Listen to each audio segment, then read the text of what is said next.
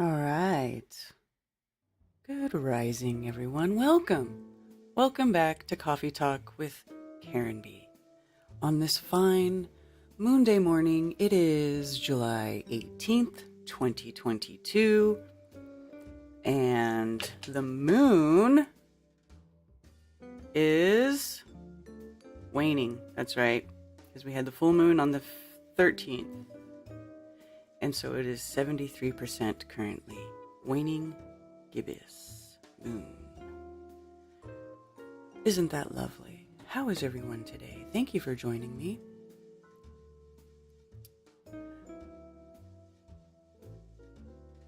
Hello to Cold Brews and Gregory May. Good to see you. Also, I will say hello to the YouTube's chat since I've been streaming to YouTube lately.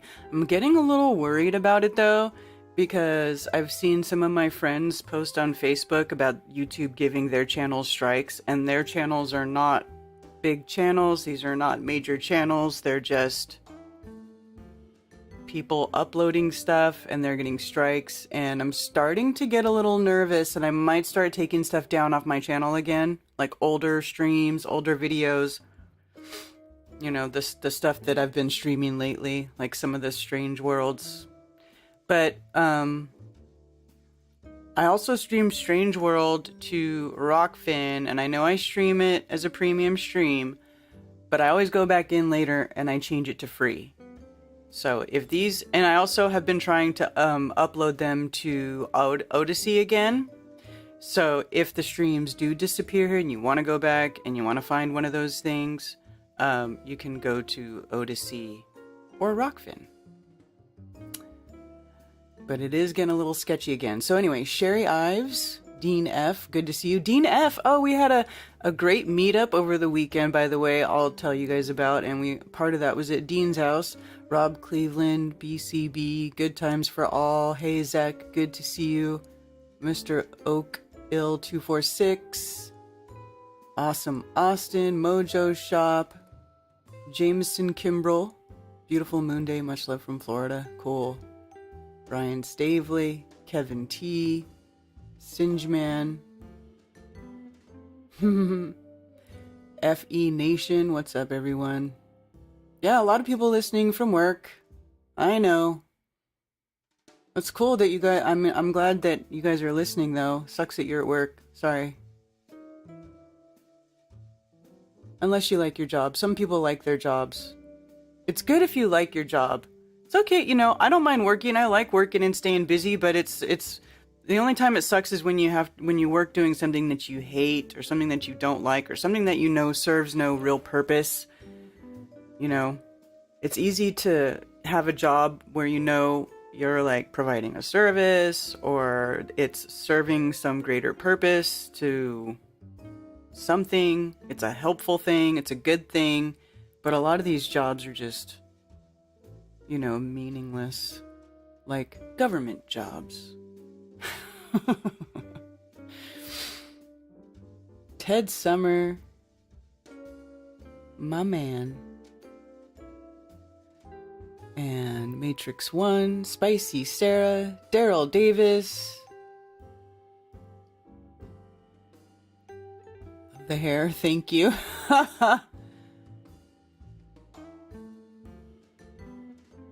We're settling in. Let's hang this week. Yeah. A Gravity Hill this week. That's right. Where's the Gravity Hill? Because Cammie was mentioning in the Glowbusters chat that she asked me if I want to go. I definitely want to go. We need to bring all the video cameras. I can bring Zoombito. Wouldn't it be cool to record the Gravity Hill with Zoombito? We could do it a few different times. It would be cool.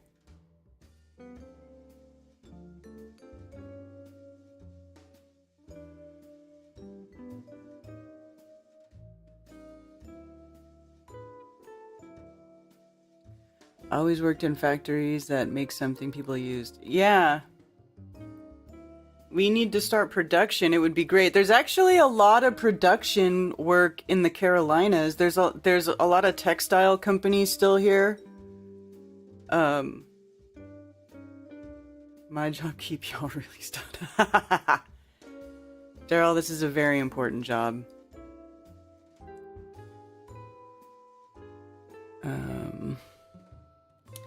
Marty Leeds, good to see you. With all the work I do with math of my hands, I should probably call my job a hand job.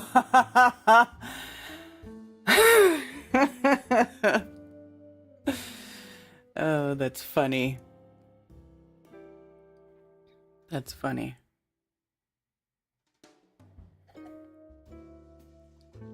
Oh my goodness. Yeah, that's a good one.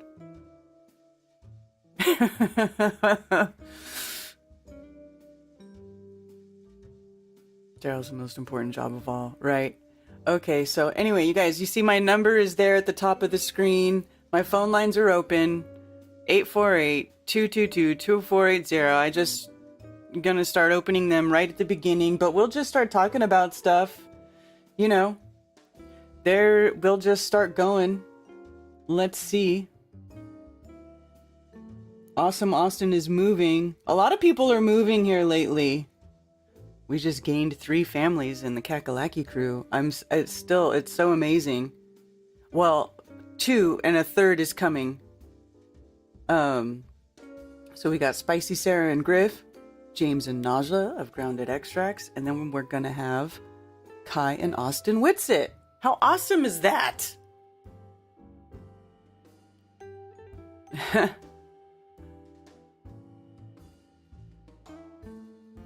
right. So, how's it been going this week for everybody?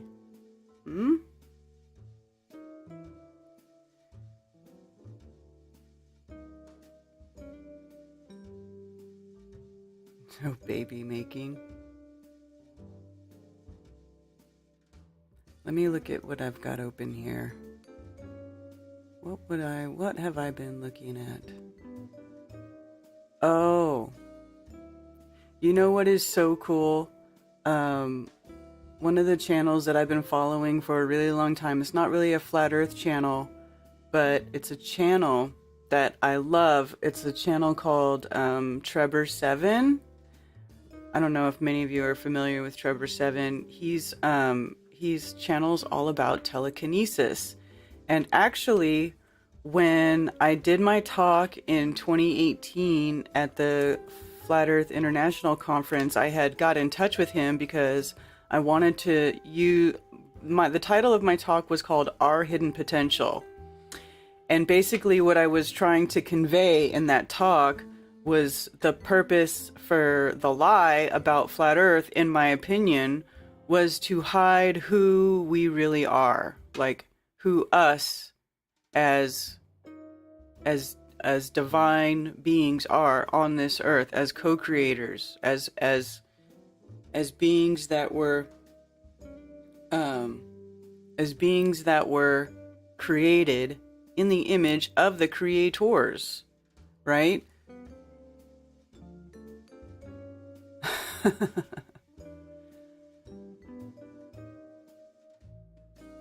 So anyway, I wanted to use some of his videos because that's what he talks about. But he doesn't talk about like flat earth or anything like that. But he is a flat earther, but he doesn't talk about it. But he knows that we live in a level stationary geocentric realm created by the creator.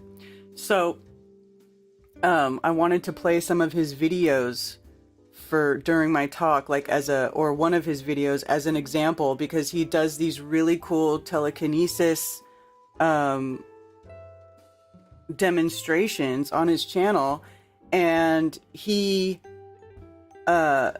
it's complete. You can tell that he's completely genuine because he'll sit across the table and he does all these different things, to let you know, because people are always like, "Oh, you're doing this or you're doing that," or put it in a glass, so he'll have something that's like under a glass container, and then he'll move it while it's under the glass container, and then people then accuse him of having magnets and that, of using strings and stuff. So he'll have videos where he's like this, and he'll have a mask on, and then he'll still do the same thing, but he stopped doing that, and he kind of stopped trying to appease those people, which I think is is good, because when you start turning when your content creation starts to become like, the purpose of it becomes to appease these people who keep saying, well, you should do this or you should do that, well, then you're going to lose yourself in that process, because then you're just trying to appease people who are just naysayers, and then you're going to start losing, the purpose of what you started doing this for in the first place. Or maybe you might, just become distracted, and then it's distracting you from real work because you're too busy trying to placate naysayers. But we don't have to placate naysayers anymore. I just don't worry about that. But I think it's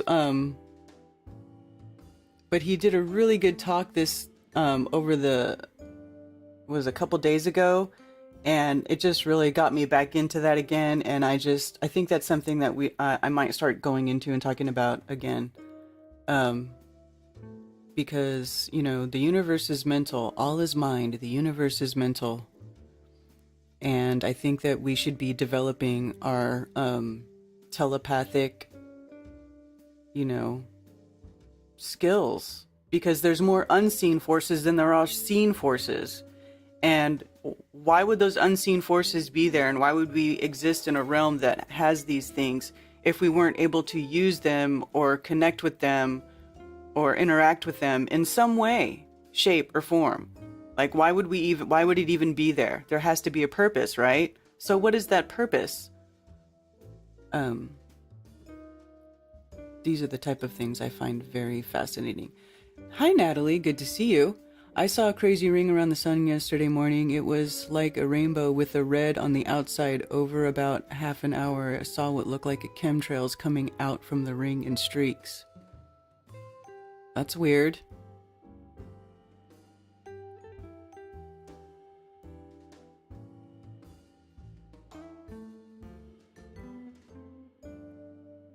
Man's hidden potential is one of the greatest conspiracies. Everything revolves around hiding the nature of the divine within us.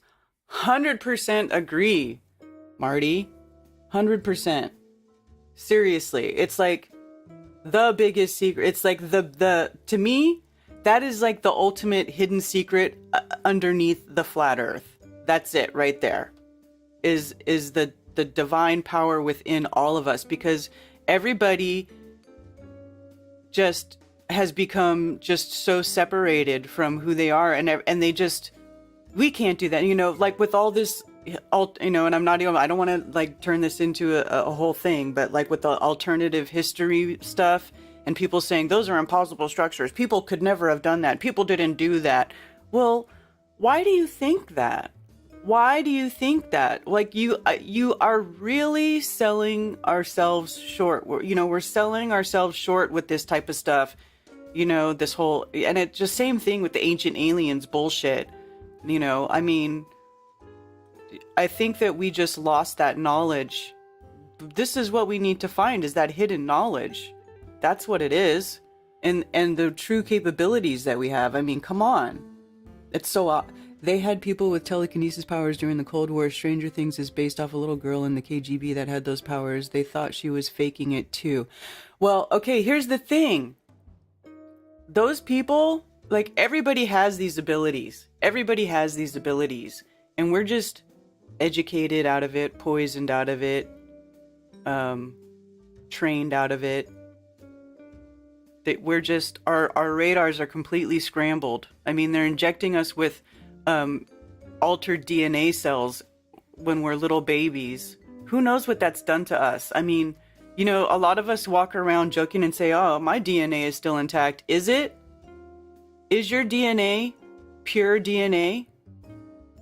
Can you even have pure DNA even if your parents were injected with these, these genetically modified, cloned human cancer diploid cells that have been injected with who the F knows what, and then injected into us when we're babies, when we're brand new, when we have no blood-brain barrier, and then we live our whole lives with that goop inside of us. Do we have pure DNA? Is there anyone with pure DNA right now? Has there been anyone with pure DNA since they started the vaccine program? I mean, honestly, I wonder that. That's what I'm wondering here lately. What do you guys think about that? You know, is there any way to undo the damage that's already been done to us? That's what I want to know. Is there a way to undo it?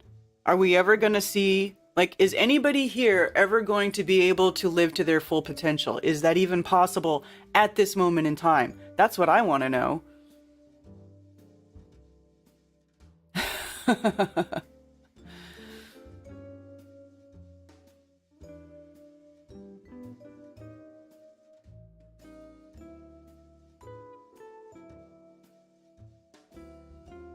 Okay, what do you guys say?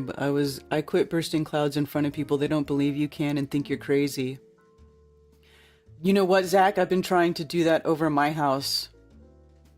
I started doing that over my house. I started, like verbalizing it, walking around my property and verbalizing it, that I do not want those, that I don't want that over my airspace, that this is my airspace. I do not consent to having those poisons sprayed over my airspace. I do not want that over my space, you know, and I started to see less of it. I was just kind of experimenting with it in my mind. I mean, it does still happen, but it's hard, you know, you really have to concentrate on it and focus on it. Flat Earther, cheers. Thank you for the, super chat. Let's continue teaching the children about our beautiful, non-rotating flat Earth in the center of the whole universe. We are all flat Earthers. Absolutely. Absolutely. Looking at the world, we can't be pure. Can it fix? Yes. Yeah.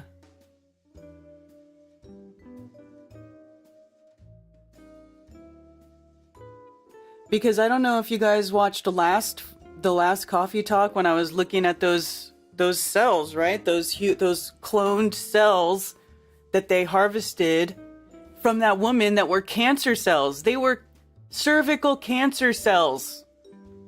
And then they stole them and started cloning them and injecting stuff into them and putting that in vaccines. Like, really? Seriously? Is it even possible to have pure DNA right now?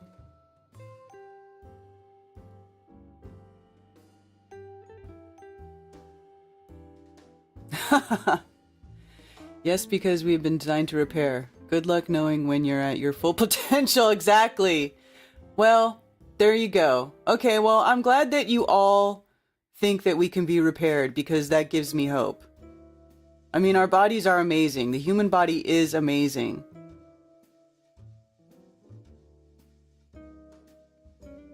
Dr. Law, good to see you, sir.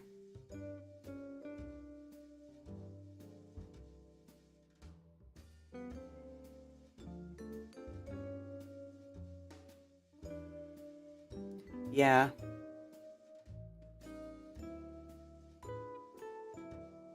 Here, I'm gonna show you guys. I'll show you guys some of the meetup pictures from the weekend.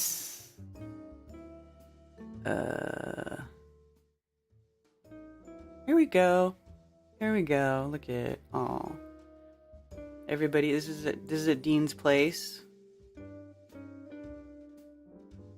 And here we are at after Dean's house. We went to the Room and Board in the Noda district in Charlotte. I'm telling you what, downtown Charlotte is loud and annoying. I was not having fun after a while. I mean, it was cool, but oh my god, it is so loud over there. So I think the next meetup we're gonna plan, we're gonna plan at some place not so obnoxious.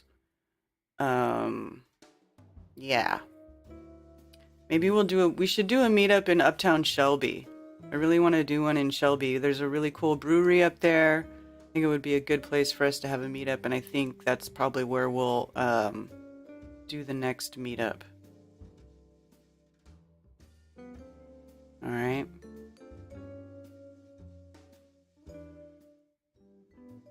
Yes. Hello, over there on Twitch. Bootylicious222 and Backstep 1. I always forget, streaming to all these different places. Alright. There's not really anybody watching on Facebook. We go over here to Rockfin. Oh, thank you for the tip on Rockfin. Barb R. Cheers. Ashley Knopp.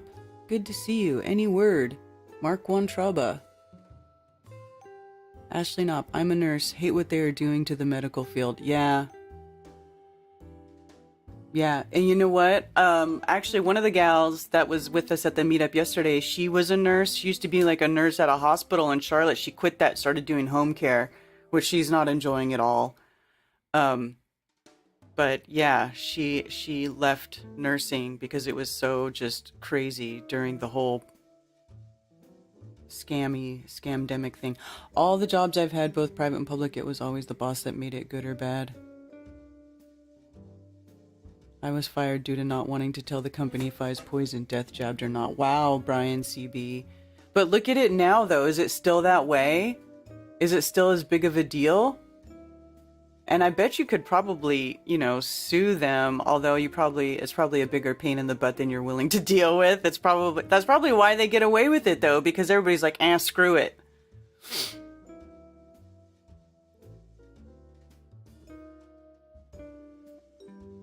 Does this have anything to do with our third eye? Yes, it does. What I was just talking about, the telekinesis, the third eye. Yes, absolutely.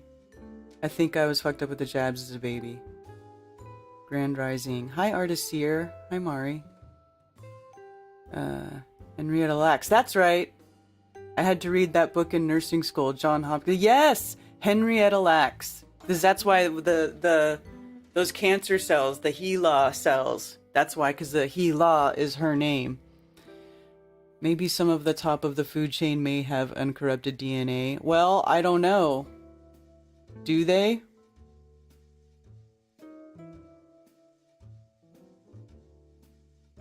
Have a case with Civil Rights Division in the state? Yeah.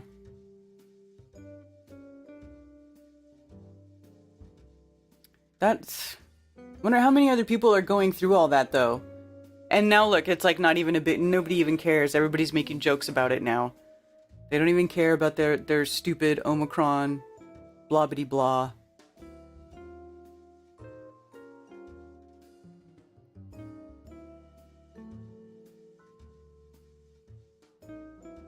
Yeah. Yes, they play Boots and Pants on loop full volume. Yeah, it's really not cool. I mean, you know what? The place itself is actually really cool. The setup at the bar, like it's a old house and it's got like this balcony. Like it's a cool setup. But man, the music they play is not fun. Tesla coil turns the air into a Gaussian surface above. The tree of life at the center is a Tesla coil. Would create a downward bias across the plane. The model in my head has more options now. Ugh. That's awesome, though. Did you start going down that route when I was asking you about scalar waves, Zach? Hey, that one video where the dude talks about that you guys were playing on Glowbusters, I watched that video. It's crazy. Like, I feel like it should be so simple. It should be so simple, but we have been told so much bullshit that we can't even comprehend the most simple stuff. And you know what's funny? I actually kind of noticed this when I started homeschooling my children. Like, my daughter was always, my daughter kept thinking that things were way more complicated than they needed to be. And I just kept telling her, I was like, you really need to think about this more simply. But it's like, I don't know what it is with the school system, but they have you thinking that everything needs to be so complicated. But it doesn't. Everything should be simple. It's simple. But the education system tricks you into thinking everything's so complicated and therefore you can't understand it. And you have to go submit to some authoritative figure to tell you what's what. I mean, seriously, I wish I knew how they have put that sort of like subliminal programming into the education system, but they did it, man. And it's freaking scary. Like, if you think about it, isn't it Isn't it super scary how, like, the last 2.5 years has shown us how effective the programming is? Like, really, how effective it is. So many people just, like, at the flip of a switch. You know what I'm saying? It's that simple, and the spark gap they removed from electronics is key to this tech. Yes, they make you think, trust the experts. Exactly.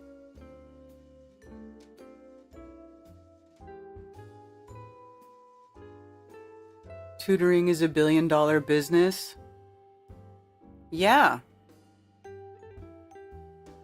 Right? Because people, they just, and it shouldn't be so hard.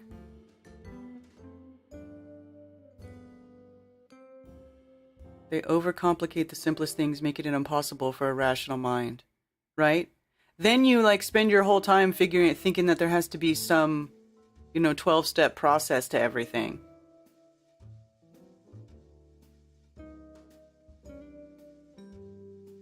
What if there is an actual switch? Well,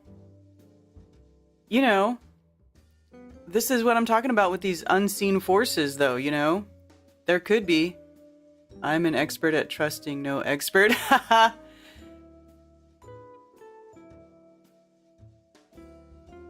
What is that star in the middle of the JWST picture that is bigger than the whole galaxies next to it? I don't know.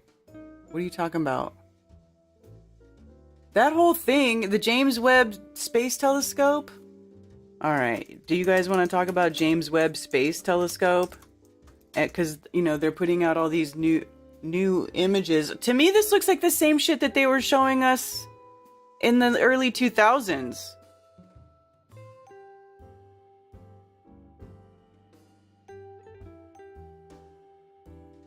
Let me see here.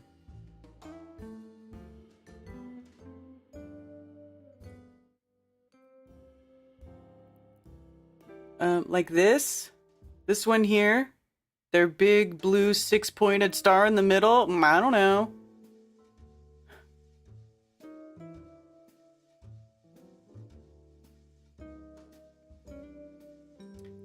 They're calling this the Carina Nebula. I swear to God, this looks like the same shit that I was looking at around 2000 because I was a space nerd. I used to be into this stuff. And so when I had this job at a print shop, and, we had all the fancy Macs, like the high-end computers and stuff, and high-end photo imaging software and stuff. And so I used to go find these high-res space pictures because I liked them, and I would use them for print samples and stuff. This looks just the same as the stuff that they were putting out in the year 2000.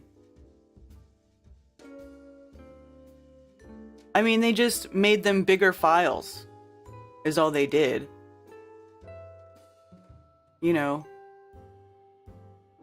then...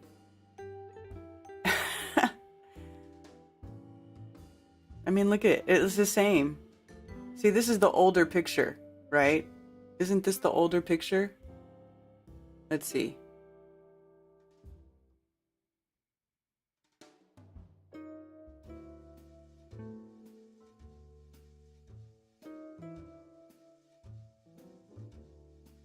Or is it two cameras on the same thing? The dim...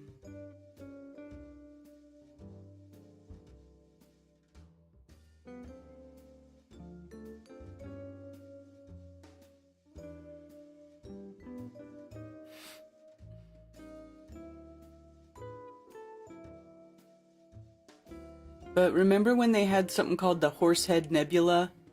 Like this right here is seriously just the same thing from the Horsehead Nebula. Let me see if I could find it. Horsehead Nebula.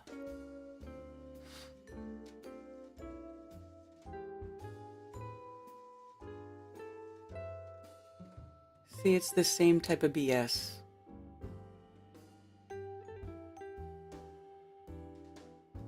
See? The same BS. They have like what is this? Space is supposed to be empty. What is this large sheet of gas? It's supposed to be a vacuum. Gases don't congeal in a vacuum, they expand.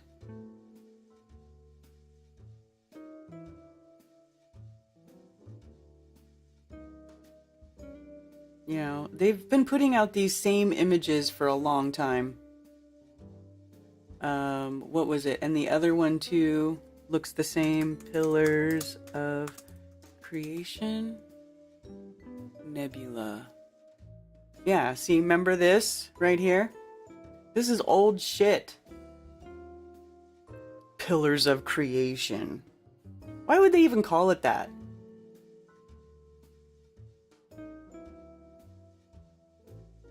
It's all the same nonsense.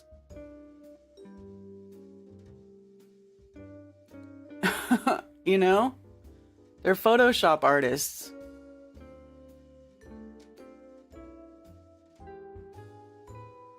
Yes, the Trappist system. Mm-hmm.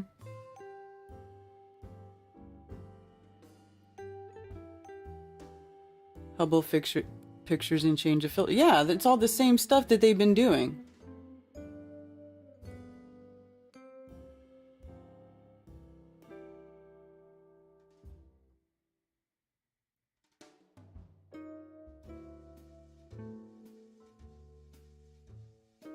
James Webb microphone. Mics take awesome pics. A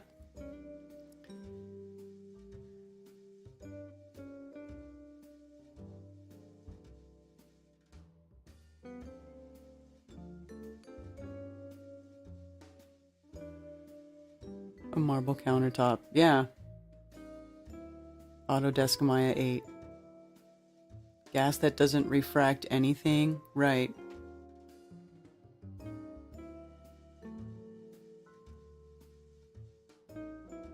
Just believe the space nerds. Yeah, thought control. You can take long exposure photo from a perspective that is constantly moving. It's really that simple. Exactly.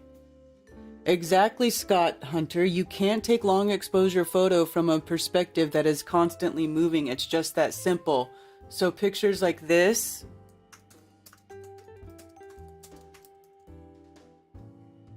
are complete and utter BS. I mean, really? Look at this. How phony. How phony.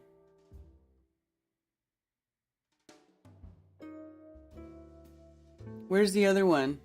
Look at this. Or how about this? Look at this. Is this like, come on. And why is there always this like glow over the surface of the earth? Like, what are they doing with that? I don't get what that's supposed to be. Like, look at this garbage. Come on. Come on.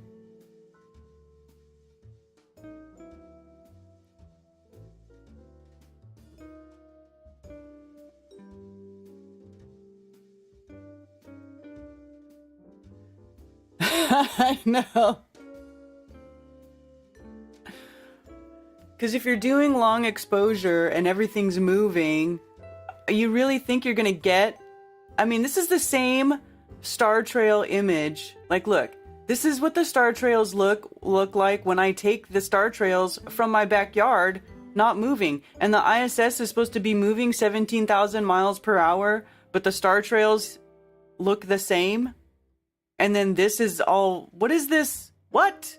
What is this blobbity blah down here? It doesn't make any freaking sense. You know, I had done an interview with Crow years ago that got deleted. But I asked him, I'm like, why don't more photographers come forward about this? Because this is like one of the first things I came across that blew my mind when I was researching Flat Earth, because I was looking at everything, and I started and then I got a P900 and I started taking pictures of the night sky, and I realized that, you know, when you take pictures of the night sky, the camera has to be perfectly still and the exposure has to be just right. Otherwise, it's a big blurry blobbity mess. And so there's no way that they're on the ISS taking pictures like that. Like, is just, it's just technologically and physiologically impossible. You've got trails going in a circle this way and then these going left to right. Yeah,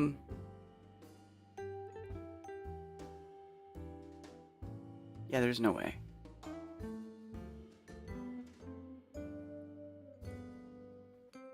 Look at this crap.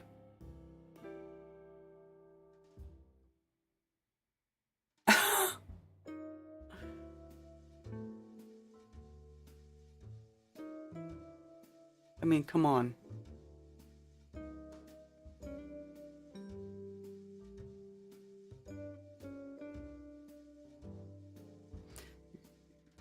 The white lights on the earth should be lines also. What the fuck are they thinking? I know. I know, it's weird, right? What is that? Oh, do they have video? I gotta be careful about the videos I play on here. Sometimes my streams get blocked because I start playing videos and I don't think about it. Let's see here. Oh my god, you guys, that's hilarious.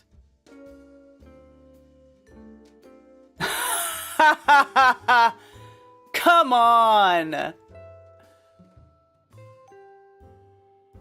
What? This looks like an After Effects filter.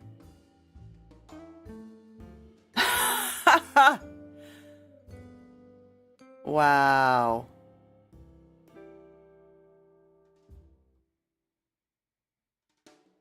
What?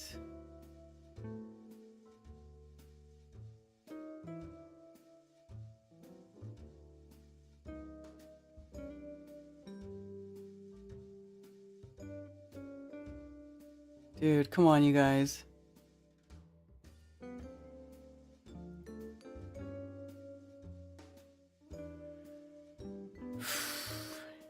Anyway.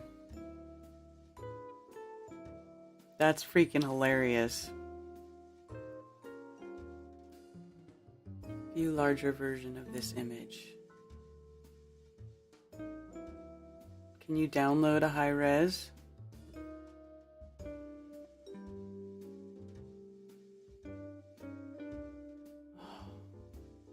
Look it, you guys.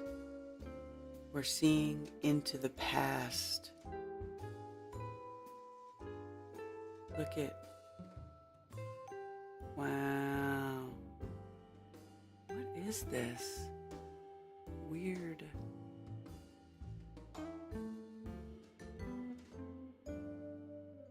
Oh, this is such phony BS.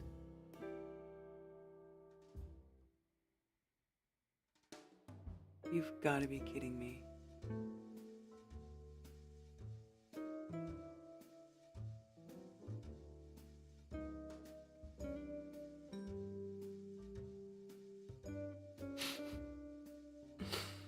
Wow. And then did you see that video that they were playing on Glowbusters 2? The dude's talking about how the stars are like, the dust is streaking down into the nebula. It's like, what are you talking about, dude?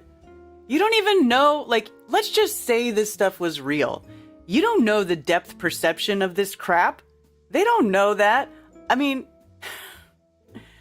you know, I'm not even going to say that they didn't really, you know, you can take pictures of some cool looking stuff in the sky. If you have a really good telescope and it's really dark and there's long exposure, there are some really cool lights in the sky. But the whole thing about seeing into the past and it being, you know, them telling you they know this and they know what molecules are in what atmosphere of what planet and blah blah blah. They don't know what the hell they're looking at. They don't know what the hell any of this stuff is. They can never, I mean, come on. Like, have you seen that like that meme going around where it's talking about you know, it's got the security camera. It's like, ooh, you know, galaxy 10 billion light years away, and then it's like security cam 10 feet away and it's all blurry. Like, you can hardly make out the face. Like, it is just so ridiculous that people even believe this crap.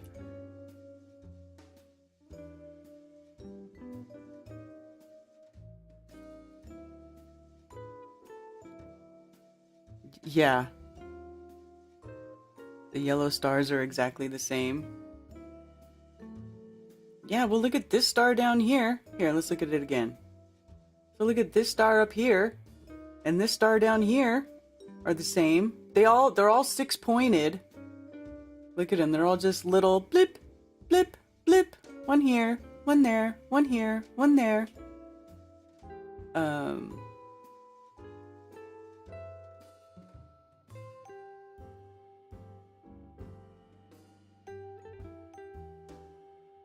see.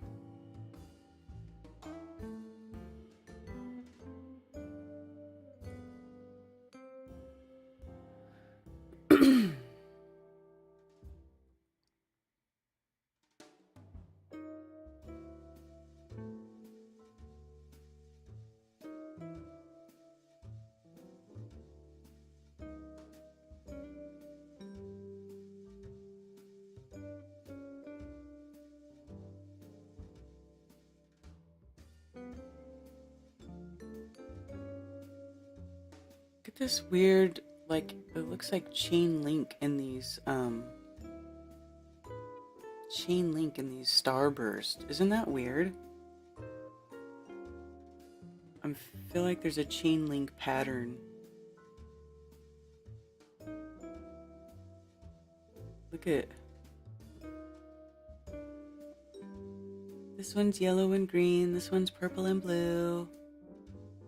Oh, it's so cute. How special. And so what, this star...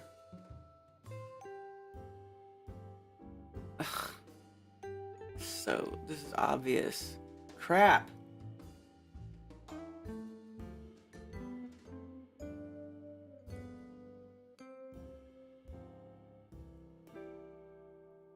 Almost looks like they're making some sort of design here with their little starbursts. Little trapezoidal shapes are showing up and stuff. What's this big one up here? Why is that one cut off?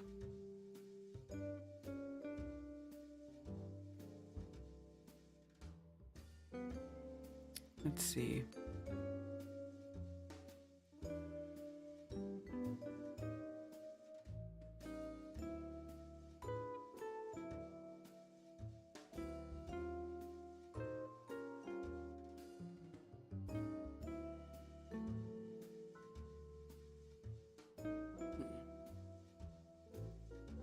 It doesn't want to work like that.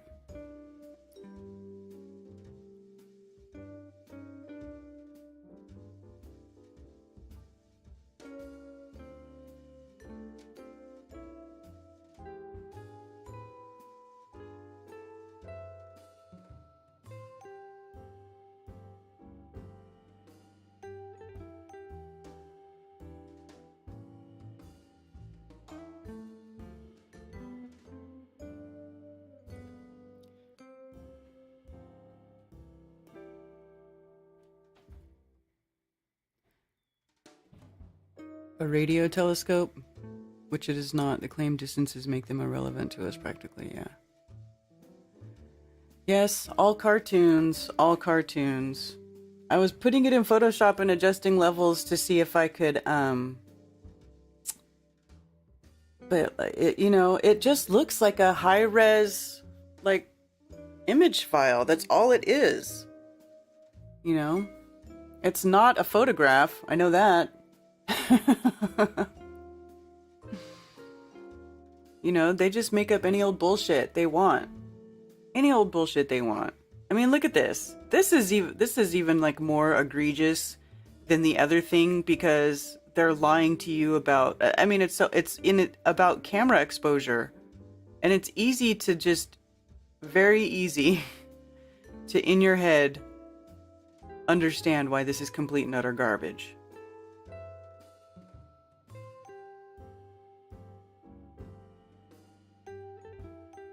Is the Earth really flat? Yes, Neil McRae. The Earth is, well, it's not flat like a table. I mean, there are topographical features. There's mountains, there's valleys, rivers, hills, different biomes, you know. But yes, the Earth is a level stationary plane, right? Where the water is level, sea level, right?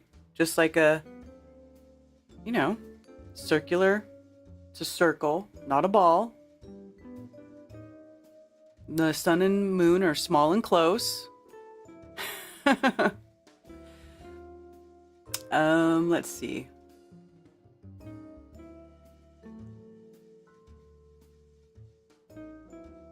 Let me see if I can pull up a flat Earth model on YouTube. Let's see, how does YouTube handle it when you type flat Earth model into the search engine? Oh, look at all these debunking videos. Professor Dave, blah, blah, blah. Freaking Vsauce. Oh my god, that video has 32 million views now. Lord. Oh, Lord.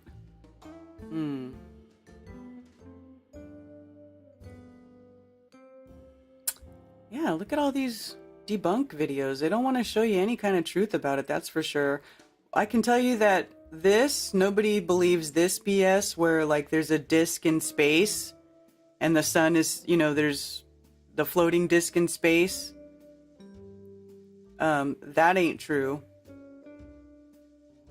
It's like this.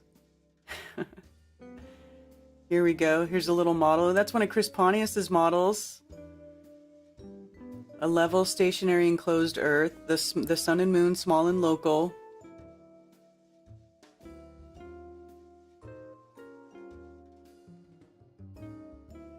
Huh. Shadows on a flat Earth don't work. This is interesting. I've been working on a video like this. What is this guy saying?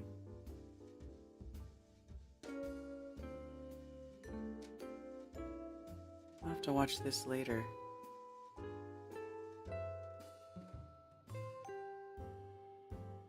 Oh, look at him using maths and stuff. Where does he actually do the shadow thing? That's on the thumbnail. Excuse me. Oh, he does a model. It's a computer model.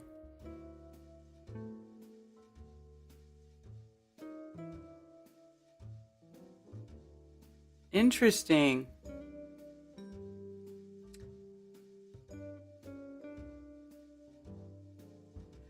Do you guys remember when I was doing when I read that article with Voliva, the one from like it was like from 1928, where he talks about this, do this experiment to know the true that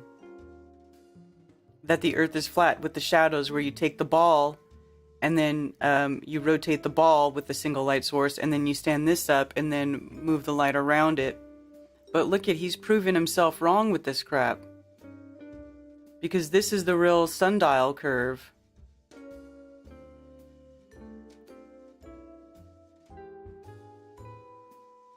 He only did it once. I'm going to show it again.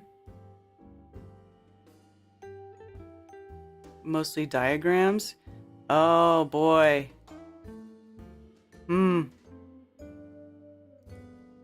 Interesting that he only shows it that one time. This is great. I'll have to keep that for later. But anyway, let's see. Flat Earth model.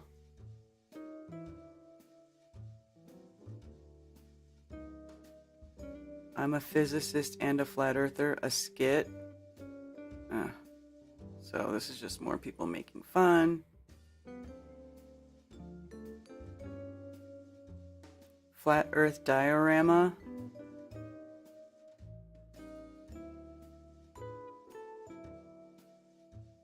Dark matter crafts. Interesting.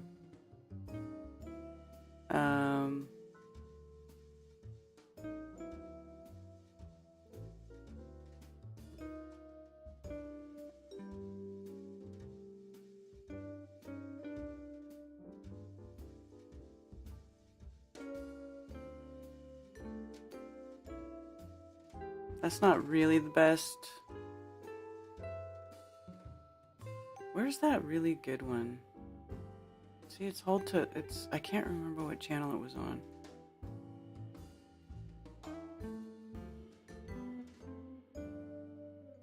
Maybe it was that one that did, oh,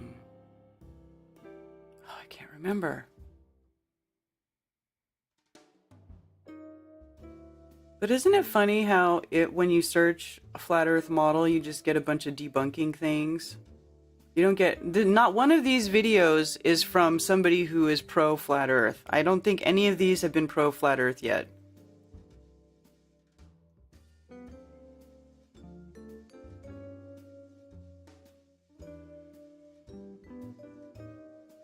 Prehistoric flat earth gets hit by a meteor.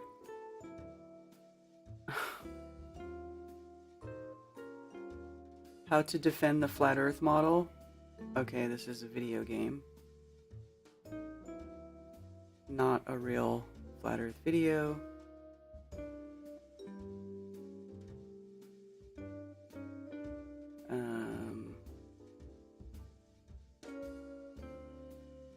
Rocket Man proves Earth is flat, right?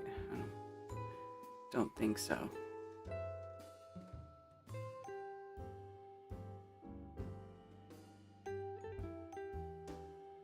How to make flat Earth a sphere.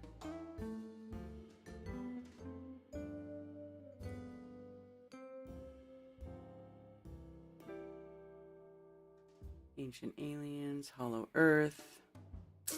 Yeah, so hard to find good flat Earth stuff on YouTube these days. You have to, this is why you have to use that app. The Flat Earth app is so good. Or you could do FE Clock app.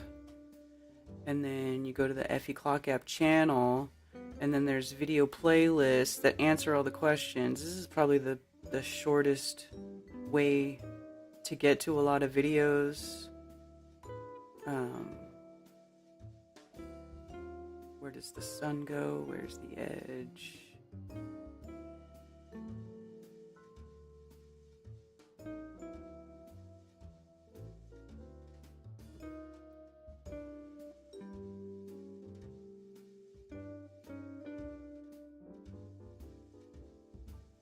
Yeah, that doesn't really have, let's see.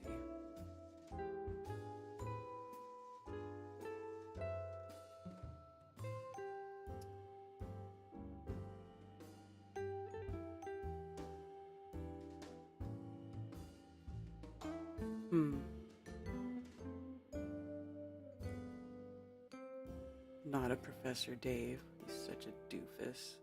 Oh, here we go. Here's a good one. Circumnavigation on flat Earth. Where's the little... Oh, this isn't what I thought it was. It was something else.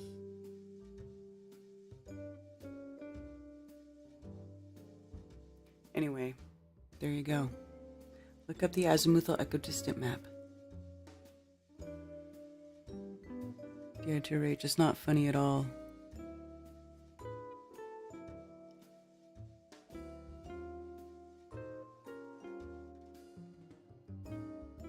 Chris Pontius is crushing. You guys, my phones are open. 848-222-2480. Call in, talk to me. And he pretends there is no firmament and no atmosphere. Who does?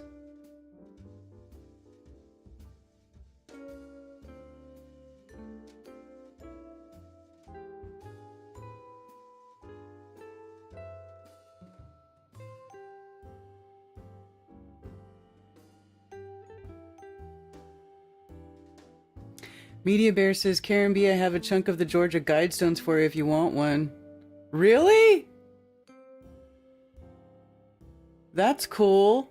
I thought they cleaned it all up. Did you go there and you found pieces there or something? I saw that you were streaming over there.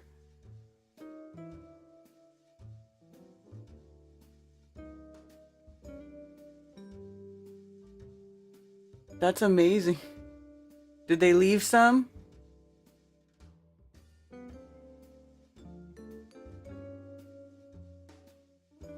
I mean, they cleaned that place out. The cement is gone, right? The cement that had all the inscription about the capsule, all that shit's gone now, isn't it? It's like complete. It looked like it was a big dirt lot now.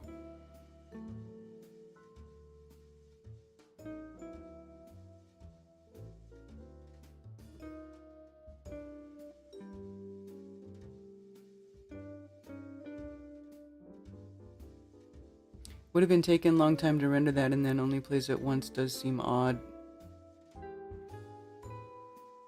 Yeah, why wouldn't they just keep playing it? But I have a setup right now. It's been at my kitchen table for like weeks because I keep not re-recording the video. Well, actually, let me see if I can, I started doing it.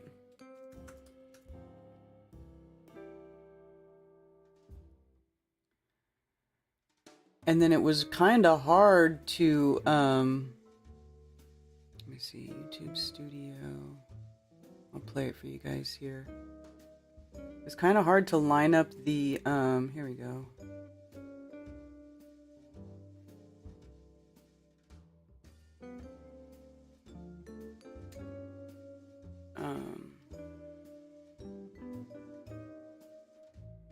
I'll just let it play. But, so I had put this little crystal pillar in the center of my table, and I had it recording from 2 different angles, and I was trying to demonstrate the shadow. The difference between the shadow, the shape the shadow makes when it's just, you know, a pillar on a flat surface with the small light going around it versus a big light and it's just doing this, because it does make a different shape. It makes a very different shape. And I don't know if you can notice it from the video, but it, well, you haven't seen the one with the ball yet. So let's do this, and then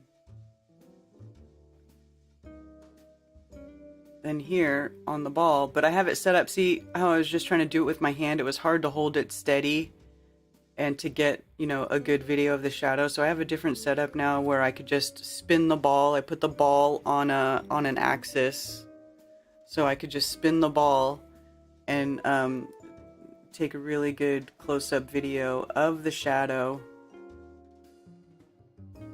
there. You can see that gets real short real fast. It doesn't, it just sort of does, it doesn't make that arc, that curve, the same way that it does when the sun's going around. Like if you do, like say you did sun tracking and you, when we used to do sun tracking and we would put the little nail in the center of the round grid and then, you know, align it to north, align your little sun tracking thing to north, and then every so often you just mark on the grid where the shadow falls, where the tip of the pin, the shadow falls on your grid, and it makes like this type of curve, right? But if you look at this, it doesn't do that. It just gets long, short, long, and it does not make that like rounded. It's totally different.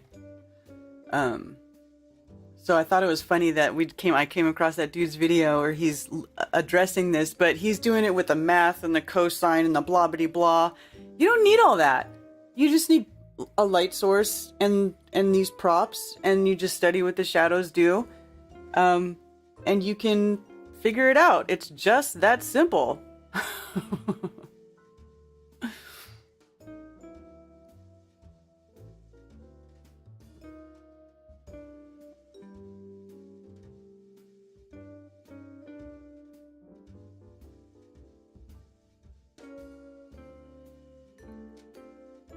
People trying to debunk the flat earth misrepresent it by not showing refraction. Can't believe they're calling it a national monument. I know, right?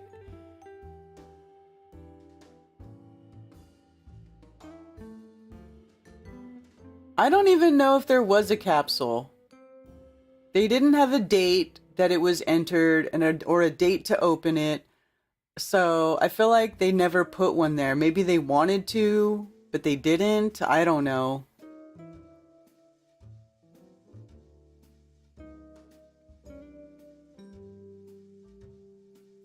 The Coast to Coast interview. Hold on, let me see if I have a link. I think it might still be good. Let me check.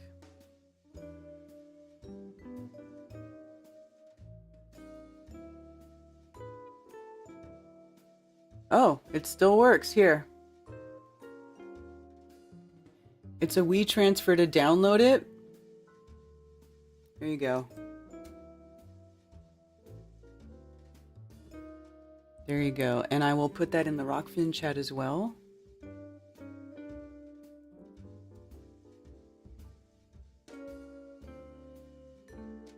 I really want a piece of the guide stones. I have to see how much gold coins are in my secret June necklace to offer Media Bear, says Rose 777.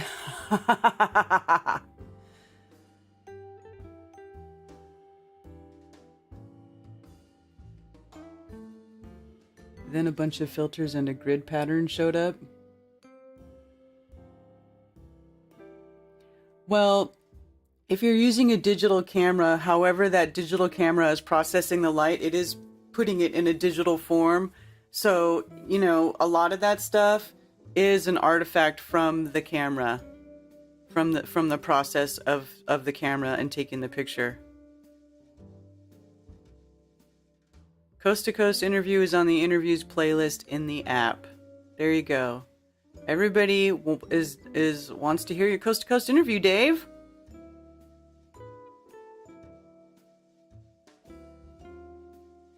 Also on the Flat Earth Podcast Facebook page.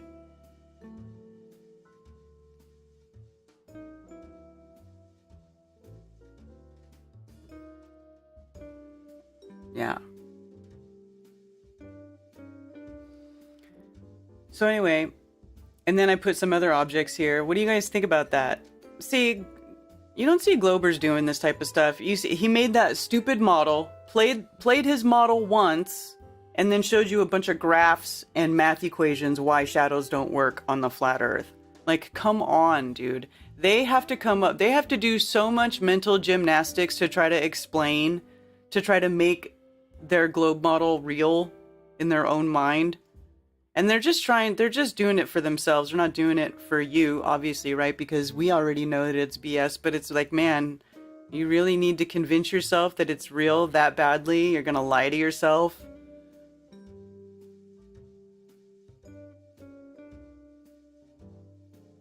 Yeah.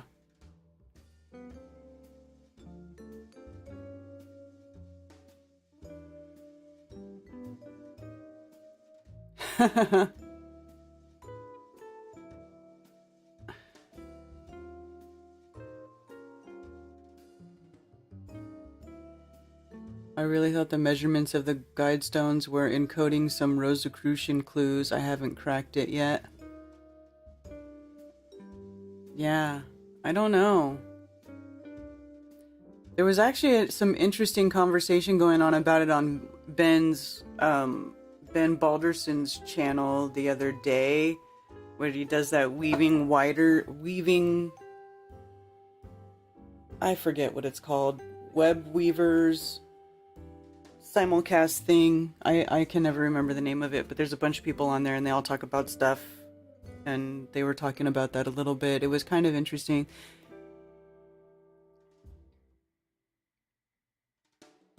George gave him a legitimate discussion, yeah. But man, they still loves him some moon landing. Why do you think it's so hard for these people to give up the moon landing in space? Like, they just want to they want to be the last starfighter. They want to go to, they want to be, you know, on Spaceballs. They want to travel in space, you know, in their giant penis rocket and go travel to different Spaceballs. They hate having to give that up, and it is so funny. It was like, and it's funny, Dave, too, because I listened to, because Mark, you know, re-uploaded his thing where he talked on Coast to Coast, and I was listening to it, and it was the same thing with you. It was the same hangups. But my space! What about my space? And my moon landing? And my rocket ships? I gotta ride my rocket ships.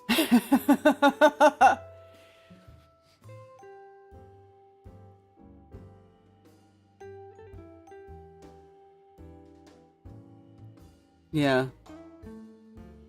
Yeah, the weaving spider, that's what it is. Weaving spiders. Yeah, Chance was on there too.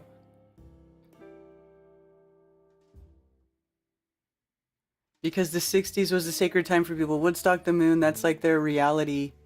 Yeah. I just downloaded it. Awesome. Perfect filter, and I think Admiral Byrd spilled the beans, which led to NASA fake space, block off Antarctica, so we won't find out the truth all in the same period. Possible. It's possible.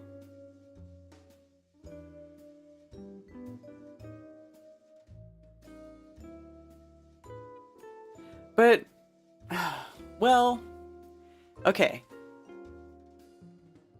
Let's think about if Admiral Byrd was legit or not, or if that was a controlled release. I tend to think now that that was a controlled release, Admiral Byrd, because they were already pushing their globe, right? They were pushing it from hundreds of years ago, right? They'd been trying to push people, trying to convince people that the Earth was a globe. So,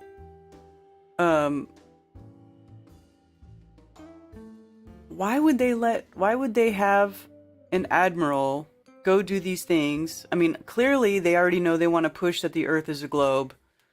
So, why would they let Admiral Byrd say those things publicly and let that information be out?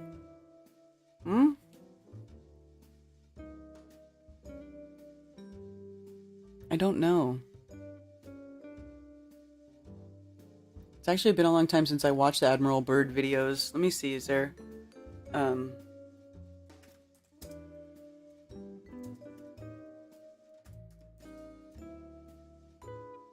Oops.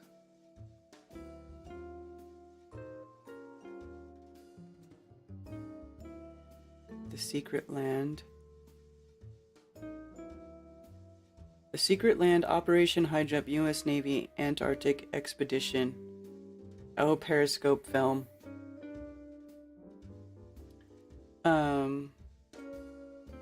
They're hardcore with their copyrights.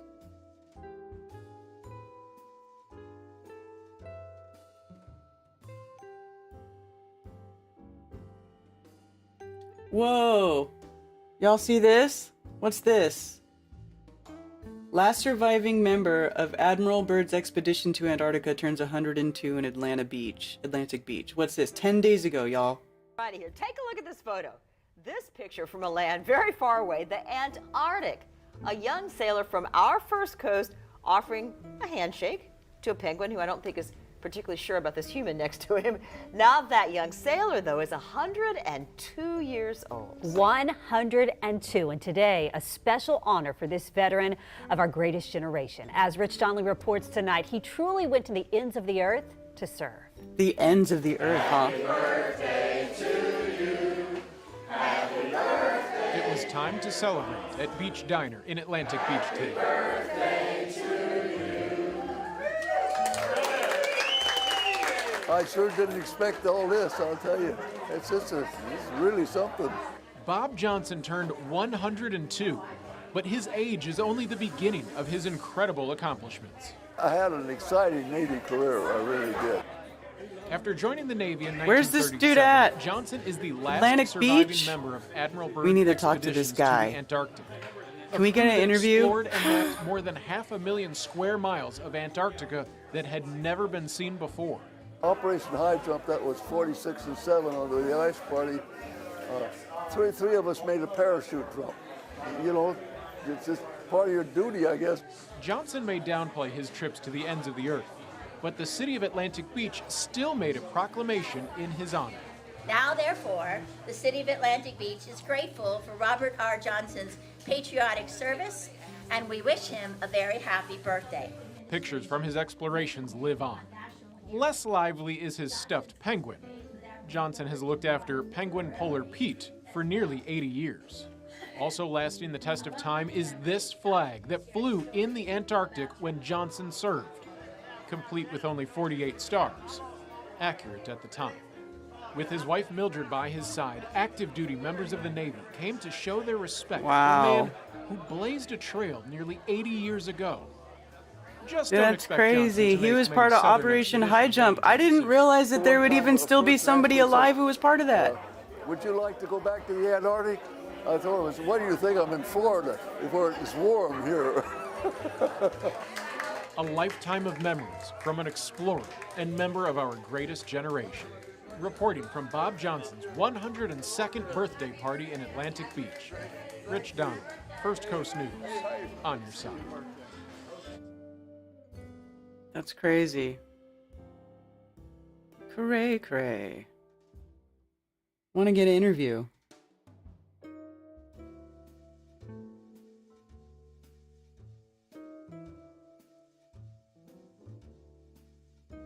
Right? Wouldn't it be awesome to ask that dude some questions? He was actually part of Operation High Jump and he's still alive. That's amazing. He's the same age as well, not same age, but he's close to the same age as Ruth, right? I don't know how old she is. The one that David said that interviewed that lady, and she said that when she was young, she was taught that the earth was flat. Like, come on. And this guy was a part of Operation High Jump. Bruh.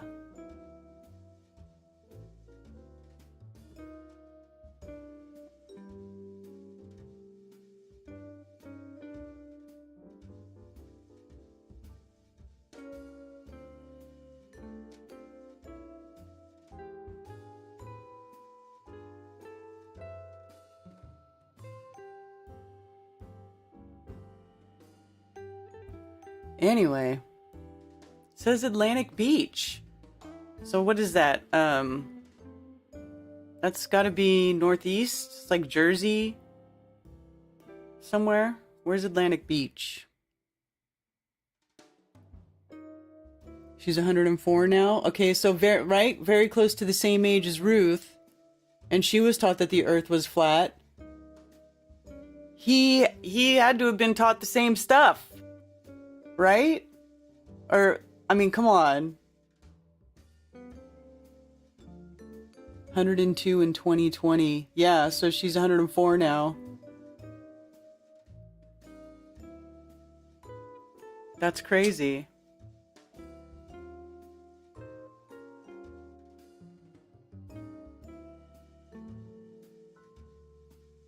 (1946) was Operation High Jump.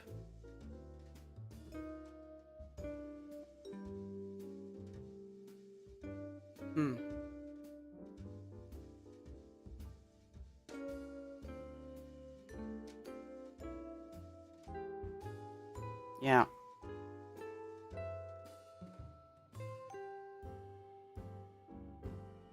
Sworn to secrecy.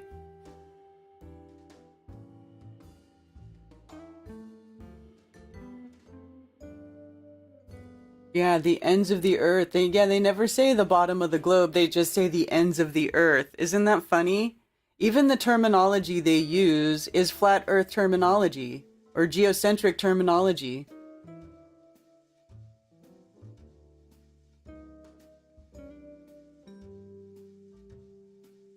I'll go there instead of Flattoberfest. No, Rose, you have to be at Flattoberfest. I bet it's all wheelchair accessible at his house.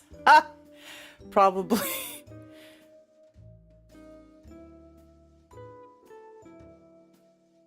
Did you find him? What's this, Rose? What's this link? Oh, Atlantic Beach. Oh, wait a minute. That's South Florida. Okay, he did say Florida. I was totally not even paying attention. 7-hour drive from my location.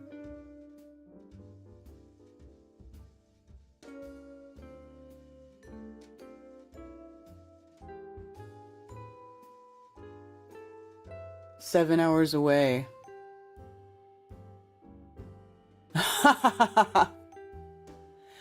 Well, hey, let's Well, you know what? Oh, can we get in contact with him? It would be really cool to go interview him. Seriously. That would be badass, right?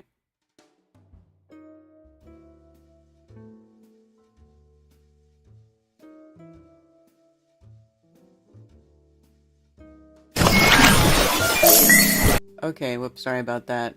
I clicked on a link and my sound was way up. Go to 433, grass under an electron microscope, an amazing little family noticed the third eye.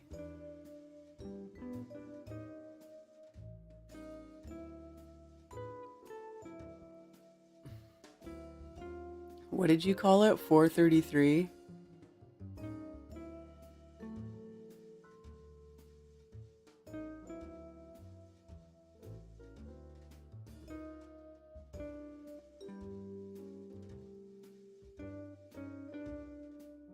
What is that? Grass under... Oh, these are like the little chlorophyll things. They're smiling faces and they have little third eyes. Oh, isn't that funny?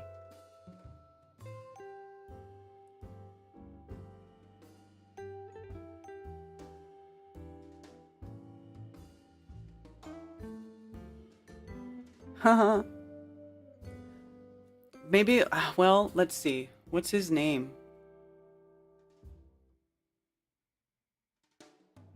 Chief Robert Johnson.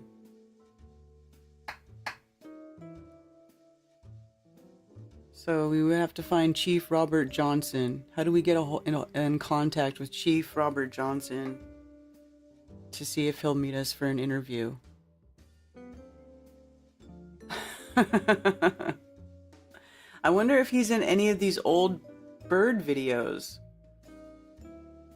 Well, probably not.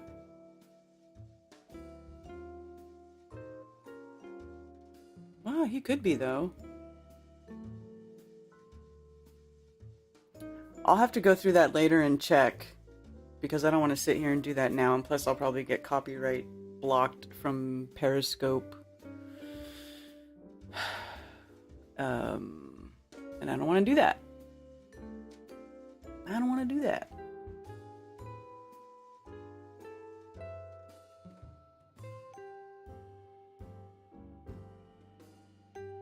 World of Warships, Battle of Antarctica.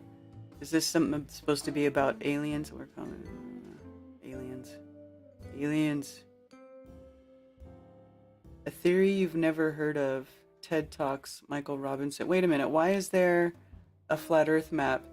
A Hamatic hypothesis was the 19th century anthropological theory that claimed that humans originated in Asia and then migrated. Oh, they have a AE map here though in the thumbnail, and I was like, what?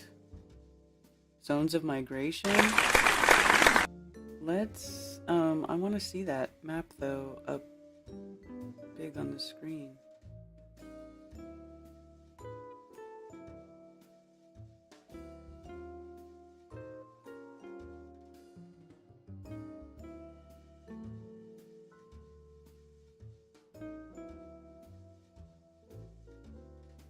Oh, look at that. Zones of migration showing the evolution of the races.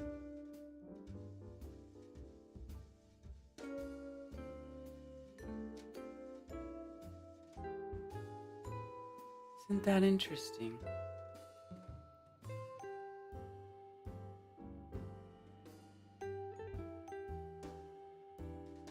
Eskimo, Nordic, Kyrgyz, Comanche, Pawnee, Algonquin.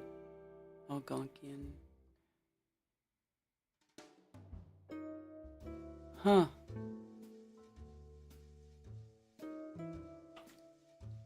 Interesting map. Interesting map. I'm gonna save that for later. Sorry, you guys, this is what I do. If I find stuff, I gotta save it for later. Right? Because why not? I have a Truth Finder account. I'm looking them up. There's only going to be 1 over 100. Exactly. Okay, Rose is interested in the chief.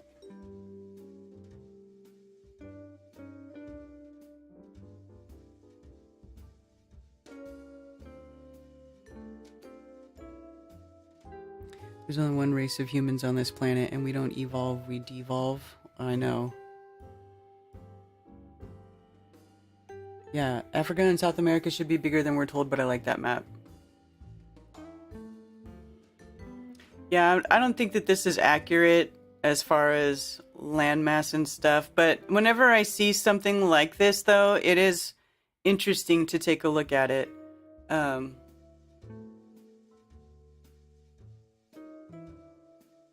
Doesn't really tell you what type of projection that is, though.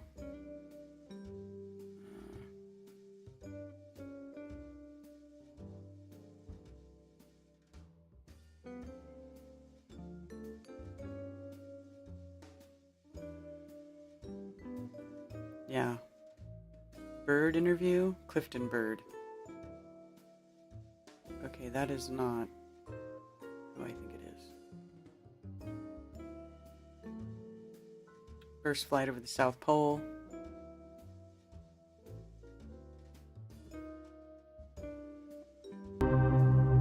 Hello and welcome to History Pod. On the 29th of November 1929, American naval aviator Richard Byrd made the first flight over the South Pole. Richard Byrd served in the United States Navy during the First World War, but was forced to undertake a desk job due to an ankle injury that had forced him to be medically retired a few years earlier.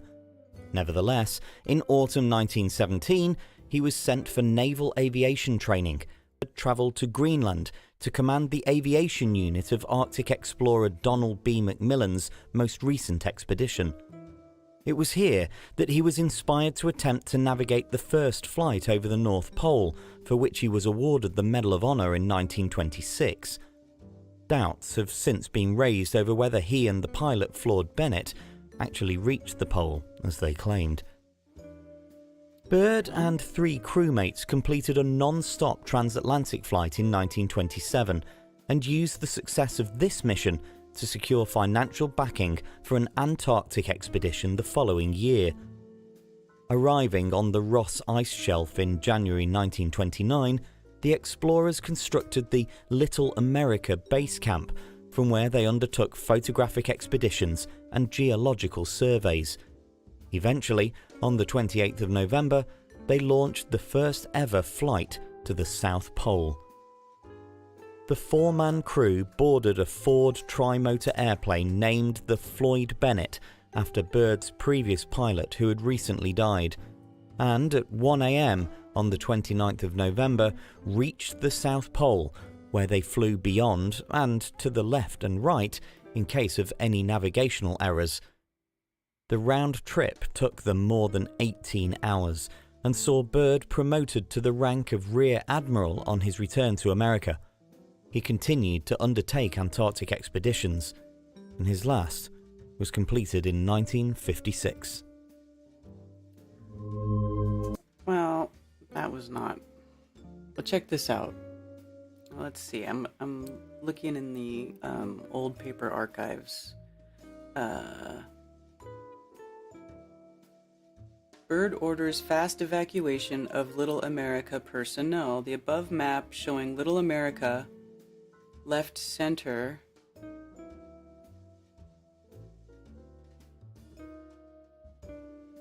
Why is this? What is this? Covering this. Why is this covered? Carrie L. Broughton State Library Complimentary. Why would you put that over the map part before you... Why would they do that? That's the first time I've seen something like that on here. They straight up put some library sticker right over the part that we need to be looking at.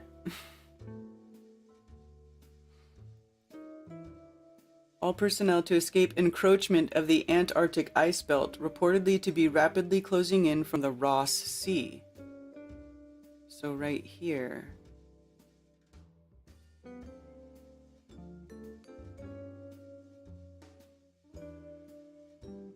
Deadly encroachment of ice belt brings decision to quit location.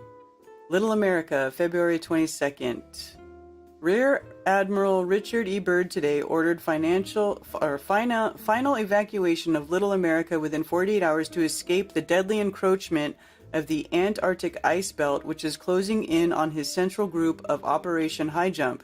Byrd reached his decision at a conference with Rear Admiral Richard H. Cruzen Task Force commander with the Central Group and members of their staffs after Cruzen's icebreaker Burton Island dramatically broke through the ice in the Bay of Whales shortly before 6 a.m.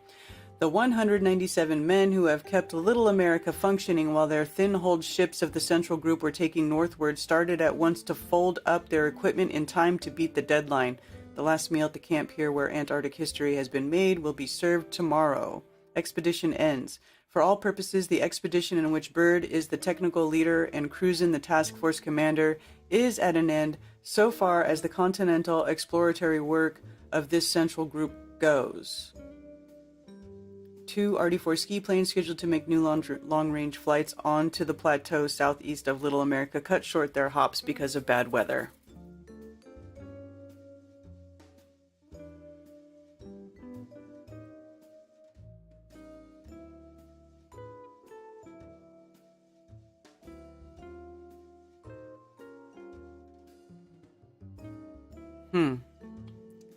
Let's see here.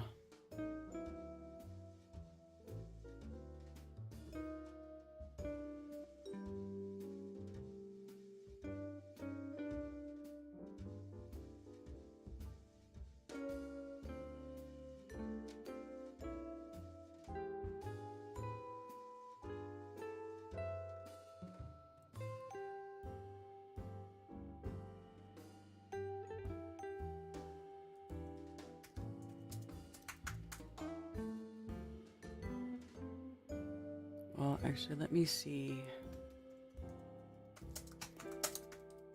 Operation High Jump is the one that we're looking at, right? For now.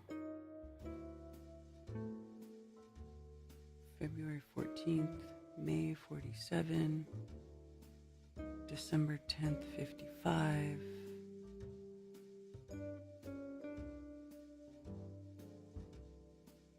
May 47, 46.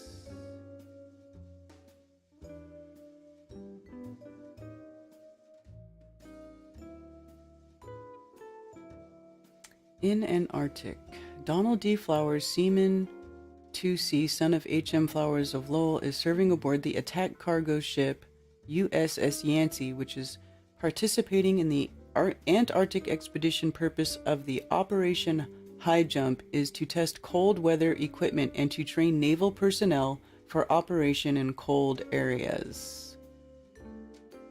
Operation Jump. I think they were putting a dash. Let me try that with a dash if that shows up more results.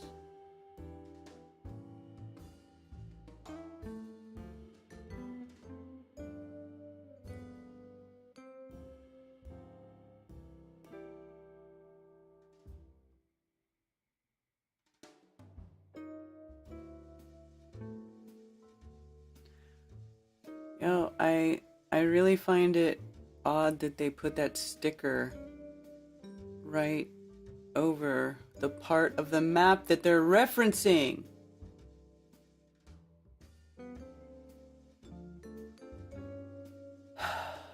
Wow. Who does that? Who does that?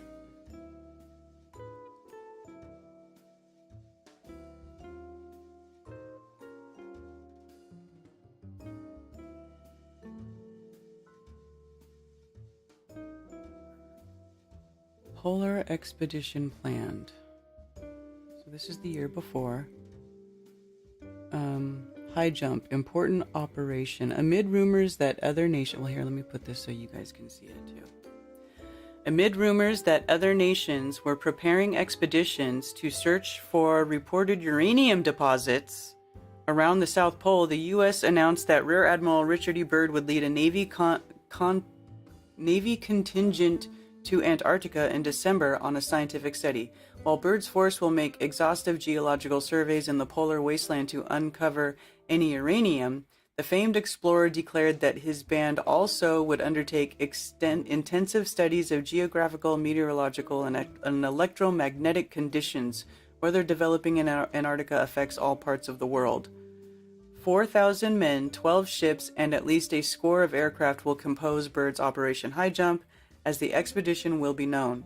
No part of the task force will be kept in the region during the Antarctic winter, but Byrd will establish a small base capable of supporting a small party for 18 months in the event of national need.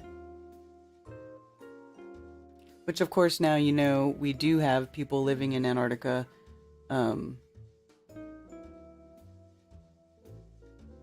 full time. Right?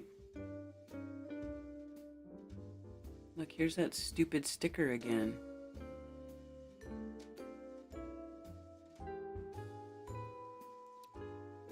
Four Byrd's ships will sail today. Vanguard of Fleet for Antarctic Expedition. 4 ships laden with everything from toothpicks to airplanes will sail Monday for Panama on the first leg of the Navy's Antarctic Operation High Jump to explore the frigid, barren underside of the Earth. Richard E. Byrd, trailblazer of the polar regions, will be in technical command of the 3 months operation, but men and ships will be under tactical command of Rear Admiral Richard H. Cruzen, another Navy veteran of polar exploration.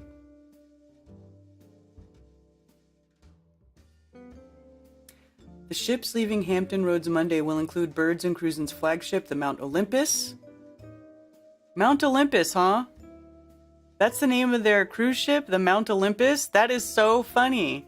And the icebreaker North Wind, seaplane tender Pine Island, and destroyer Brownson. The oiler Canisteo left last week. Byrd is expected to join the expedition of Panama, where the East Coast ships will rendezvous with their ships sailing from the West Coast ports and with submarine Senate. Sail January 1st. The expedition's base group, including the air unit of twin-engine Douglas R-4Ds equipped with jets for carrier takeoffs, will be based on the carrier Philippine Sea, scheduled to sail January 1st. December 7, 5 years after Pearl Harbor, is the target date for the clearing of the Panama Canal. The expedition will then head for Peter Island, near the frozen rim of Antarctica. The Navy said it assumed that ice conditions would permit access to the proposed area of operations and that weather conditions would not interfere.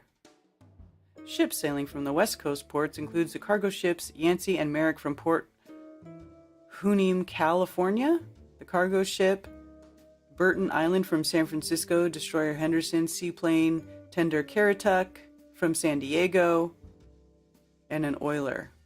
The Navy said expedition was primarily aimed at training personnel, testing equipment in frigid zones. Frigid, must have meant frigid zones, and to consolidate and develop results of previous polar expeditions. It also will seek information about geographic, hydrographic, meteorological, geological, mineralogical, electromagnetic characteristics of the South Polar region.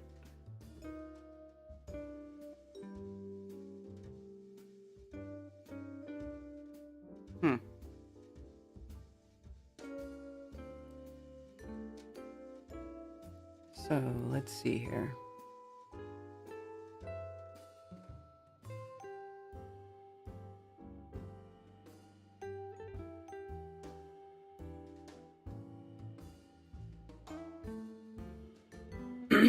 Little America. Well, here you go. Looks better. You can see it better if you click the PDF link. During its 2 months in the Antarctic, the Navy's Operation High Jump engaged in polar training, scientific study, and discovery. Men constructing the high jump base in early phases of the expedition were hauled to work on tractor-drawn sleds. Living quarters were meagerly furnished tents.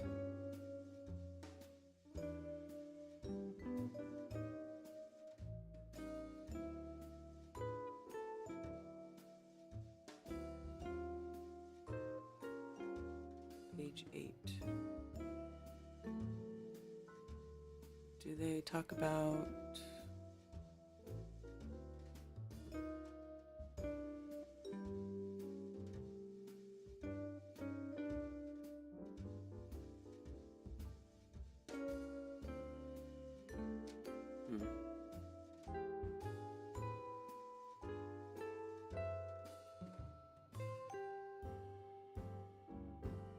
Yeah, there's really not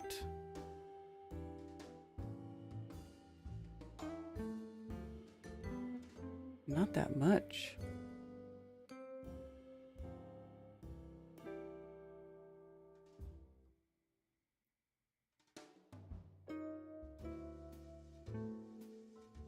Funny. Well, let me see.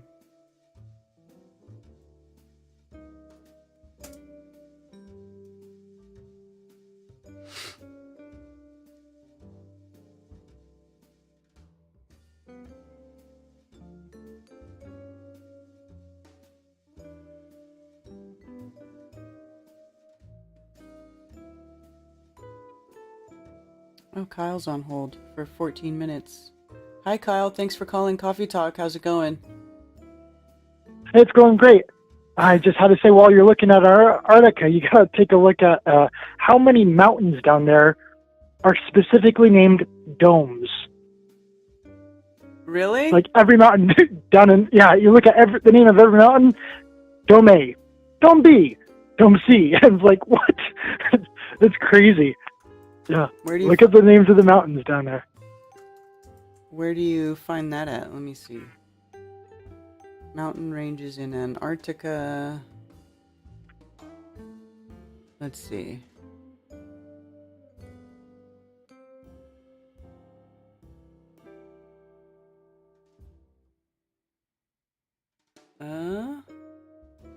Well, this one doesn't have any peak names.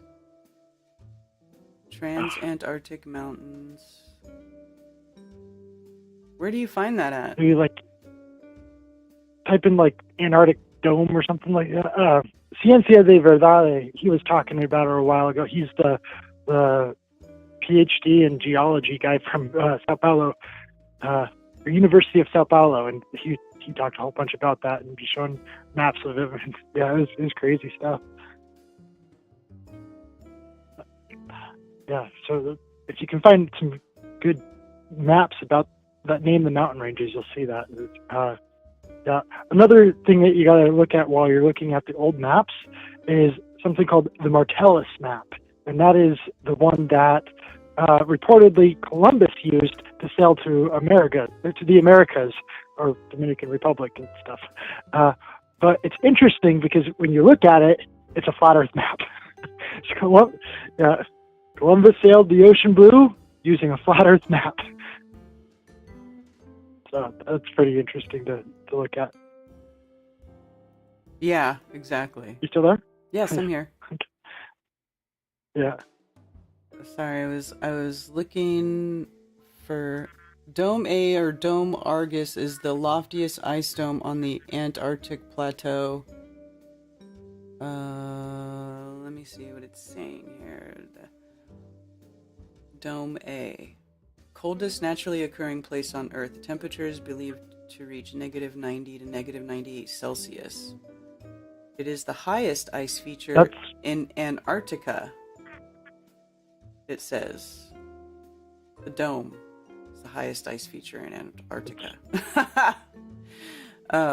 It gets so cold, that's where that's where they have all the claims about the sky ice that has to be studied only in Antarctica, because anytime anyone tries to travel with it anywhere else, it always melts by the time they get home. And so, yeah. That's funny. But, yeah, I was reading the book about Columbus that got into all of the school systems and stuff, and the funny thing about it was in Columbus's day, according to the book, people weren't afraid about sailing off the edge of a flat Earth. They were afraid of sailing off the edge of a globe Earth. we go upside down on the ball, we're going to fall off. That was their claim. That's what the book said. And then the media, sometime after that, they started flipping her the other way around. Oh, we're afraid we're going to fall off the edge of a flat Earth. No one ever claimed that. They were all afraid of falling off the ball.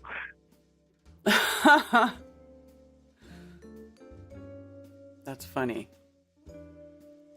Yeah, I'm trying to remember the name of the book. It was.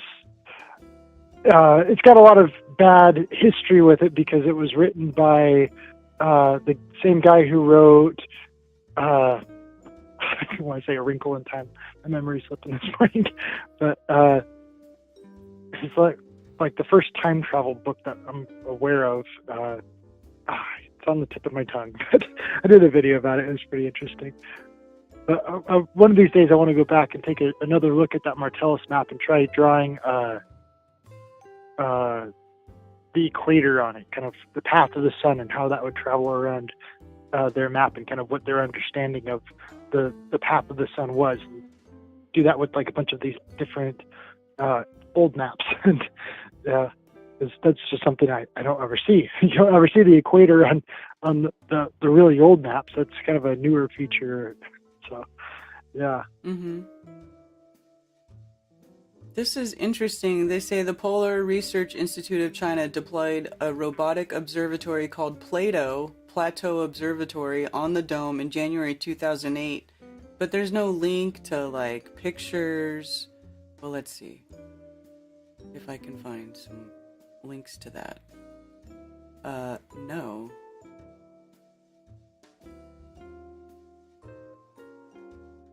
Plato, here we go. Dome A Robotic Observatory.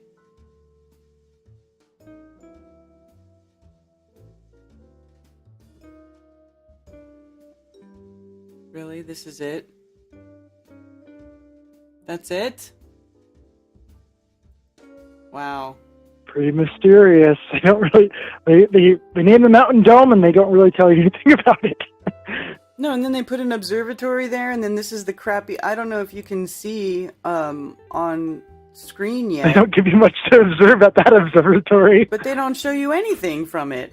Like, what were they doing? Lamest observatory ever. For real.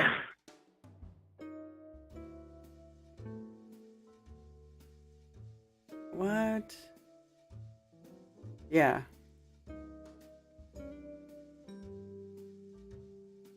That's hilarious. Transits of planets, supernova. Yeah. Oh, okay, so they just look at they're saying they look at space from there. Well, they probably do get really good sky pictures from there, but they don't. Yeah, share the major any of claim them. is that they have less refraction down there because it's so cold, but it's not quite how it works. Yeah.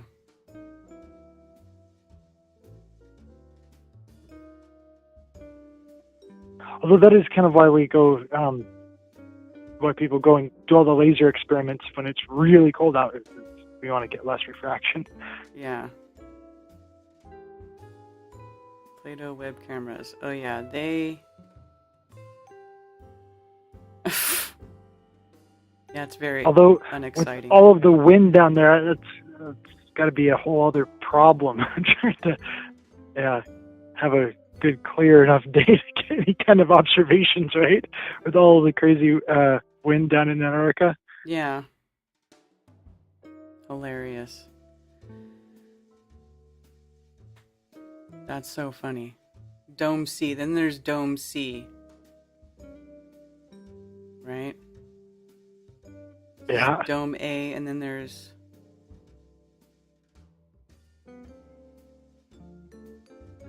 Dome C. Also known as Dome Circle. It's interesting, like, you just can't erase the coincidences. You just happen to be calling it high jump, and Operation Fishbowl, and they're just naming all these things off of, kind of flat Earth references here.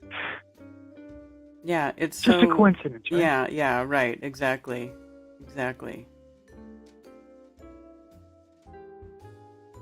The high, flat, and cold environment of Antarctic Plateau Dome Sea. Haha. Yeah, man, it's high and flat over there in Antarctic.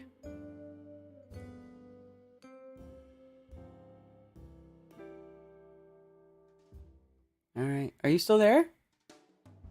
Yeah, I'm here. I'm here. Okay. Yeah, I just wanted to point that out. Yeah. Yeah, I totally think they're messing with us with all this stuff. For real.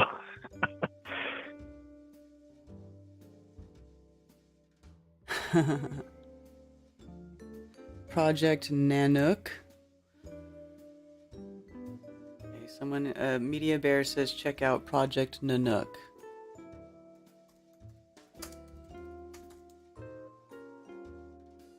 All right. Have a great day. All right. Hey, you too. Thanks for calling. Mm-hmm. Let's see. What's Project Nanook?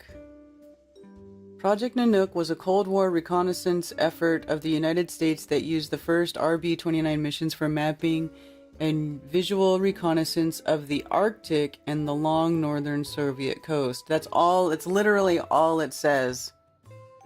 Project Nanook. Let me see if I can find it in the old, the newspaper archives. Let's see.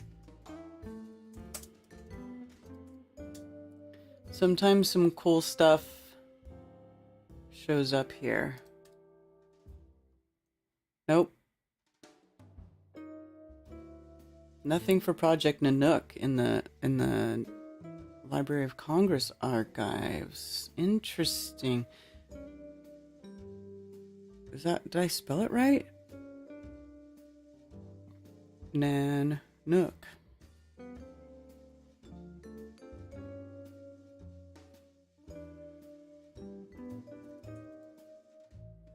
Yeah. Let me try.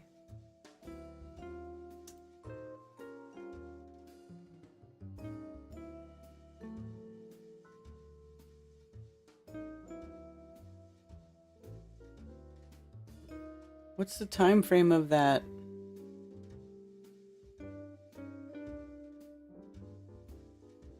What is the time frame? Yeah, oh, so get this. So what I have on the screen too, you guys, I clicked on that Dome A thing where it tells you to go look at it in Antarctica, and this is all you see. It won't even show me the pin on the map.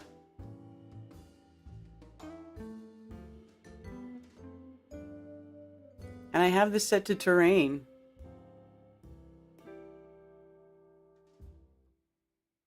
Here we go.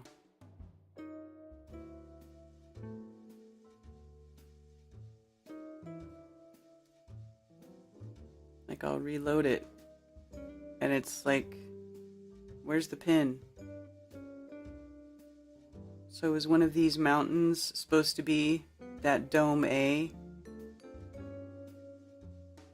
I mean it. Ugh. Look at this crap.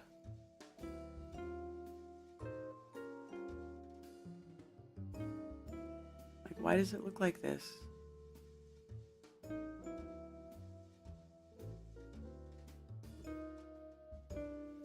And then they tell you that it's how far, how tall?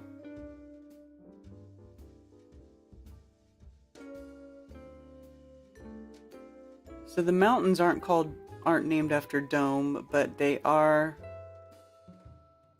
do have Dome A and Dome C areas in there. It's supposed to be the highest peak. Well, no, wait. What did it say? Because this is saying the highest mountain in Antarctica is Mount Vinson, which is 16,000 feet. And then I have too many tabs open. So there's this one. I'm gonna close that. Close that. Close that. Close that. Okay, maybe I already closed that window. Let's see. Dome A, Antarctica. So Dome A, according to Wikipedia,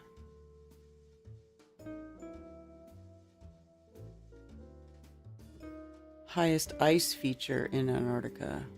Okay, so they're not saying it's a mountain, it's just an ice feature, which is 13,428 feet.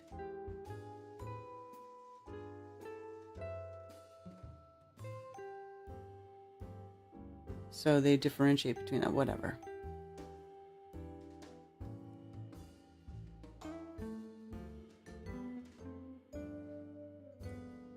I can't find anything on Project Nanook, Media Bear. Like nothing. So that's weird.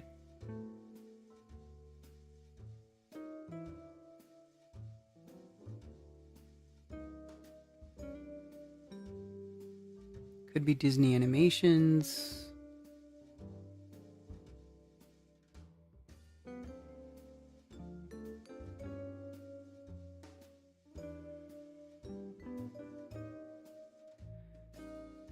Love to the Flat Earth community. Hi, Tristan.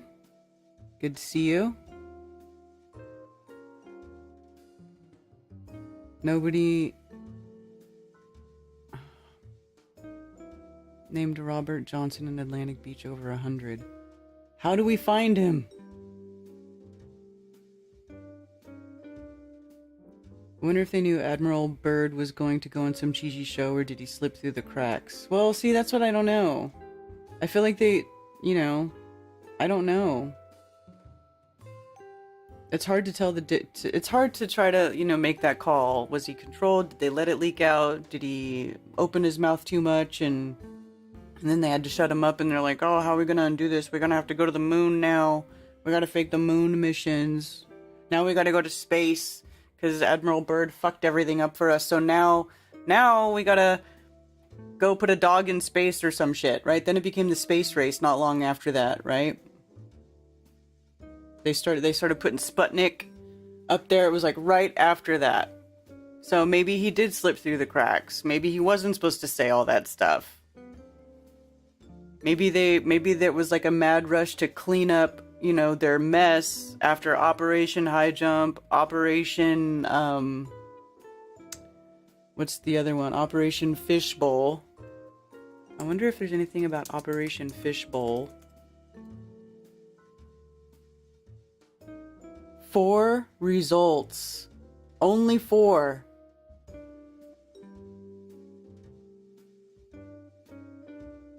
What does it say?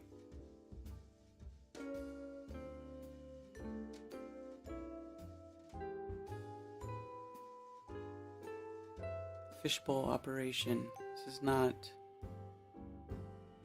interpreting news. The old argument about secret diplomacy has been revived in the United Nations by the demand of Iraq that interested small nations be invited to Geneva next month along with Big Four. Blah, blah, blah. This is not talking about that. This is something else. Okay, so let's see what the other... That was not about Operation Fishbowl.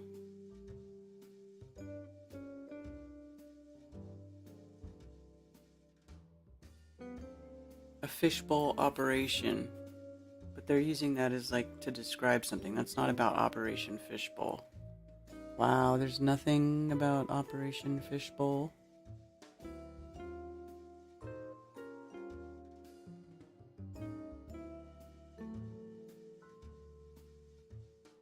Fishbowl type of operation.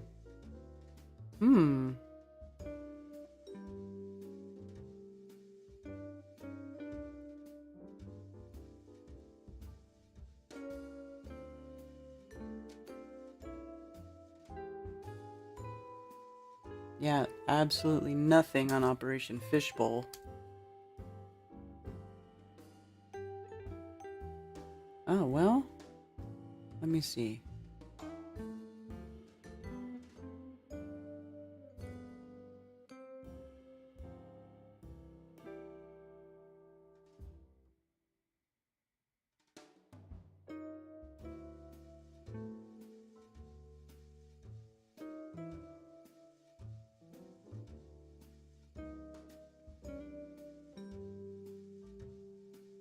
Huh. Can't find anything about Operation Fishbowl in the old papers. Isn't that funny? But there was Operation High Jump.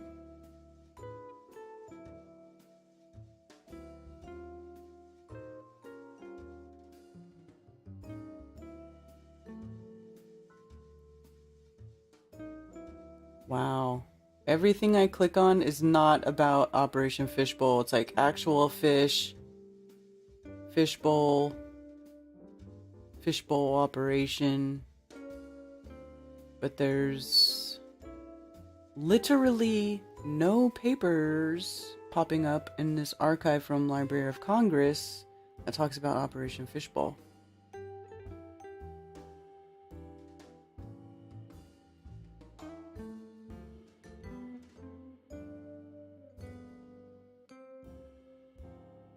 Wow, that's funny. So there's articles about high jump, but there's not any articles about fishbowl. Well, let's see. Where else can I look?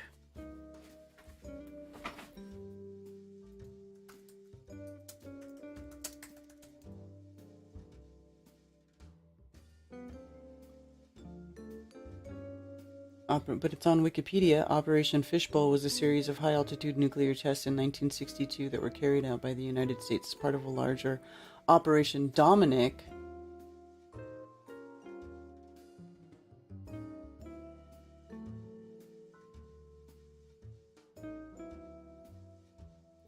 I'll show you what I'm looking at.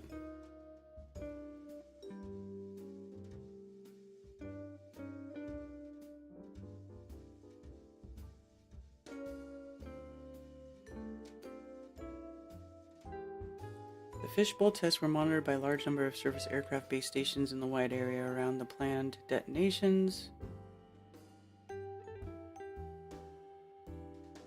as well as a fishbowl nuclear detonation location too was known from previous high-altitude tests as well as from theoretical work done in the late 50s that high-altitude nuclear tests produce a number of unique geophysical phenomena at the opposite end of the magnetic field line of the Earth's magnetic field.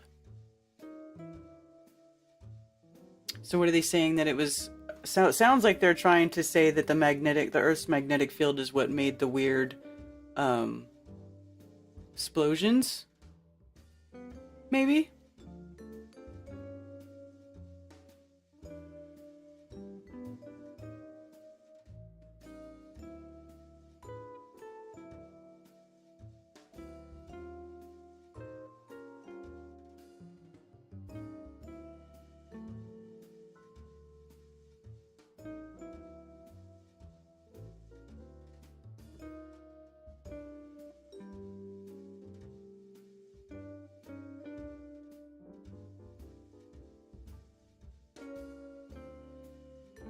Permanent dead link. Of course. Operations. Nuclear weapons tests conducted by the United States.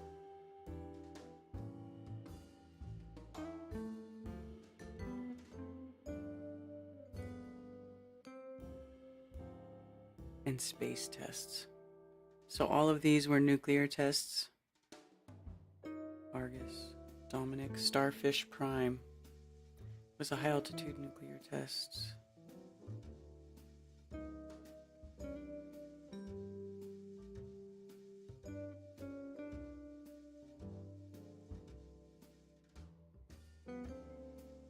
"900 miles away.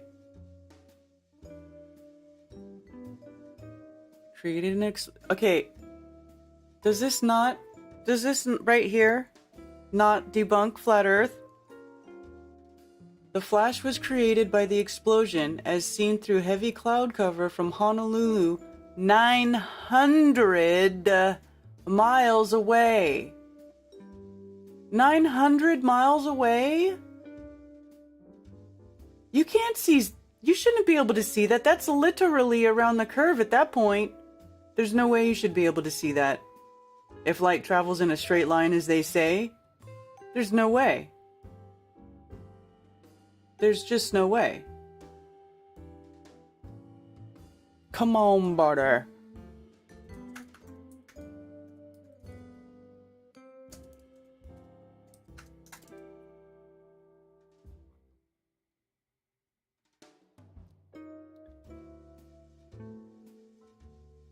Ooh, the Earth Curve calculator got a makeup. Okay, so 900 at 1,000 miles. You guys, come on. Look. At 1,000 miles, curvature 125 miles, distance 900. Calculate. 537,000 feet. 537,847 feet. 101 miles of curvature. Okay. How are they did they change the code?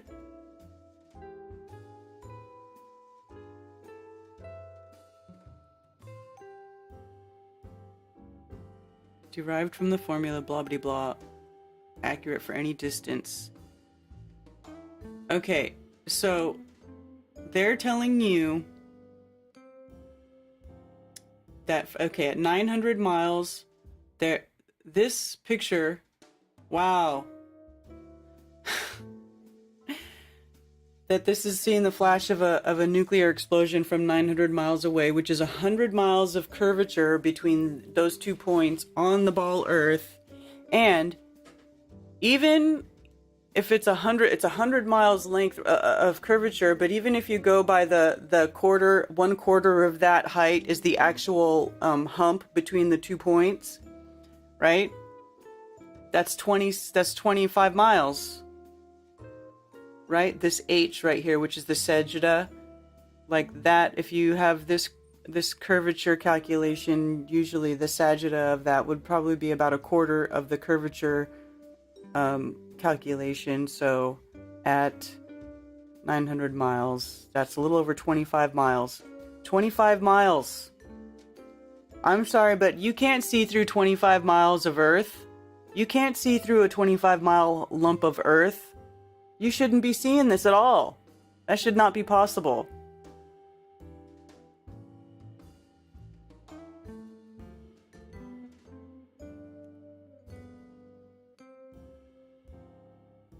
What is this? This is a nuclear test? Splattering. Anyway, the debris fireball stretching along Earth's magnetic field with air glow aura seen at 3 minutes from surveillance aircraft.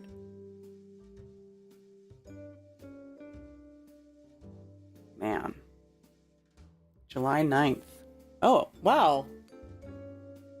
That is... That was 60 years ago, almost to the day that they were doing that. Wow. 60 years ago to the day now.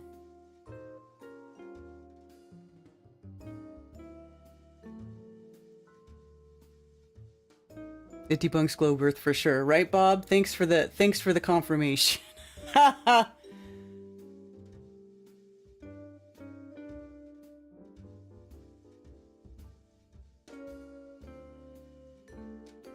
What's that link?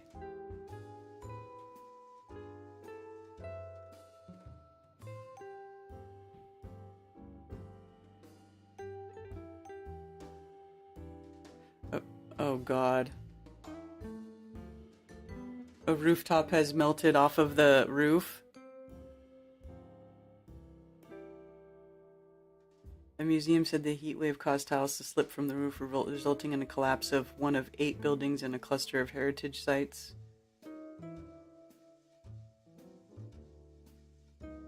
Sounds like some shoddy construction.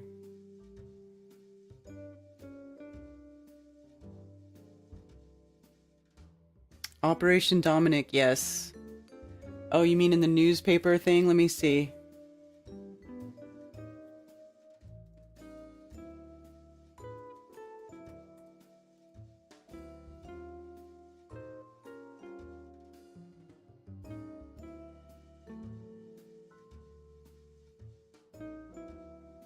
1962.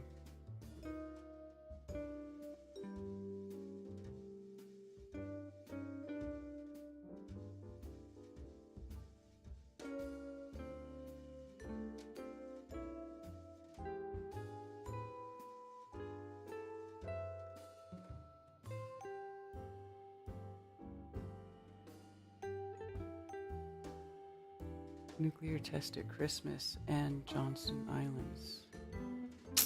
Well, there's some stuff coming up, but let's see.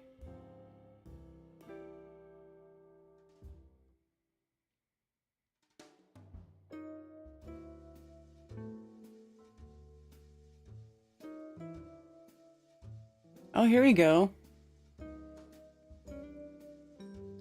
Here's a little something. U.S. wraps up first week of nuclear test shots. This is May 4th, 1962, right? And so, as we just discussed, yeah, that was 60 years ago, almost exactly. The United States wrapped up the first week of its nuclear tests in the Pacific with its third and biggest burst so far in the series, a 1,000,000-ton blast that flashed through the cloudy skies near Christmas Island. As in the first two tests, the device Wednesday was dropped from a plane, but it was at least twice as strong as either of the earlier shots. A joint announcement by the Defense Department said the Atomic Energy Commission said it was in the low megaton yield range, the explosive equivalent from 1 to several million tons of TNT. The previous shots in Operation Dominic, which got underway 1 week ago Wednesday, were in 100,000 to 500,000 ton range. By contrast, the atom bomb that struck Hiroshima in World War II was rated at 20,000 tons of TNT. As nuclear weaponeers checked the results of the initial clutch of tests and prepared for blast number 4, a controversy was reported blowing up within the Kennedy administration. The question: what steps should the United States take to halt future nuclear tests after Dominic runs its course? About 30 more shots are expected to be fired in the Pacific tests. Among them will be 3 high-altitude explosions in June or July. The discoverer of the Van Allen radiation belt, Dr. James Van Allen of State University of Iowa, said that the big nuclear detonation at high altitude probably would kick a hole in the belt, but that he expected that it would be healed or repaired in a matter of a few weeks. Oh, it's no big deal. It's the radiation belt that protects us from all that evil space sun radiation, but it'll be fine in a few weeks. It's okay. Just go ahead and blow holes all up in it. Like, come on. If you really think that that's what's going on, why would you do that? Why would they allow people to do that? Like, no, don't blow a hole in the thing that is protecting us from space. Van Allen said he had no information that any of the sky-high tests at Johnston Island would be high enough or strong enough to rupture the belt. Well, there you go. Don't worry about it. In another development, Wednesday, the Industrial Union Department of the AFL-CIO charged that the government has suppressed far more than a year a report that radiation hazards are more serious than has been publicly stated. Oh, that's interesting. Judson Hardy, an official of the U.S. Public Health Service, said of the charge, "I don't know what he could be talking about." So, look at this. The Industrial Union Department of AFL-CIO charged the government has suppressed radiation hazards. Or maybe, wow. But you know, that's a big point of contingency with these nuclear weapons and the radiation and the life of the radiation and the decay rate. Like, you know, we all know that Chernobyl, that was blasted and had a major meltdown, is thriving. It's been thriving for a long time. So the radiation hazards, that's like a major lie right there. What's going on with the radiation hazards of it? What does it really mean? But, funny.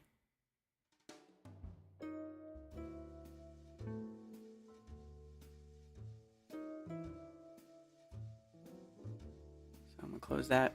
I'm really piling up on on the whatchamacallits here. Oh, I have a call. Thank you for calling Coffee Talk. You're on with Karen B. Good morning. Good morning. What's going on, Alex?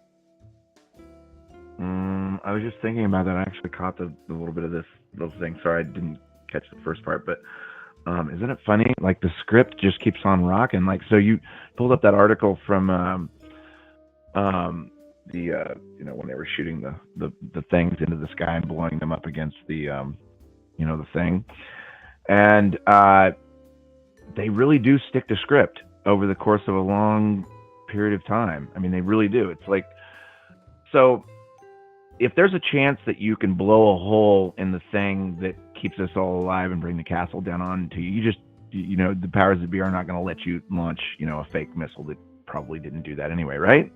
Mm-hmm. Right. So, when you pull up that article, it's like, okay, so I'm reading it like that's the script that goes out today. All right, so here we go. Why do they even have to let us know that they did nuclear bursts unless they want us to know that they have this super strong weapon? It probably wasn't. If they did shoot something at it, it wasn't nuclear. But it's like, why do they need to let us know that they did that? Like, what's the point of that, right? Yeah. Am I on the same kind of thinking as you are on this? Yeah. Well, but there's no reason. There's no reason for them to let us know that they were trying to shoot through the firmament or whatever it is. There's no reason for them to let us know that. So what the fuck does it mean? Well, they're pushing the nuclear thing. I think it's to push the whole nuclear idea and the idea that they could destroy the Earth with all their nukes. So be scared of nuclear war. We have. Well, just so you know, we do have the power to completely destroy this whole place. Yeah, that's kind of what it is, right? That's the spin. That's what it is. That's them showing that we're like gods. We can destroy the Earth. We can blow a hole in the thing that protects you. That's what they want you to think. Yeah. And they lightly fluff the word out. We have 3 scheduled bursts next week. And they fluff it out like that. I'm like, it's not a burst. I mean, if it's what you say it is, it's fucking violent and lethal. But again, I doubt that it was even that. I mean, what do you think? Do you think they just shot do you think they just shot anything up there? Do you believe those pictures that they blew up against the thing, the Admiral Byrd stuff? Yeah. I don't know. Actually, I don't know. The pictures, but they could have been launching some sort of explosives high up in the sky just to sort of test stuff. I mean, it is the 60s and it's still before they supposedly went to the moon.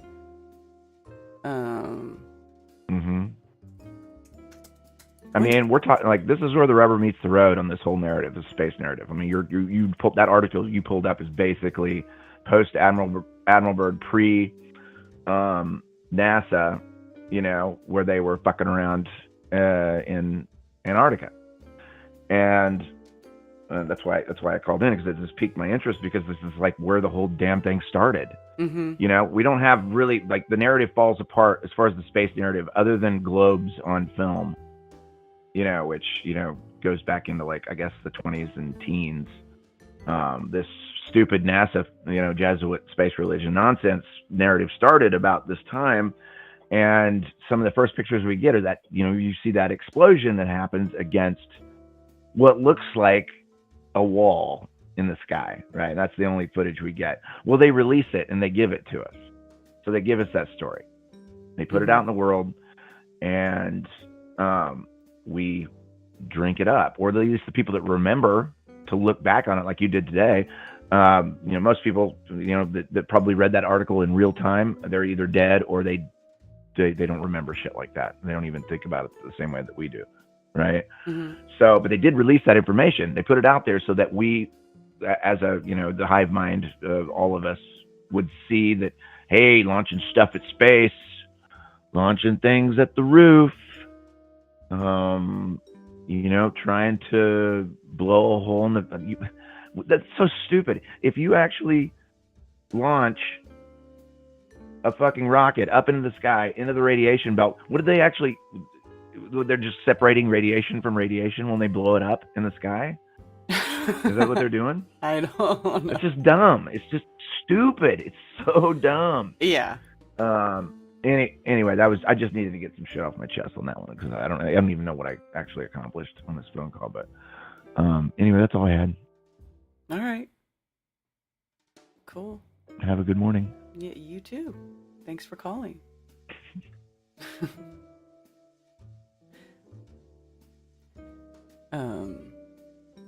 I'm trying to find this picture. It says the first picture from Earth's orbit. Where is it? Oh, is this the first picture from orbit? This is supposed to be the first picture from orbit, you guys.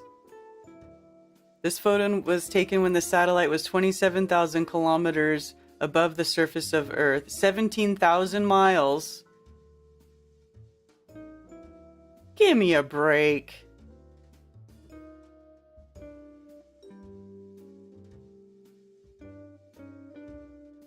The first crude picture obtained from Explorer 4 Earth satellite launched August 7th, 1959 shows a sun-lighted area of Central Pacific Ocean and its cloud cover. Come on, Barter. Do you guys really think... What kind of camera did they have on that in 1959? Can't be reached? Shocking.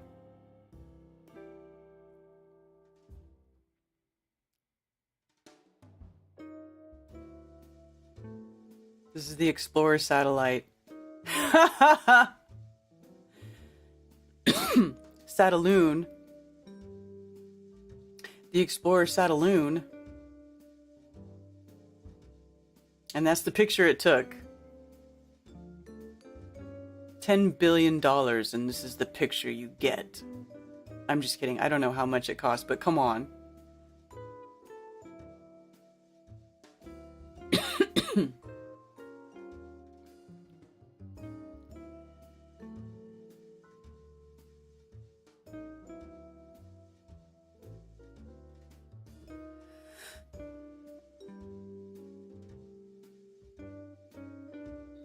Like, what a joke. I had never seen that picture before, that was supposedly the first answer the phone. Why are you calling me a biatch? You says you've been waiting for 0 minutes. Hi, David. I was just anxious. What's up? Did you see my latest video with what Jenny did, creating a James Webb picture? No. Was it so on your... my latest video is my newest video. It's on DITRH, and basically she has this little app, and she literally created an image of space with galaxies and dust clouds and everything. And right now, for the last day or so, she's been doing it on TikTok, saying that they're fake, and she has Globers arguing with her that they're real, and she's going to reveal it, that they're arguing against pictures that she made in this little stupid app for $0. Is it this one that's called James Webb? Yeah. Is that my newest video? Yeah. Go halfway through it. You can play it, but you can skip the beginning. It's just that doofus talking. Actually, if you watch that guy, that the Universe Today editor, when he was explaining how James Webb can see farther, he shows us an image with different bodies and galaxies popping in. He goes, yeah, we can see farther and see more. And literally, he's showing us that it's made in Photoshop. Yeah. Of course. But then she made one, and literally, it looks equally as good, if not better. Yeah, man, it's easy to fake their crap. I faked their asteroids before. I made a bunch of fake asteroids because they had the peanut asteroid, and so then I made the almond asteroid and the cashew asteroid. Yeah. And think about this. This is showing. I think this is showing the difference between Hubble. I'm a little behind. Difference between Hubble and James Webb. How the heck did it focus on the exact spot in space? How did it turn and find that exact spot to come up with the exact same picture. Yeah.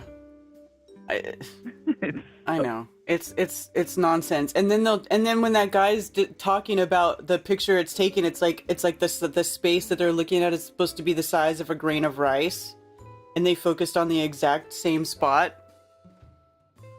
How do you focus on a black spot?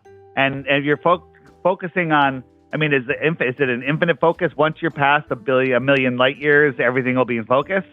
I mean, because it's showing stuff, galaxy upon galaxies. Well, those galaxies aren't next to each other. They're thousands of light years apart.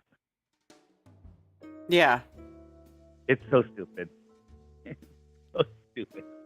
Yeah. So what is this time lapse of her making her fake space pictures? Yeah, this is her doing it right now. She did it literally on her phone, probably in her car while driving. Yeah. Yeah, it's ridiculous. It's so stupid. I mean, Clown World is getting to me. Hey, just a quick note. There has not been an Illuminati attack on the app. The government has not shut us down. We changed servers, and we're adjusting a few things with our hosting provider. So the app keeps having some outages. If it won't load, just quit the app and check back a little later. It'll be back up. So we're hopefully going to work that out today, so it doesn't happen anymore. So you don't need to send me an email saying, "Did they take you down? Did they take you down?" Nope. Where the app is going to be faster than ever after we get this sorted. Awesome. Not bad. Yeah, not bad. The images. I mean, hers, amazing. And she didn't even try. There's so much more you can do with that. Oh, yeah. Yes. Absolutely. That makes me want to bring up the ones that I made that were fake. I'm going to show you guys the ones that I made were fake. It's so easy. This app makes it even, I mean, I played with it for 2 seconds. I was like, wow. Wow. Wow, wow, wow. What app did she use? It's called, I'll tell you. It's called Canva, Canva. You could do some limited stuff, and then you subscribe, which is it's not a cheap app to subscribe to, but I think it's like $100. But even with the free side, you can do plenty. Yeah. Yeah, that's good. That's cool. Does she have to make a new channel or something? Why does her thing have 3 Ys now? Because she got booted. She had to make a new channel and then a backup channel on top of that. So Asteroid. I guess the censorship is everywhere. Yeah. Even the Chinese won't let us do what we want. What do you mean? Did you? I don't know. I'm just throwing it out there. We're in Clown World. You can say anything now. I heard some reports. I haven't seen it yet about in China. There's like masses of people are deciding not to pay their mortgages anymore to collapse the banking system. Have you heard about that? No, really? Imagine if everyone said, "I'm not going to pay my mortgage anymore." What that would do to Wall Street? It would close it, right? Right. Yeah. But it's not being reported on the news. It's being highly censored, and I saw some stuff on it. I just haven't had time to look deeper into it. So I don't know, man. Maybe it's real. Maybe it's not. That's interesting. I wonder if we could find something on it. Well, you said you looked and you didn't find anything on it. I haven't had time to look. A couple links were sent to me, and I just haven't had time to look further. So if somebody wants to look into that, that might be an interesting thing. Mortgage boycott in China leads the government to step in. There you go. Wow, banks have been instructed to help eligible property developers fund stalled real estate projects as buyers refuse to make payments on unfinished homes. Well, it's saying it's just developers. in this article. Yeah, I heard it was just. I mean, maybe they're trying to spin it. That's Maybe what they're I'm trying wondering. to spin it to make people not realize that everyone's doing it. Yeah. But I don't know, man. To get everyone to do something, I mean, you can't even get everyone in this stream to hit the like button, Karen. You got 71 likes and 155 people watching. Oh. Well, why are you all so lazy? You know what? Wait. As I say that, I see that I haven't clicked the like button yet. Oh. There you go. 72 now. There you go. Now people are coming in. There you go. Yeah, we're all just very, very lazy. And thanks, fucking Zach. Zach just texted me. Did you get hacked by the Illuminati? I appreciate that.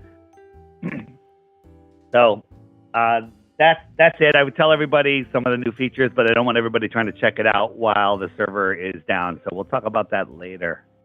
Another time. All right. That is all. Hi to everyone out there. James, thanks everybody. Cammy and Nightbot, kicking ass.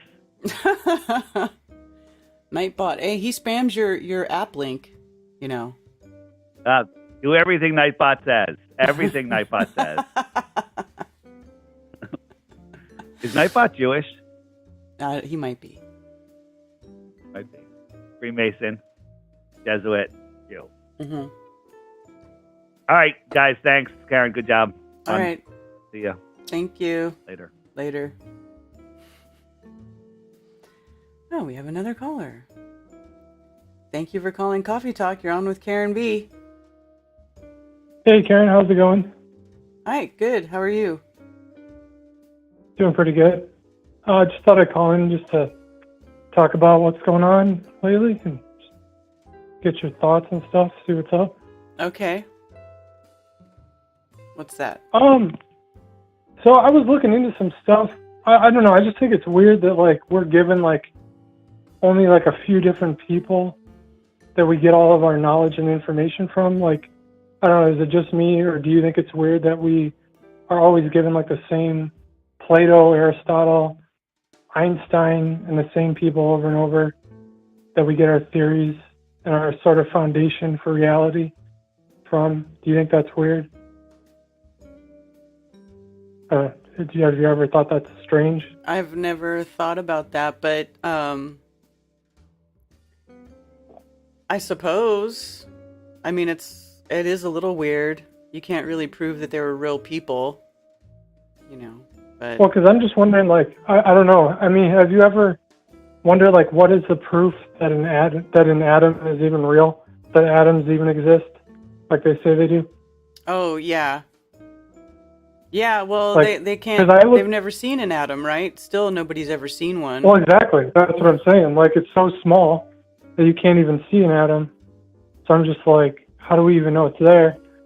And then I was doing some research, and I'm not saying that they don't exist. I mean, you know, I'm not saying that I know whether they do or not.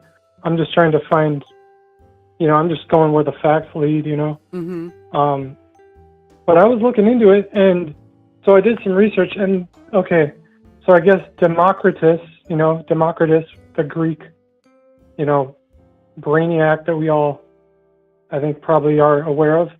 Basically, he was the first one to come up with a theory that all of physical matter is made up of tiny little particles, you know? So he basically invented the atom, but he only invented it as an idea, you know, not as like a scientifically proven fact or anything like that, you know. And then way later, there was this other guy in the 1800s, and basically what he did is he took a telescope and was looking at like fine dust particles and seeing that they were moving around really fast in all different directions. And based upon that, you know, it just reminded me of what you were talking about earlier when you were talking about the, you know, the cosmic dust in interstellar space that they think really exists. Mm-hmm. You know, all this dust out there that it's like, that they don't even know is even there because it's, you know, billions of trillions of years away. you know.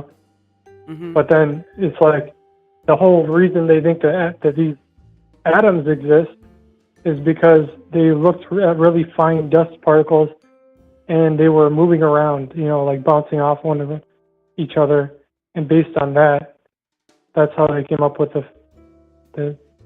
that's basically the proof that atoms exist, you know. Mm-hmm. And I'm just like, you know, to me, that's not really proof of anything, you know, other than maybe there's some static charge or electrical charge, you know. Yeah. But I'm not seeing, I don't understand how that creates, how that's proof of an atom. And maybe I'm wrong, you know. I'm open to being wrong. I'm open to new information. But I don't see how that's proof of anything, much of anything. Yeah. Yeah. Well, as I understand it, when I was looking at this stuff a while ago, like what I was talking about when I first started the stream with the hidden potential and all that, I was looking at that stuff, and it seemed to me like what they were calling an atom, like any imagery of an atom that they were showing, what it really was basically like a torus field. Like a torus field to me is like, that is like, if you think about the fractal nature of the universe, like there's huge torus fields, right? Huge magnetic fields that like encase the whole Earth. But if the universe is fractal, then also the smallest point of energy is going to could also be in the shape of a torus, just really, really super tiny. Yeah, sure. And so like, exactly. Yeah. And oh, go ahead. Sorry. No, go ahead. Yeah. You can continue. I was just going to say, like, I do believe like elements exist. You know what I mean?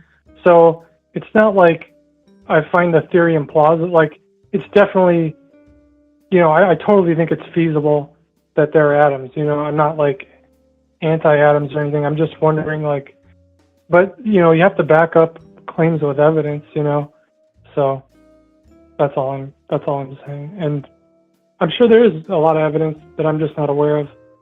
But I'm just trying to do research. You know, but yeah, I don't know. Mm-hmm. But it's just like you're saying, like I think it does come down to frequency, energy, you know, stuff like that, elements and stuff like that. But you know, they're building these atomic, you know, nuclear facilities or whatever to like CERN and stuff. Mm-hmm. And I just don't know what to make of all that, you know. So that's just kind of the stuff I've been wondering about lately. Like, is there anything to the physics they claim, or, you know, all these infinite number of quarks and all these, like, tiny particles, because they keep dividing atoms, supposedly finer and finer and finer particles, and they keep finding more and more particles, you know? So I'm just like, where does it all end? Where's the finest particle? Yeah. You know, at what point do they stop, you know? Exactly. Yeah, that's what I think. I think it just goes down to a torus field. It's the smallest point of energy. You know, Mm-hmm. and this is why I don't agree with like they call it splitting atoms or atom bombs. Like you can't split a torus field, you know. Even if you break a magnet will have its own toroid field, right? Showing the magnetic field surrounding it. But if you break that magnet, you don't get one pole over here and one pole over there.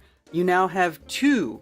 You have two fields. One still has, you know, the both poles on it, and the other one still. Now you have two. It's like. Yeah. Exactly. Yeah. Right. Mm-hmm. Yeah. So there's a reaction happening within that. You know. So it's sort of like the elements of nature, you know, trying to find out what the smallest elements of nature are. Yeah. Or, you know, I don't know. But I don't know. I mean, I'm not even sure any of that would relate to, you know, time or anything like that, you know. I mean, supposedly it has all this to do with physics, but, you know, I just think it's a really fishy story, you know. I just question these stories that were given over and over and over. You know, Democritus came up with the idea, and then it just all seems so convenient. You know, it seems very, like if someone were going to stand in the year 2020 and make up a story about how we arrived at our conclusions, it would be a very convenient way to do it. You know what I mean? You know, it works really well for academia and all of these people, that all these same figures just happen to come up with all the ideas that later, you know, basically provided the foundation for all of the rest of science. You know, I don't know. It's worth looking into, worth questioning, because, you know, when you've been lied to about so many things, you know, these are the kinds of things that I have questions about, at least. Yeah. Yeah. No, for sure. For sure. We definitely need to Interesting. re-examine everything. Yeah. Well, anything else that you wanted to talk about, I guess, or anything else you're looking into? Not right this second. Well, I was trying to find some of the stuff on atoms that I had found before, but I can't find it right now. Oh, yeah. I know it's so hard to keep track of. That's one of the problems, is like information is so decentralized. It's hard to keep track of everything. Yeah. So many things. Yeah. Yeah. All right. Well, thank you for calling. All right. Well, thanks for taking my call. Thanks. All right. Bye. Yeah. Definitely some shenanigans going on there.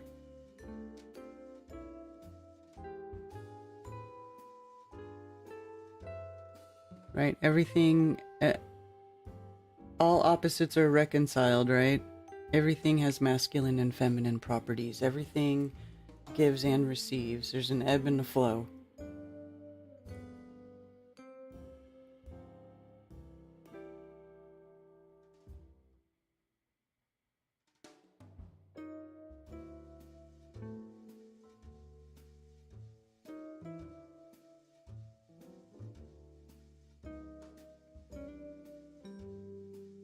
Karen B is hot but dumb.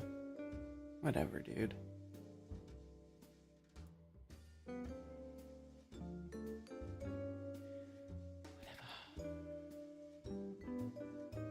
Do the math, we all add up according to nature's way of truth laws.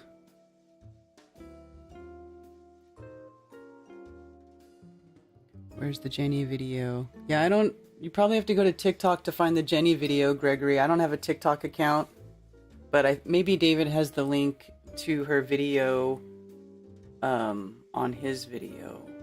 I don't know. But anyway, yeah. I made some fake space pictures a long time ago. So right here, this is Asteroid Day video I made, where see, they had the peanut asteroid. Remember this? How cheesy that was? But what happened to the other one? Why does the other one not look... These were supposed to be the same... like a peanut asteroid, but they don't look the same. And it's about a peanut. And this one looks like a peanut. I mean, I had to look deeper into these peanut asteroids and see what was going on. So down there at the Arecibo Observatory, they discovered a few asteroids that could hit Earth, like this cashew-shaped asteroid. Another giant asteroid they saw that could possibly be on a collision course is this hazelnut asteroid. Or a filbert nut, it depends who you ask. They also discovered this asteroid. It's the almond asteroid. And the biggest one yet that could be on a collision course with Earth is the walnut asteroid. That's right. Space is nuts. Or maybe you just have to be nuts to believe it. Yeah, and then I tried to show the little process of how I made the fake asteroids. Huh. So anyway, yeah.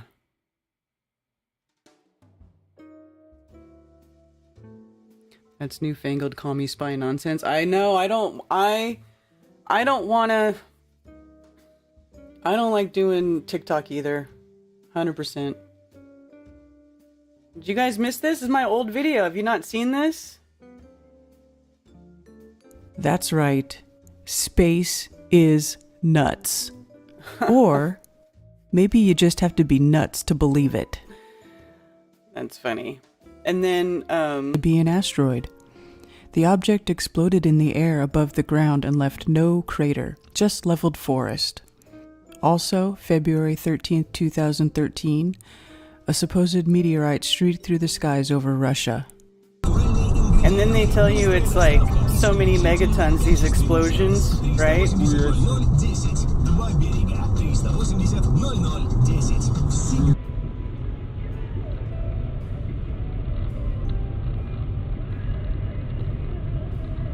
This was supposedly that asteroid in 2013.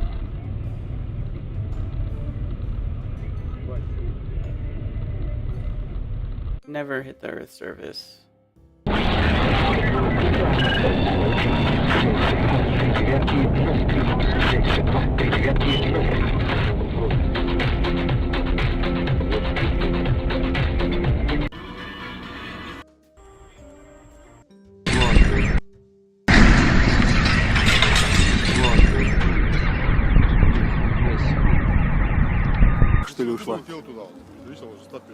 It's funny how it's got like a two like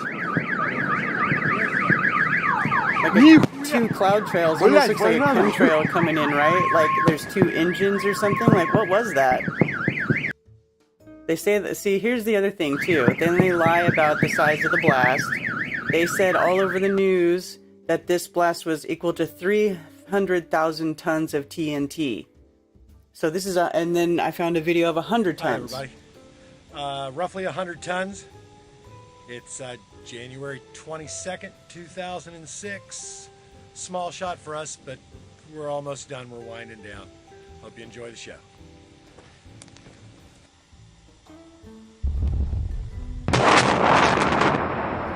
That was just 100 tons.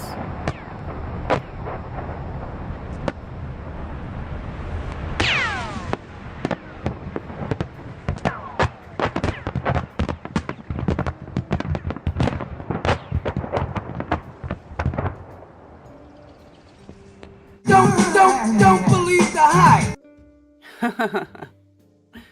Yeah, that was a fun little video.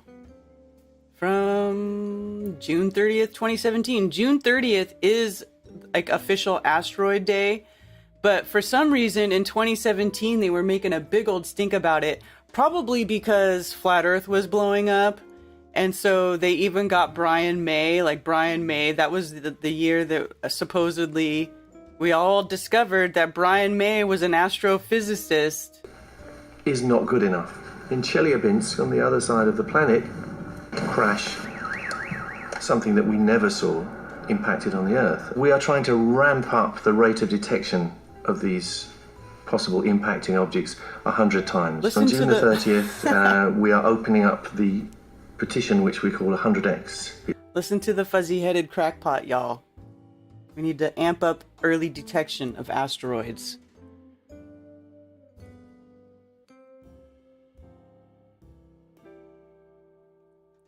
was a rocket, right? Once, you know what? I never even thought about it the whole time that when I made this video, but looking back at the smoke streak, isn't it kind of crazy that there's like two? Let's see. Where's the video montage part again? It almost does look like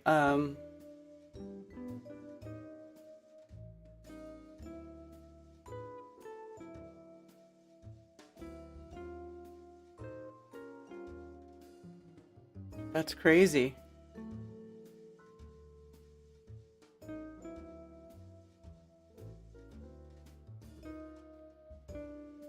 See, these you don't really see it, but let's see.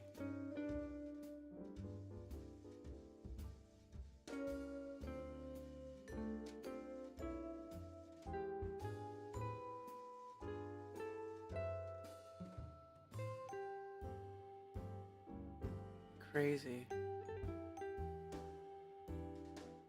Where's that one shot? Right there. That's nuts. It's almost like there's smoke coming out of two parts of that thing, whatever it was. And then it just explodes. Right? So you don't ever see it, like what the thing was.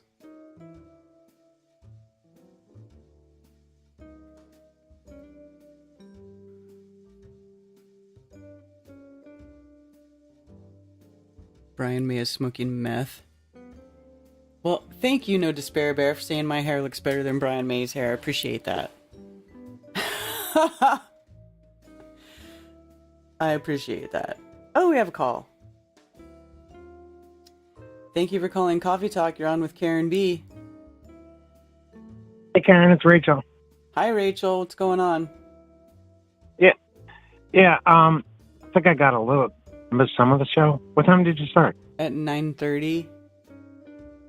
Oh yeah, I missed a ton. Woke up like I missed like hours. But I just want to be quick. It's everything they throw in the media. Has nothing to do with the media. Has nothing to do with informing the public, because the public, truth gets buried, lies get promoted. We know that. So all they're doing is everything in the media is just put out there to make people believe that is reality. They're scripting reality, Right. So and I used to think like, oh wow, they don't even have to do anything anymore. They don't even have to stage anything. They just I used to be like, oh, they have to put a little effort in and stuff. Now they don't have to put any effort in. Like September they just they were demoing it anyway, so might as well make up a story, but and have taxpayers pay for it and everything. But now, or maybe always, they don't even have to do anything. Like back in the day, they used to have to just put it in a newspaper, or whatever. I'm sure back in colonial times and shit, they had to do, typeset and all that stuff, and there was a lot more effort into putting out, like hand out flyers and little newspapers and, to get people to believe government bullshit. And now it's just super easy and then it was radio, and then, then it was a little easier, and now it's TV, internet, and there's no effort at all. It takes no effort. It takes no money. It takes nothing. Just say it on TV and people will fight you to the death believing it. They'll be like, I'm like, oh, well, it's bullshit. They'll like fight you to the fucking death, defending it. And all they did is say it on TV. It's the same fucking thing it's the same exact fucking thing with religion.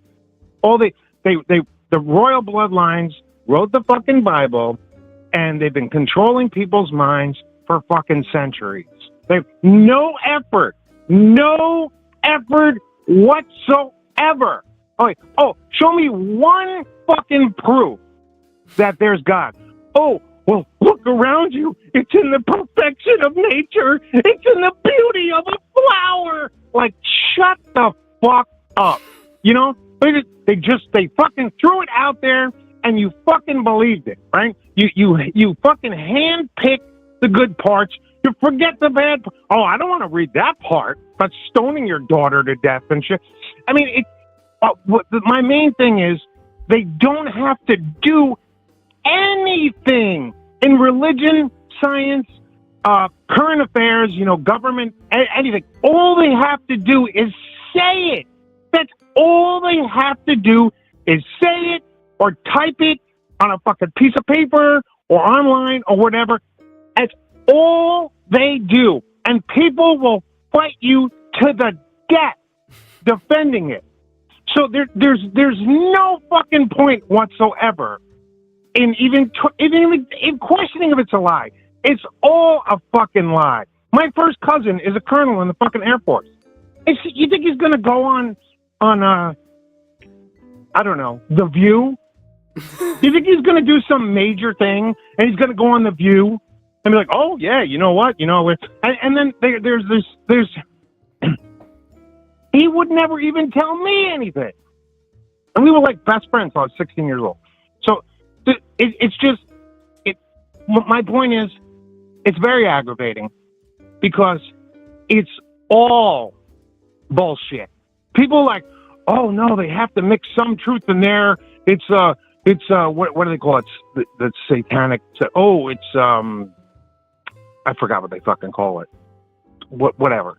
But even Illuminati, even satanic shit, even all the occult, it's all theater. It's all fucking theater. These motherfuckers are making up rumors about themselves. Right? Lady Gaga licking a spoon over a cake that looks like a dead body. Oh, look, No, that was spirit cooking. Oh, look at... That was spirit cooking. So you don't think that they really put people in vats of bodily fluid and did their sick shit? You don't think they really do these sick things? I just had a fat-ass breakfast. I had 3 Entenmann's donuts, that waxy-ass GMO shit, right? I should have poured some red syrup on it, right? And I should have been like, oh, I'm spirit cooking. Look, I'm defying the creator. Like, all I'm saying is, figure out the fucking 3rd grade theater. You know what I mean? Fucking figure it the fuck out. And World War II, Crow did a big thing on it. They made like 50,000 Hollywood short movies during World War II time of war footage. So you have World War II. Oh, it's the biggest thing in the world. It's a world war. Right? So why the fuck do you need to make movies? You need to make war simulations of World War II when World War II is going on. I mean, it's all every thought in our head is not ours. We got it from somewhere else. Oh, there has to be a devil. If there's a God, there has to be a devil. Okay, so it's the Rachel. balance. It's yin and yang. It's masculine and feminine. Oh, it's divine. It's natural law. It's like such a joke. Rachel. Yeah. You're sounding very nihilistic. You're like the most. I know. What is real then? What is real? What is the purpose of anything? Everything I said is 100% true. Look how you do it, right? You watch a YouTube video, some science thing, right?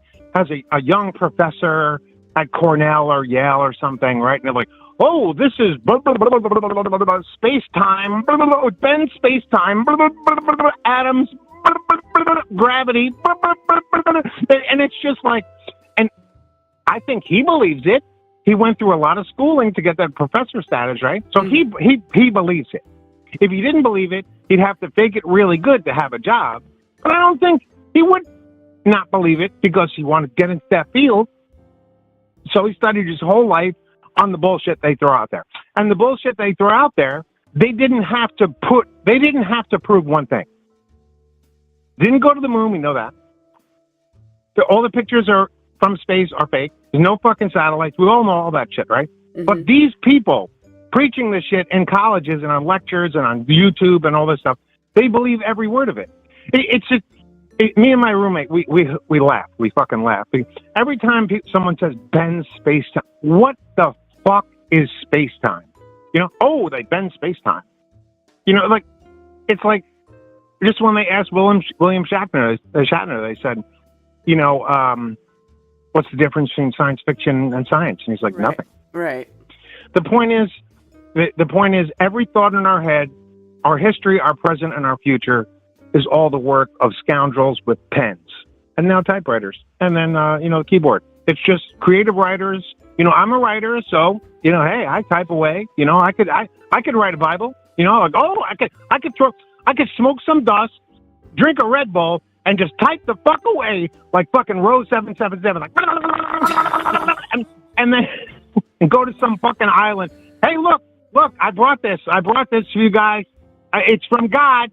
God gave me, look, here, he told me to bring this to you, motherfucker. Here's everything, okay? Study up. I'm going to have a basket with a fucking long handle, you know, throw some shit in there. You know, like, Woohoo! You know, since when do you provide no proof of anything whatsoever, and everyone believes it to the point where they'll fight you to death over it? That's called science and religion. Okay, I gotta go drink coffee. See you later. I didn't even have coffee today. Yeah, You did that without coffee? just donuts. I know. I'm completely sugared up. You know the cool thing about the Entenmann's donuts, because you could taste the wax. You know, like it's like, oh, there's wax. You know. Ew.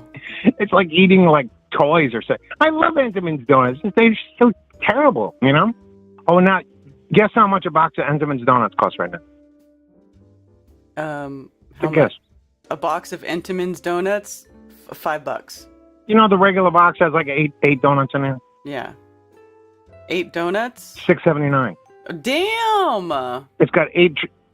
You know the regular Entenmann's donuts, chocolate on the outside, and that flaky cake inside. You know, not the devil's food one, the regular one. That's $6.79 now. Went up $2 in a year.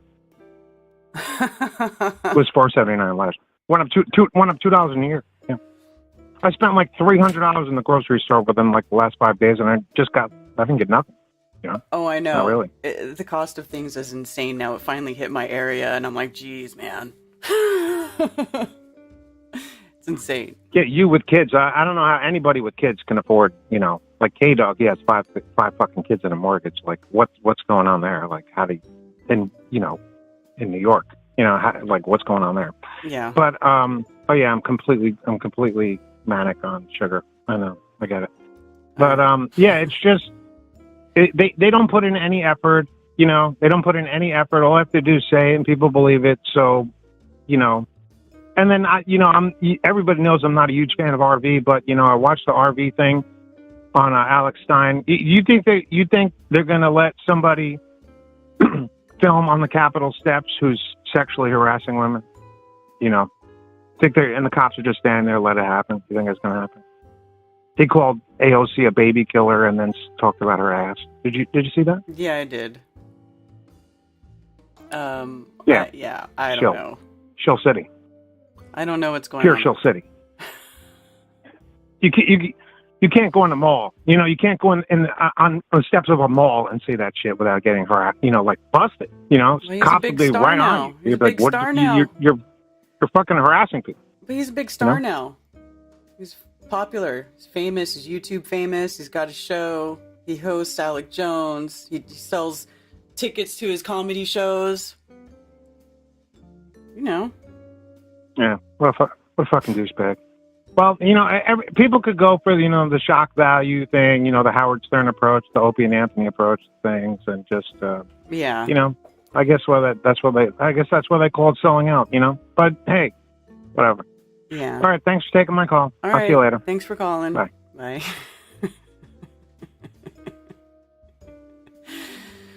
Oh boy.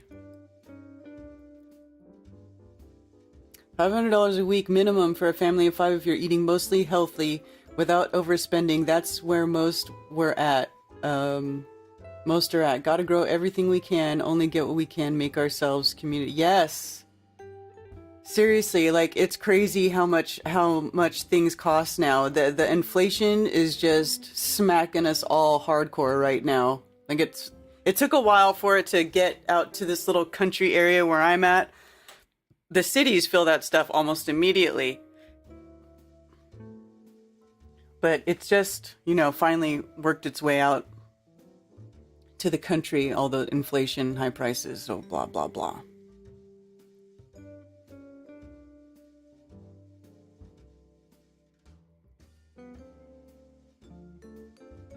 You can say whatever you want in public as long as it doesn't promote violence. I've seen a guy with a sign on a busy road that said the governor sucked cock, cops couldn't do anything. It's true, though. As long as you're not inciting violence, yes. Yeah. You can say whatever you want. Yeah.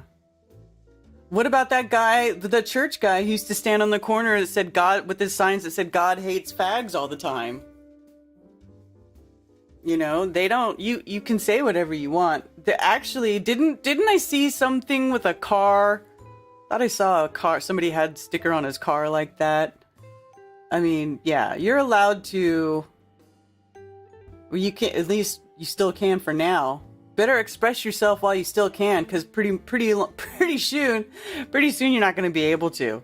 It is going to be, like they're going to lock you up. They're already sending people letters and shit for the stuff they say on Twitter.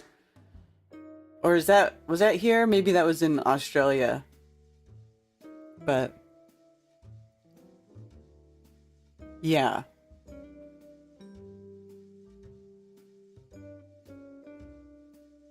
I think I'm gonna make some really bold t-shirts, like custom t-shirts, and then I'm gonna have them for sale at Flattoberfest this year, because I have a lot of ideas for some t-shirts that like stuff that I've seen on memes. I would love to put it on a shirt, like need an abortion, try the COVID-19 thingy. You know what I mean? But stuff that you can't, that will get you banned on Facebook and YouTube, and put it on a shirt and have everybody walk around wearing it. That's what we need. Walking billboards.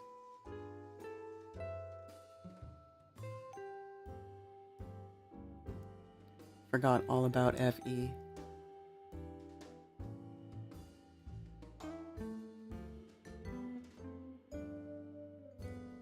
The wax. You guys are hilarious.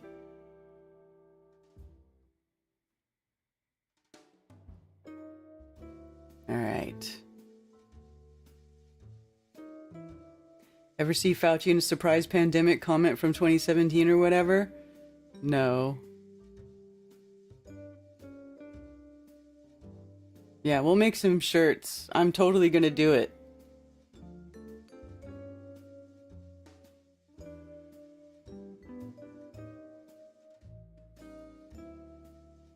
I thought it was hilarious that you went off like that and then said, okay, you need to get coffee. All right. What was I going to say? I was going to say something. Oh, I know what. Oh, by the way, David, what you were talking about, there's CNN Business, China trying to ease panic over two of the biggest issues threatening social stability in the country: mortgage boycotts and frozen bank accounts. Property developers defaulted on its debt last year. Home prices are also falling, putting some buyers underwater. They may be locked into a property that is now worth less than they agreed to pay, making them anguished about meeting their mortgage payments. And so I guess a bunch of buyers across 18 provinces and 47 cities had stopped making payments by last Wednesday, according to multi-state media reports and data compiled in Shanghai, blah, blah, blah. Wow. So that's more than just new homes. That's got to be more than just new homes. 18 provinces and 47 cities. So that's got to be... Yeah.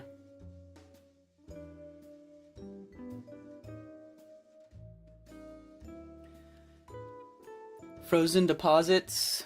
Wow.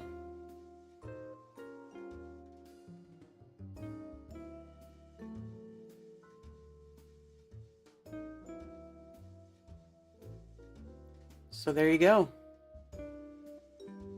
You know, it would be nice if we could get Americans, bonded together in one sort of unified act of defiance like that.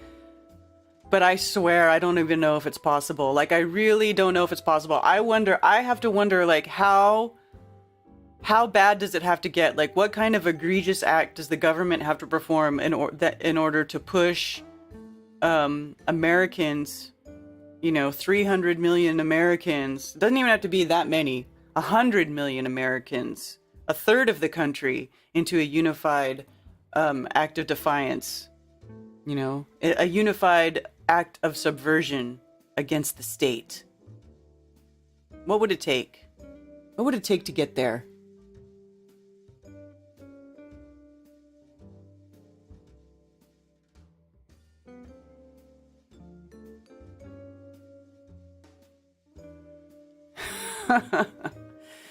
Anyway, you guys, let me talk about Flattoberfest. Flattoberfest is happening.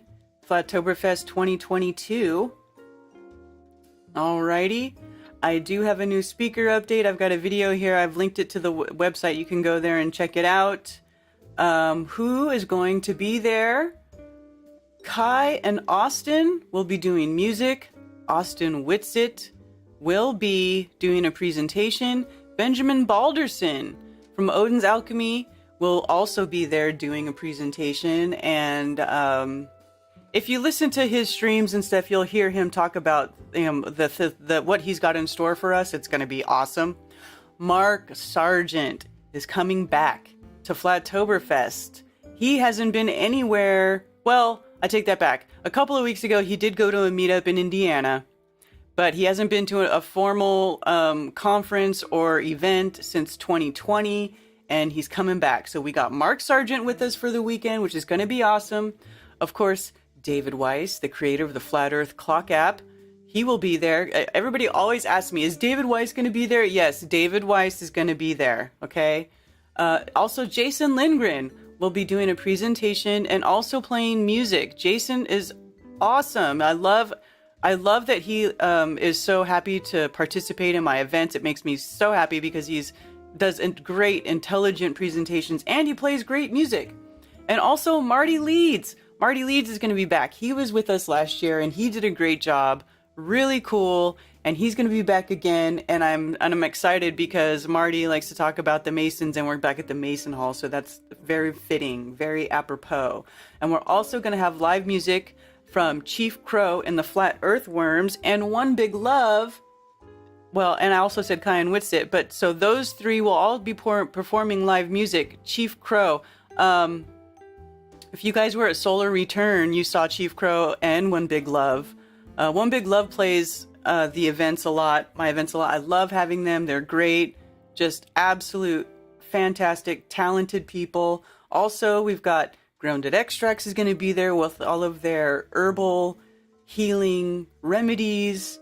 Handmade with Love by Joelle. She's going to be there with all her handmade products. How the World Works too with Cammie and Zach. This is one of the best things about the event. This goes on. This exhibit is up the entire time that the event is being held. You can at any time walk by the table and start talking to Zach or Cammie and, playing with the little scientific gadgets that they've got over there. And they've got a bunch of new cool stuff in store for you guys this year. They're going to be doing the, Zach's got the gas and the neon tubes. So we get to talk about, daylight versus sunlight, like the Dan Dimension video. Flattoberfest 22 biggest FE event of the year. Hope to see everyone there. The Kakalaki crew will be there to cook up some great foods. Yes, Dr. Law. I don't think we ever had a better time compared to any music festival or any gathering of any kind. Flattoberfest is hard to beat.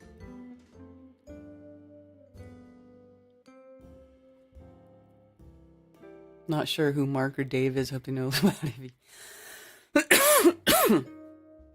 Excuse me, sorry for coughing in the microphone, you guys. And Chief Crow, he plays the best music live. I love watching Chief Crow live. At Solar Return, I had so much fun. I really, really enjoyed watching. Yeah, live demos at the How the World Works booth. So, yeah. Magnets, telescopes, all kinds of cool stuff.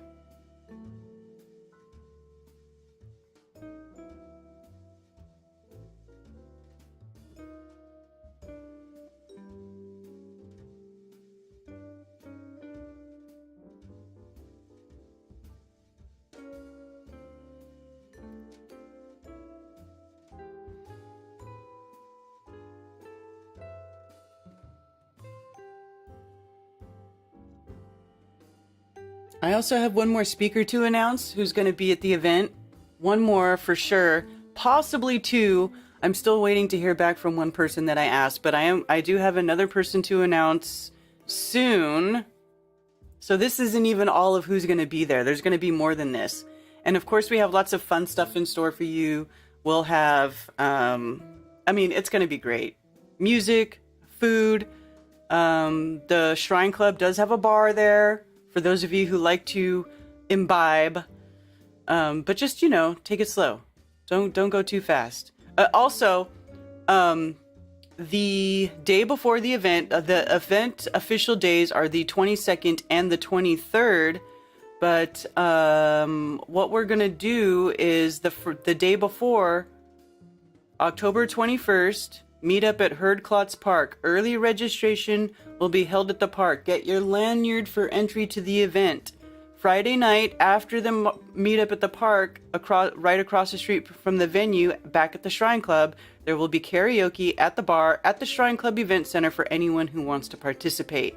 And so anybody who has been to the past events at this particular venue, you know the deal. We have the little Friday night get-together evening with karaoke at the bar the night before.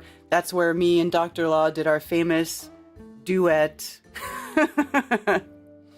All those videos you see of all the flat earthers doing karaoke, that's where it's at. And, well, actually, I need to update this because it says Greenville Shrine Club Center, day 1, speakers and presentations, and then day 2, Q&A with speakers and live music. I've changed it. What it's going to be, there's going to be speakers both days, and then at the end of the day, each day is when the music will be going on. So we'll do the speakers in the first part of the day, and then we have our dinner break, and then we're going to have the music at the end of the night, each night. Now, at this venue, for those of you who haven't been to this one, if last year was your first Flattoberfest and you're planning on coming again, it's at a totally different place, and it will be. We have this venue I really like, the Shrine Club, because they give us a lot of time. The venue opens at noon, and then we have it till midnight. So we have noon to midnight, Saturday and Sunday, in this venue. So we have lots of time. They're very relaxed. They give us lots of freedom. So that's what we'll be doing. And we're gonna have this is how I'm able to accommodate more speakers and also do the music. So it won't be split so much like it was before last year. We're gonna do a little bit of both each day. So we'll start out with the introduction and the speakers and stuff the first part of the day, and then we will do everything. Will kind of relax, and we'll hang out and party and listen to some live music at the end. And then because it starts later, it doesn't start till noon, as long as you don't get too crazy, you can still go back to the hotel, get a good decent amount of sleep, and come back and enjoy the second day.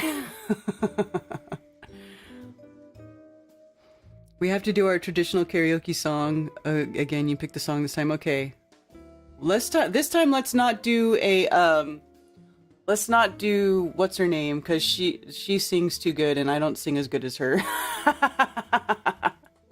What was her name? Whitney Houston, that song that we did.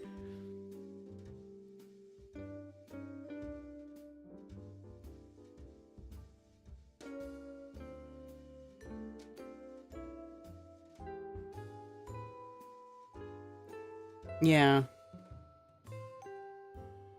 Maybe we could do an Elvis song, Dr. Law, because I like Elvis. And since you're big on Elvis, maybe we should do some Elvis. I'll have to pick a good Elvis song.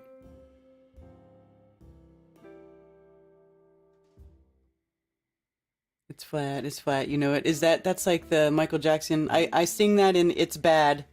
The It's Bad song.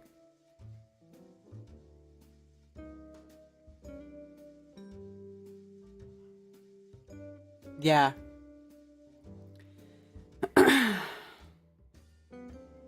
All right. And then, of course, I always do have the Flat Earth Friendly Meetups section on my website. I just added Globali Tour UK 2022.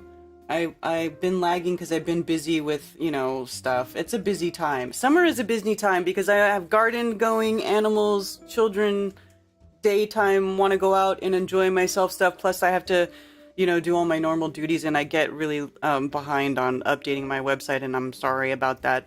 But I am spending time on it today. And I see you, Jenny, in the chat. I'm working on your post. I haven't made it public yet because I tried to upload your graphic, and the the website was giving me trouble, so I'll have to go back to it because I wanted to get it up before my stream so I could show it, but the website was giving me a hard time about it. But anyway, after this, I'll try it again.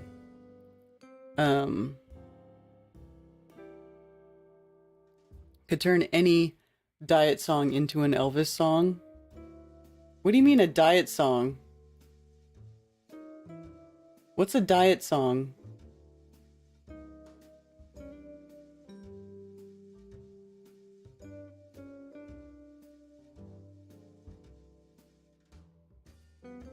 A tour.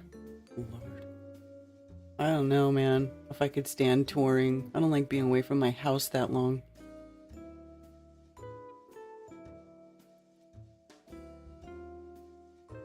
Numerology sports betting is very interesting. Yeah. I'm still wondering what a diet song is.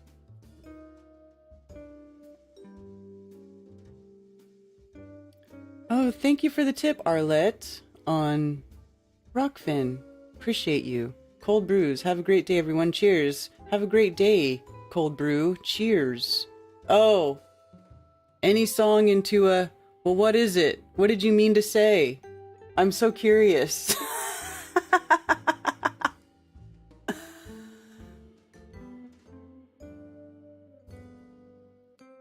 Yeah, shout out to the Globe Light Tour. So here it has where they're going to be touring. They're also live streaming. You can, I guess I should probably put links to their YouTube channels here so you can watch their live streams. But you can support the Globe Light too. There's a link here, buymeacoffee.com/globeli if you guys want to help support Jason and them do their Globe Light Tour. They do a good job, and they put up with a lot of crap. Did you guys remember the other day when we saw... Oh, duet, not diet.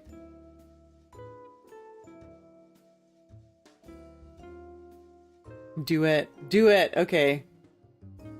I should have figured that out. I should have figured that out. Yeah, duet, that's what he meant. You guys are smart. Y'all figured it out.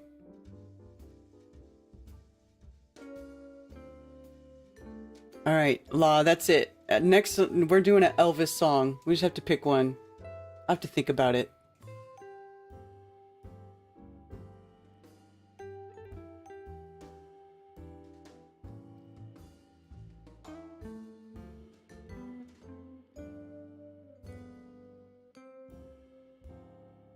The geographical named North hosts the South Magnetic Pole. Fact. Yes, this is true. This is true because the magnet, the red, is attracted to the opposite, the south, right? So if the North Pole on the magnet is pointing to the north, it's actually pointing to the other poles, the south. Yes, it's inverted.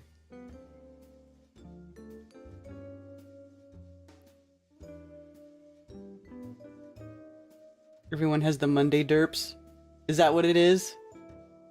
Return to Sender. I love that song. Return to sender. Address unknown. No such number. That's so funny. I gotta see if is there a Elvis song that is flat earthy? Probably not. Poles are inverting. Yeah.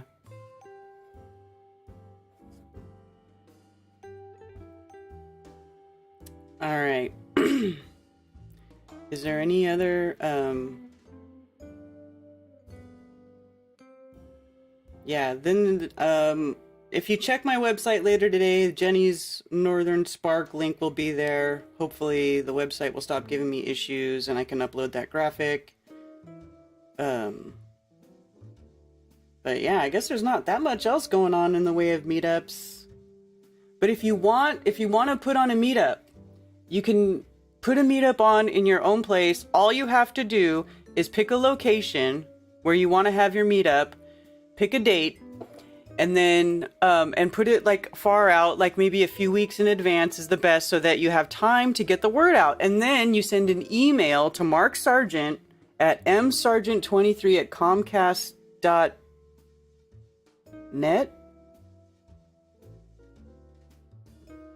I better make sure I have the right email address that I'm saying. Hold on. Yes, msargent23@comcast.net with all the information for your meetup, and Mark will make a meetup promo video and put it on his channel. And then, if you email me at flatearthfestivals@protonmail.com with your information, I'll post it here in the Flat Earth Friendly Meetups section of my website. Okay, so then you can have a convenient link where people can go. And actually, if people create a little account on my website, you know, you don't have to. You totally don't have to. But if you do, then you can actually comment on these posts, on these individual posts, and you can message each other, blah, blah, blah, whatever, if you want. See how there's like a little place to leave a comment? So here, you know, here's a comment. Great idea for a meetup. So there you go.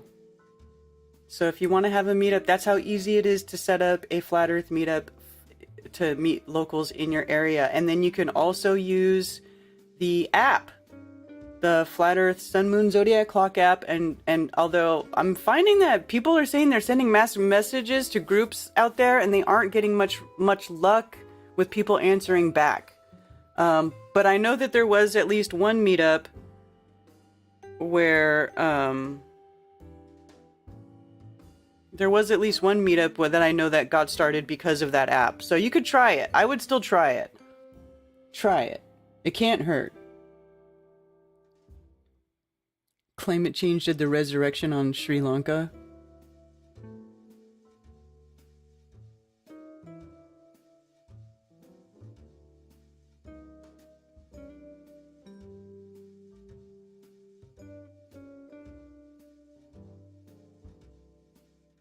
But overall, if you know a lot about F.E. Mandela effects, Tesla science, Tartaria, then I would highly recommend a good reading. Okay, well, Tartaria, I may have to broach that subject a little bit, because I'm starting to see everybody say research Tartaria, research Tartaria. Do you guys know that if you research Tartaria, that it's not anything about what you think it is? When you say research Tartaria? I mean, I got a whole folder of stuff that I went through and looked at. When you say research Tartaria, that you're telling people to look up something that I don't think you know what it is. Like, everybody has commandeered the Tartaria name. Let's see, like which? And then made it to think, like, that there was some lost Tartarian empire.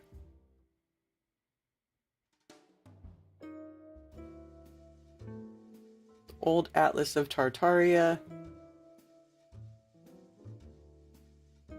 Ancient mudflood disaster. Tartarians, Argotis, Lost Society. See, Tartaria, Research Rewind, Rome and Vatican. The Rome and the Vatican are in Italy. That was the Roman Empire. That was not the Tartarian Empire. See what I'm saying? Like, this is where I have a problem with stuff, because things are getting, like, thrown into a bowl and, like, mixed up like this, and everybody's just conflating everything with everything else. You can't take architecture from all these different parts of the world, from all these different cultures, and start calling them Tartaria. You just can't, you know what I'm saying? Like, you can't just give everything a new name because you guys made up some cool story about some ancient one world empire that ruled the world with benevolence and advanced technology.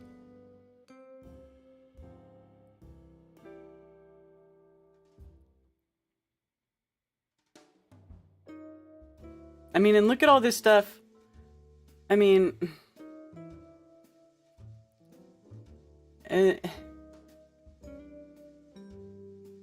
mud floods of Tartaria theory.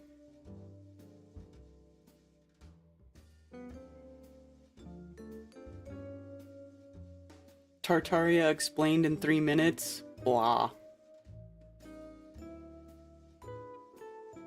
Art with new eyes.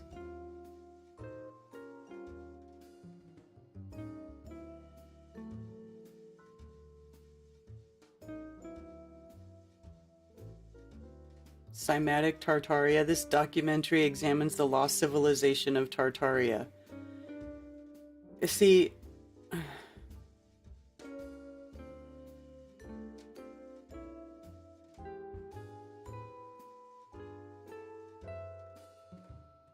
oh boy.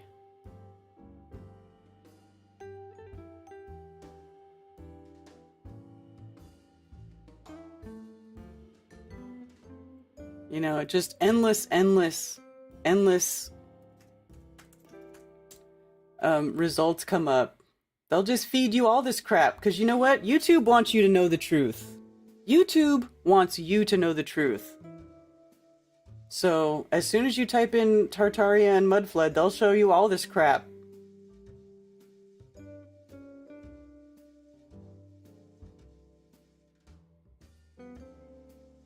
Yep. But then what happens when we search Flat Earth? Oh, then we get a warning. Flat Earth model is an archaic and scientifically disproven conception of Earth as a plane disk. Okay, wait, go back. Let us see.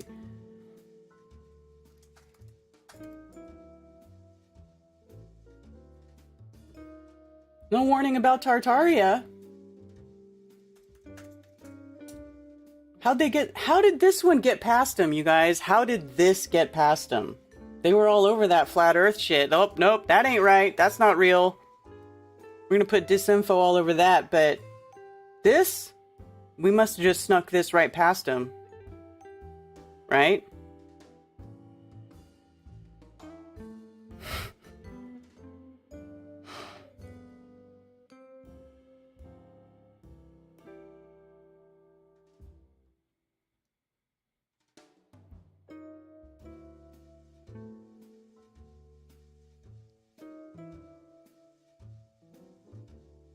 Karen wants to leave Ted and go marry John Levi. Yeah. What Ted said.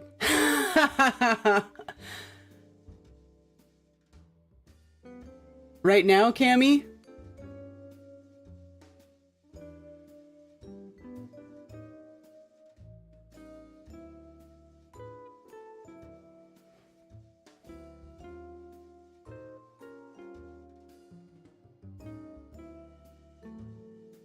Tartaria sauce.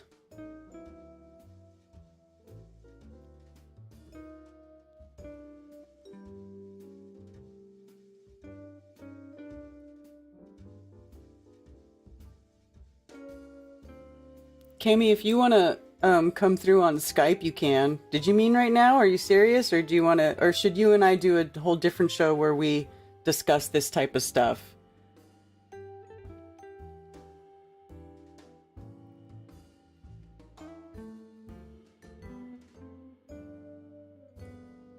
Okay, we'll do a separate show.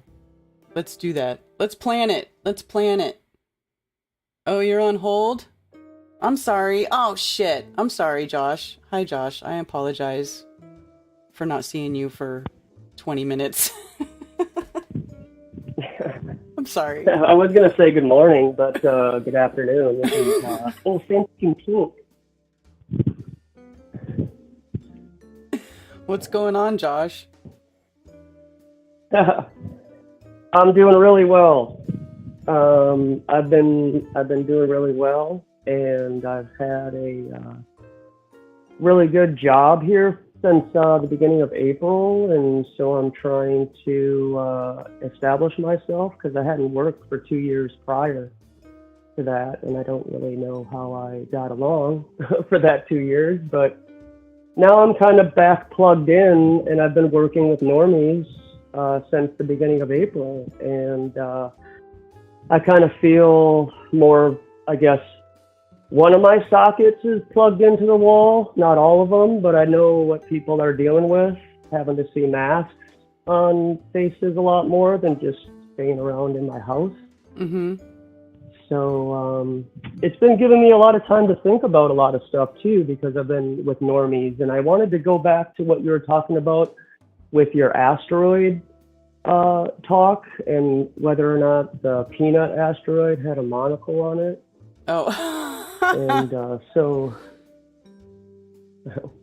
I, remember when we were getting into flat Earth at the very beginning and we all saw the asteroid craters quotes that extinct dinosaurs and previous civilizations, and we started to think, like, how is it that an apple that's spinning on this mechanism that you and your friend made, and you shoot that apple that's spinning and also moving across your yard like on a clothesline, and you and your buddy try to shoot it, how many times do you think you're going to hit that apple at a 90-degree angle? I mean, you guys could probably bet on it, and we could make it a game at Flat Earth and bet on how many times we can hit like a watermelon or something at a 90-degree angle. Because I'm going to bet you most times we hit it at the side, or, and it's going to look like more of a scar, like you need stitches on that wound, then you're going to have a 90-degree stab. And so, when you really try to like help normies visualize this type of stuff about the Earth traveling through the universe and the solar system and everything, then I think we can probably bring them back to Earth in all sense of purposes and say, and this is just what I was thinking, and I don't know, maybe people thought about this and we didn't really hone in on it because everything was so new to us, and now we can kind of sit back and think a little bit more. But I just started thinking about with CERN or Operation Fishbowl, like you were talking about, if they have been in the past able to chip the dome and have sky stones or sky ice fall, which would be, 100 miles or 3,000 miles, people want to argue about how high the firmament is. Mm-hmm. And if something falls that's a mile in circumference or whatever in diameter, then it could look like an asteroid, and it could cause some pretty heavy damage if that sky stone fell. And then let's say that once it gets into our, I don't know, obviously I'm totally going off the top of my head, but maybe it's a type of mineral or whatever that evaporates into the air, and so there's no evidence of it being left behind. And so I also think that maybe our creator has something to do with it, because this kind of carries on into my thought, which goes along this line, so bear with me, but also with our ether right now. I know you like talking about the ether, and I like talking about cymatics and 5G. Mm-hmm. And I think that with the radiation that's coming out of 5G is changing the overall complexity of the ether. So organisms can't develop the way that they could 100 or 200 years ago, before we had such a flooding of technological, radiation and poison in the air. And so when babies are born here in the ether, they have a different resonance frequency than I do when I was born in 81, than anybody does even when they were born in the 90s, because only a very few people had, suitcase phones that they were carrying around in the late 80s, right? And then it just kind of eventually got to the point where I really feel confident about saying any child that's born 2000 up until now has a completely different cymatics than we did before. And so I feel, or just like, this is just kind of how it makes sense to me, and I can rationalize with it until somebody comes, maybe we can discourse about it here in a second, but our creator allows the firmament to fall to Earth and expand all of that oxygen that's in what people want to claim is sky stone, like it's 99% pure oxygen. And if it were to come to Earth, it would kind of allow this place to reset itself, so that then things can go back to normal, or the original programming, in quotes, the original holographic experience, the ether, that it creates life. and how we experience this whole reality and everything. And so just with that, not to carry on with other topics, but has anybody thought about that? Have you brought up anything like that the firmament sky ice could be asteroids? No, well, not necessarily dry ice, but I mean, I guess it's possible. I mean, I guess it could be a few different things, because there's a lot of things that that change their physical state once they get to like super different pressures, different temperatures, especially like super cooled and high pressure and stuff like that. So it is possible that it's just stuff that's up there, and it's just part of the normal organic mechanical cycle of this place that we're living in. That's kind of how I think of it.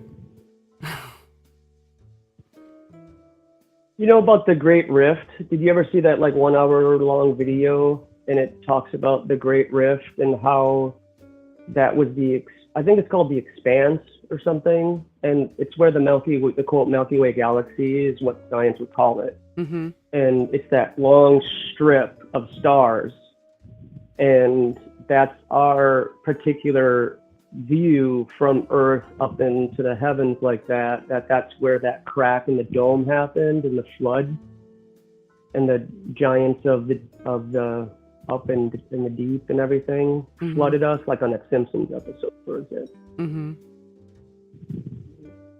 And so is it possible for the sky to crack open, or to have like pieces that are just kind of loose, like on the Truman Show, how that light falls down to the ground right in front of its feet? Yeah. And so it's just kind of like ways to show like, well, things are falling, but they're not from, God threw a fastball at us 1 million years ago, and now it's just happening to come and cross our path. And, it's out of the zone, so it's ball 2, but here we go, here comes another pitch coming at us. Yeah. I don't know. Is it? I don't know what we don't even know what the dome is. So I don't know if it's possible. I guess it could be. Can't rule it out, really. Yeah, they were nuking it or throwing stuff at it. So do you think that's like the beginning of the developmental consciousness of the people that were adults at that time, and they were just basing all of their information on other people who are in the Handshake Club that left them books behind, and they just have to take it for what it's worth at the time, and then they're just having to be like, okay, well, we have the technology to take their findings, and they kind of like put one book on top of another book and then on top of another book, and they're just like, okay, well, now we're here. What you were saying before when I had initially called, so I'm trying to like go back in time a little bit and rewind the podcast here in my head, but you were talking about like we need to kind of get together and try to form some kind of Waco. I mean, let's just call it Waco 2 or something like that. In all of the history of what we have wanted to do, critical thinkers, is to have something like that, but it's had to be in such small pods where it can't cause any suspicions or, I guess, get infiltrated or whatever you want to call it. But to do something on the mass scale of what I think we would like to do, it would obviously draw a lot of, people who are really frustrated at the situation, who are kind of more frustrated than others. And I think it would almost be hard to weed types of people out unless they're flat earthers, because most flat earthers are pretty chill. Most of them aren't ready to, go January 6th on the bit or anything like that. And so, but what you were saying, what type of event would, people be like, aha, and wake up? But that's the thing, is like every event they get fooled. And it's such an event that when you call it out, you get criticized for it, and then you lose your channel, or you get, removed from social media, because that's how we all communicate. And so I totally get what you're saying for sure, and I think that a lot too. Like I think about my neighbors here in the area. If they were all flat and we all knew each other, we could just barter with each other and literally never even have to leave our neighborhood. Like literally not even have to leave our neighborhood. And so I just think that there's just too many things that they know about us through, I think, cymatics, and they are emitting cymatic waves through the air that they know make us more docile and make us more easily manipulated, because that vibe is already in the air. And now children are getting gaslit now. So like when you start getting after the children and you start gaslighting them about their physical manifestation in the ether, about what they look like, and they get gaslit about that, then that just permeates out into the ether like a frog ribbiting in a shallow pond, and you see those water waves come out. Mm-hmm. Like that's exactly our aura and our heart manifest, like our heartbeat. And that's why you feel more comfortable or more uneasy around certain people, is because their own inside is vibrating and reverberating at a different wave than you. And so unless you are the more positive, right, next to the negative, the negative is always going to attract to the positive. Like the negative will always over-influence the positive, unless the positive is able to be non-judgmental about the whole situation and be at the most calm at all times and be like water. And so I feel like the 5G cymatics type of stuff right now is a huge thing, along with chemtrails and getting non-consensual drugs put into your body in the first 2 years of your life. So like, I guess like, to kind of, I guess, try to slow down here a little bit. I've just been around people that are really ignorant to a lot of stuff that's going on. And it makes and I don't know why it does, but it just makes me feel empathetic to them, because they don't know to not know, and they don't know to look into stuff. And that's why I think, and that's what I was wondering, like at Flattoberfest, is EITRH going to be there? Yes. Okay, great. I didn't know. I was just making sure. But it's things like that. It's such a great tool. The app is such a simple way to just even show that there are people out there that do want people to wake up and feel the way that we do, and to have confidence and have peace of mind, and to not have so much fear about the world, that the earth is flat and outer space isn't real, and we have a purpose here. Like there isn't randomness in this place. It's all meaningful, and we have a creator. I've never personally seen that creator, but I do feel that we are the embodiment of both positive and negative, and to an extent we're born in a female, so males do have feminine aspects to them, just like females have masculine aspects to them. Mm-hmm. Very small, obviously, but the way that they tell that in nature is the taint, the distance between the butthole and the genitalia, the male genitalia and the female genitalia. The female taint is closer is a smaller length in the female. So it could be millimeters, it could be a half an inch, where the female anus is like an inch away from their female genitalia. Whereas the male has a greater distance between the two points. And what science, in quotes, or whatever you want to call it, people that observe these certain things in the human aspects of the taint, is males 50 years ago had a much broader taint, and now as we're getting into 2025, that is shrinking.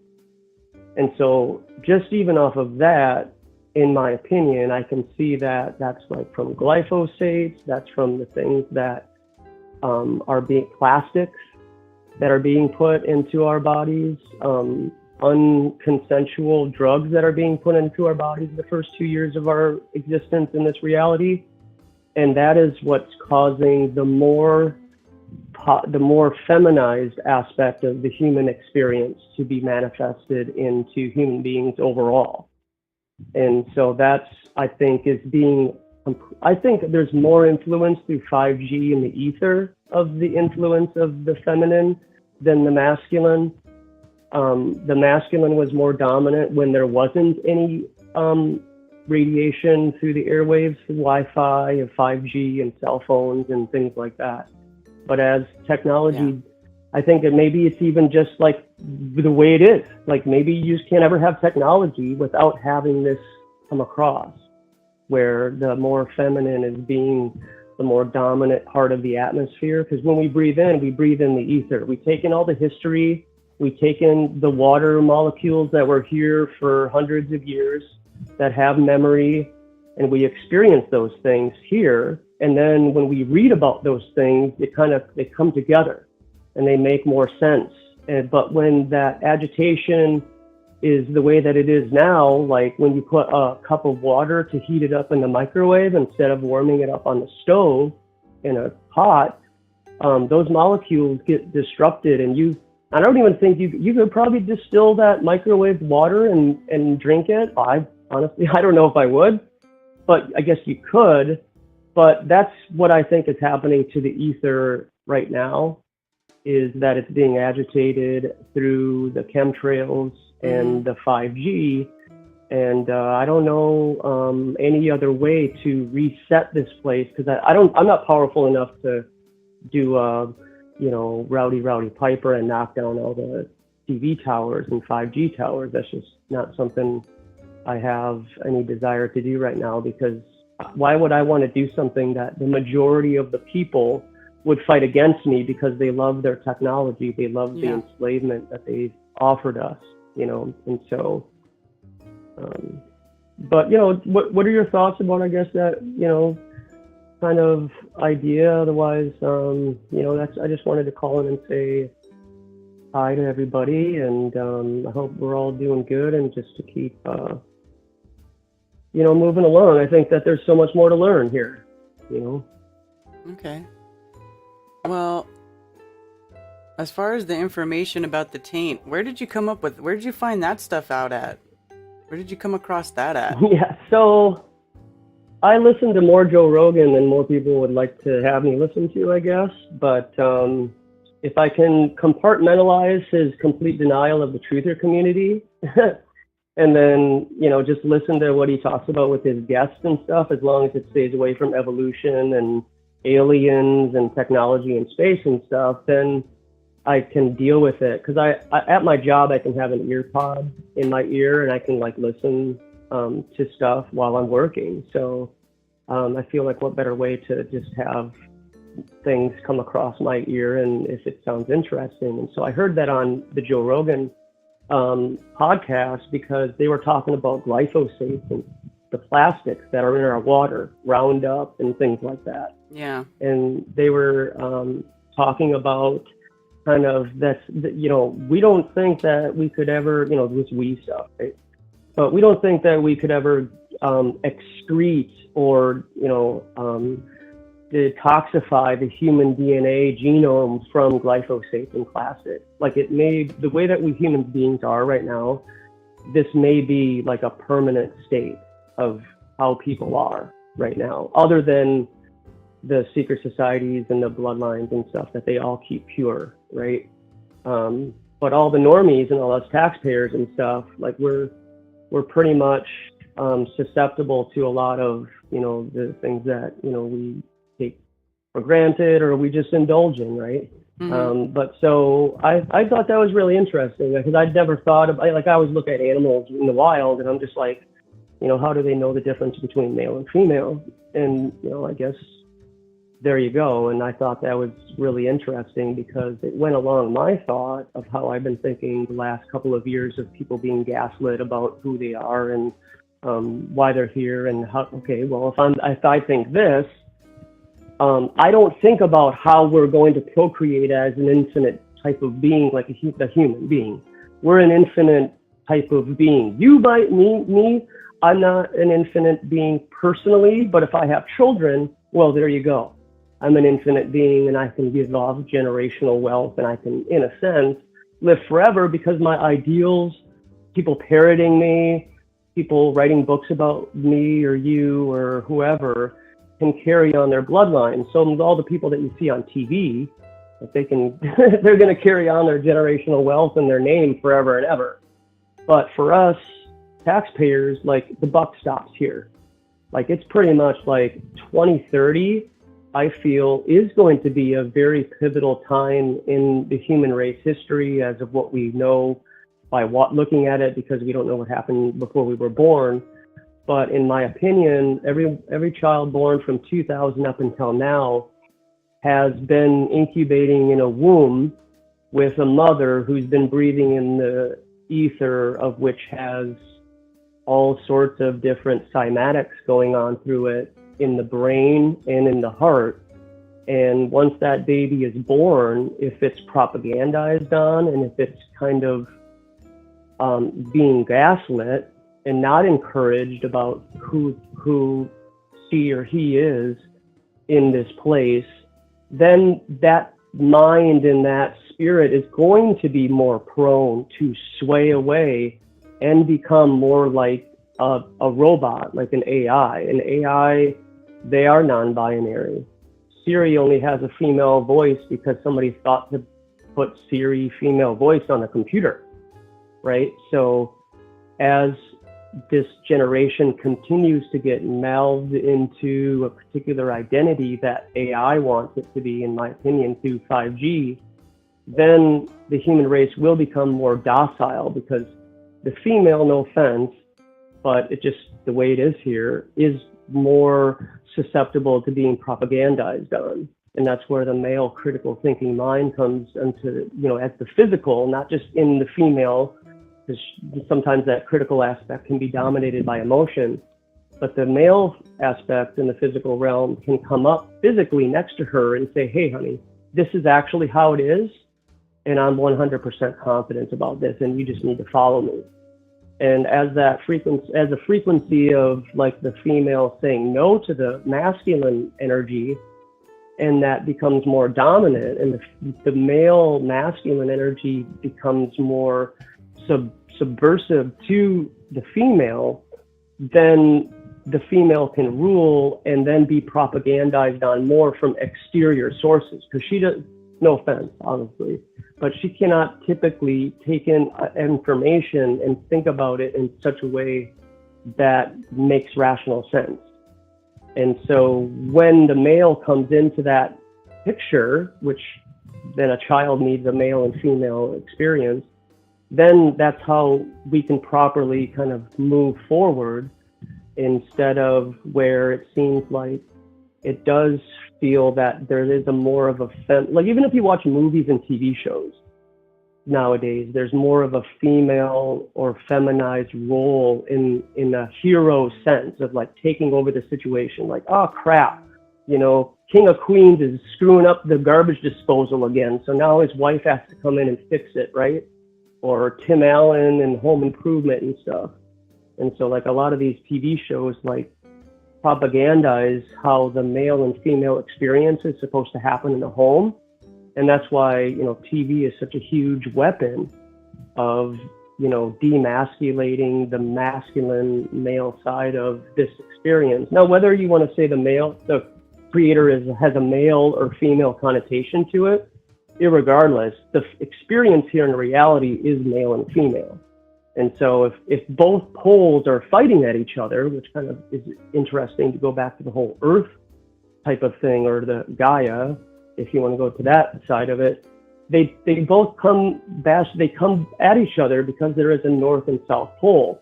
And so some people will say, well, the compass is actually pointing south, and that means north, and the magnetic pole switched and whatever. That's why we were gaslit about the poles reversing. like, if the poles reverse, then the Earth is a globe and it's going to go upside down in 2012 and everything. And so I think that there's just a lot of like, just kind of, I guess, summarize here. I am concerned with the human experience because I don't know if I'm going to have children. I don't know if I'm going to have that type of generational wealth because I don't have much in savings. I don't have a lot of money, and all my investments, I'm sure like most people, into a lot of these things in the last 5 years or so have completely dropped 3 times, so yeah, I feel that. For me, I just kind of worry about, what's that? I said, yeah, I feel that. Yeah. I mean, when is Bitcoin ever going to go up 3 times again? Like, it would have to go up 3 times. It would have to go up to $80,000 for people to feel like something's like productive about this place. And everything is dropped. I mean, it's kind of like baiting you into going. It goes up 20% and then it drops 30%, just like digital currency has gone up in the last 48 hours. And I actually put money into it, right? So like, this is the pot calling the kettle black. But at least I'm honest about it, and I'm like, okay, well, if I don't have a way to create generational wealth other than slaving away at some job for 45 hours a day, and then when I'm not tired and it is a nice day out like today, and I have a day off, go out around and drop off, the Flat Earth Clock Zodiac app in one of these local little house libraries that are inside your neighborhoods, and just like, here's a card or here's a Flat Earth, information, and just try to get it out there. Mm-hmm. And, because I don't know where I want to feel positive, because I have been reading a lot about like, being positive, and, only if you're positive can you attract positive and things like that. And I think that is true, and you don't have to get all mystical about it and fall into like being like super pagan or anything like that. But there's nothing wrong with going around in life and just letting the negative things beat off like a duck's back, because all that's going to do is just ruin your day, and you have a full 12 more hours to go. Mm-hmm. And you're going to let something happen that somebody said, words hurt you? Really? You got offended by words? Like, really? Like, because if you did, then you believe those words. And, there's no reason that anybody should, believe, but that's just how it is. So, I mean, I just been having a lot of thought, and then, Flattoberfest is coming up. Really excited for that. It's going to be another awesome experience. I'm going to send you, I wanted to get some cameras. So like those instant Polaroid cameras. So I'm going to buy some of those and mail those out to you, because I forgot to do that last year. Because I think that would be really good, just to have like community Polaroid cameras going around so people can just take photos if they want and exchange them with each other, because I know that we take our pictures and photos with our cell phones, and sometimes that can be cool, but I mean, I remember Polaroid pictures, you could take one and hang it up in your room or whatever, and just always have that reminder. So I'm gonna send you a bunch of those, because I really feel that the last 2 years I've been I've been receiving more than being able to offer more. And so I want to kind of just, get on track with that, and, hope everybody's, gonna show up and come, and hopefully we can have another one on the West Coast. Yeah, I'm definitely planning to do West Coast next year. So hopefully Hawaii? No, not Hawaii. not that west. No, but closer to Hawaii than we are now. Yeah, allegedly. Yeah. Right. Yeah. Yeah. Yeah. But yeah, I just thought about that sky ice stuff because I came across that just a couple days ago, and I started thinking about the asteroid stuff and like how they said an asteroid is supposed to come by us, in a couple of days. And I just thought like, okay, well they keep bringing up these craters, could those craters be, what they could be? Most flatties say like it's dynamite or some kind of explosion or a sinkhole or whatever, but I think it could be interesting that if it could be the dome. Yeah, then the dome, our creator made a dome that could be chipped. I get that. And how could we have any cause to that? I get that. But what are sprites though? What are those manifestations that appear to be kind of bubbling or like spouting off of the dome? I think they call them sprites. Could that be anything? What are comics other than them being able to manifest and create real shooting stars? You can Google it right now, and you could shooting star maker, Japan shooting star display. They do have mechanisms in the sky that can do these things, and they can always probably do whatever they want now that Elon's Starlink is going up there to create, who knows, holograms to completely gaslight this place. Because like we were talking, or you were discussing earlier, is what is it going to take for people to kind of just get, okay, I'm tired of this, but they believe everything. Everybody believes everything. They believe everything. They're too scared. Yeah, they're too scared to question anything. Because just like anybody, parents are too scared to tell their children no nowadays. Like, no, honey, you still believe in Santa Claus, honey. You're not allowed to make those decisions right now, okay?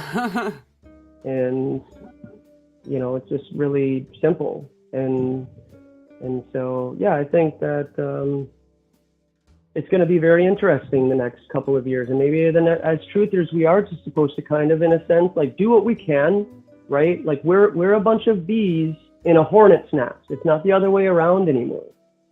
We're a bunch of bees in a hornet's nest, and we have to try to vibe out a more positive experience, at least for our initial experience. Like, can't change what's on the TV, can't change what's 2 miles away. I can help out my neighbors, or I can help out, people like you can help me out, and Dave can help other people out with what he does, and Mark can do his podcast every Tuesday night on Truth Frequency Radio, and we can have these meetups. Like, we can do so much, but like to get angry and to get overly frustrated and have it lose your mind because you called somebody a normie because they don't get it, like, that's just how it is. Like, get frustrated, but then walk away and just be like, hey, you know what? That's where they're at.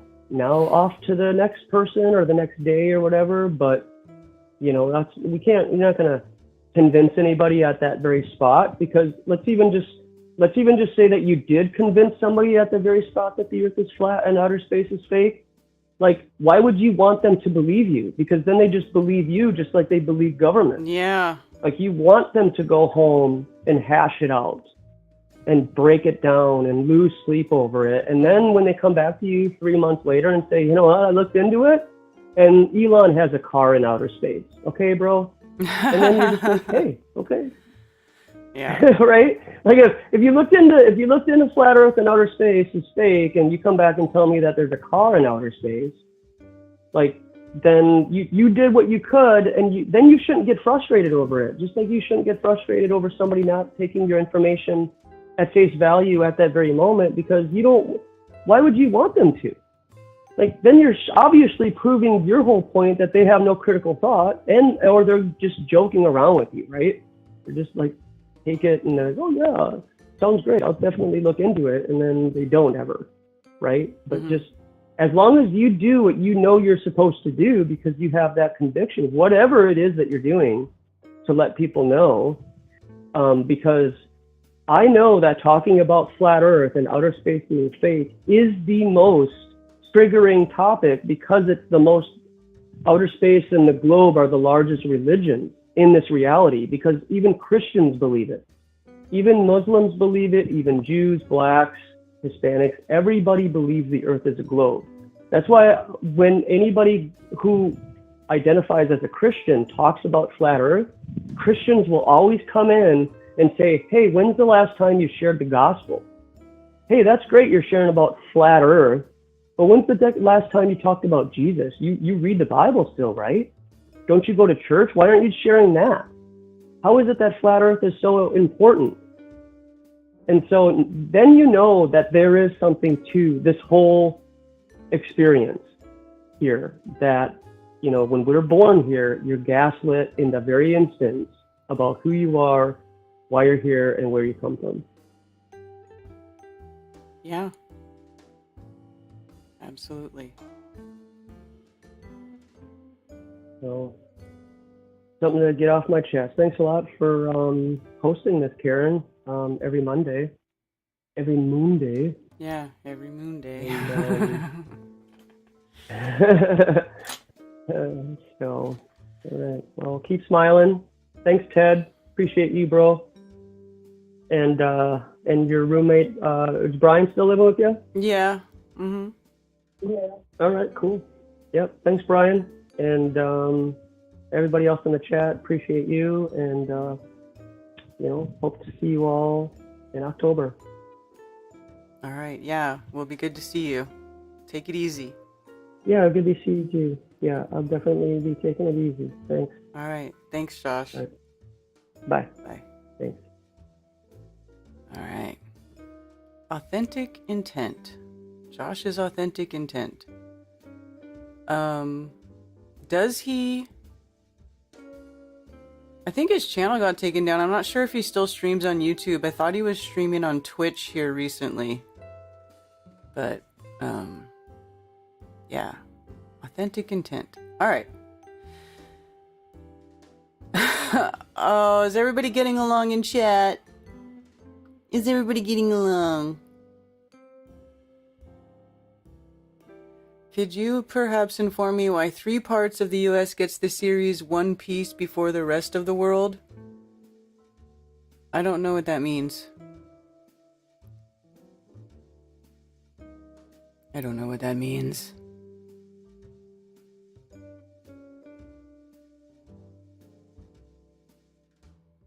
Okay, let me go through here.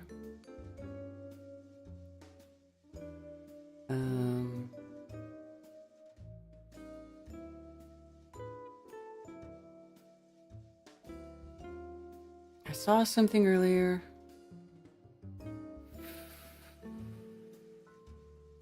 Congressional records, check them out. The library is linked to it already. Congressional records. For what?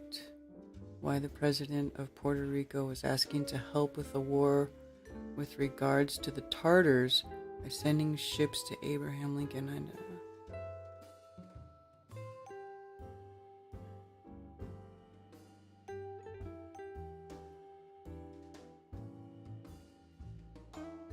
Yeah, I'll have to do that.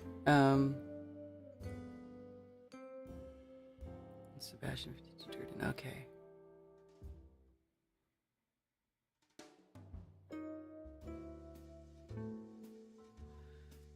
All right.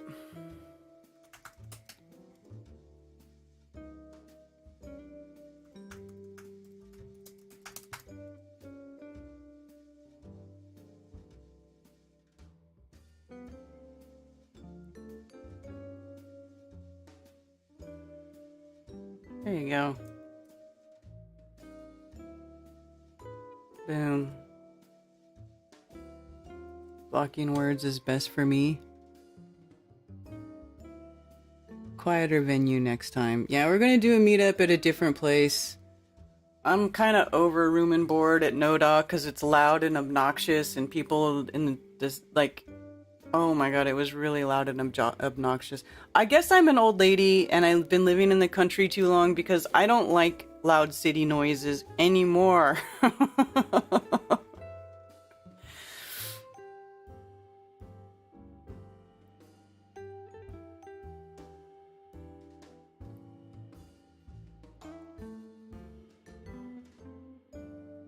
I think it was, yeah, maybe Twitch D Live. Anyway.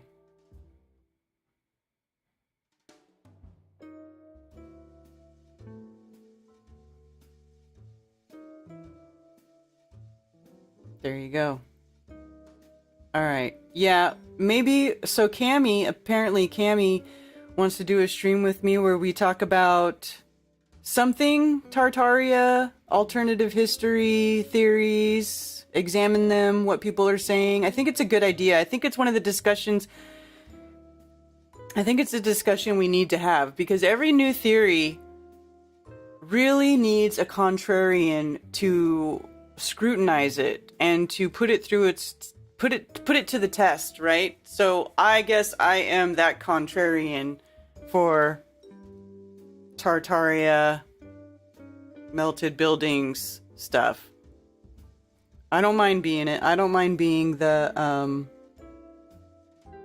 contrarian for that. That's okay. Because either I'll find out that it's true or we'll find out that it's not. And either way, somebody is going to be validated and somebody's going to be invalidated, possibly. Yeah, like an open discussion.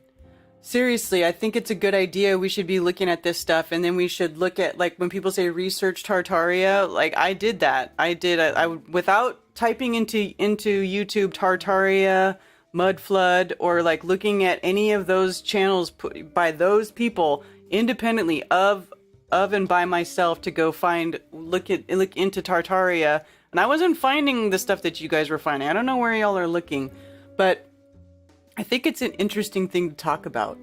Yeah.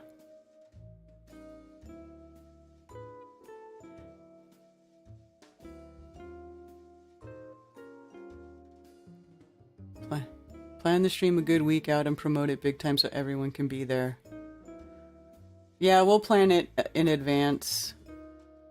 And then I'll have to go through and search on my computer for all the stuff that I've been collecting over the past couple of months and put it all together in a way that can be looked at easily. But yeah, it's interesting to think about. And plus I would like to gather like all the big points that they try to say, like their biggest talking points, and then let's examine those. You know, let's examine that. Let's see what it is for real. Because, I mean, I'm not going to sit here and say, like, I believe the official story of history. Obviously, I don't. Obviously, we've been lied to about everything. But I also am of the opinion that we're still trying to figure it out. And I think it's way too soon for somebody to come out, like, saying, like, they know anything is for sure. Or that this really happened. Or there's no denying. Yeah. Actually, there is still denying a lot of the bullshit that is being said, and I could deny it all day long without even having to cite mainstream stuff. So I think it's interesting. Chat is going to be a shit fest.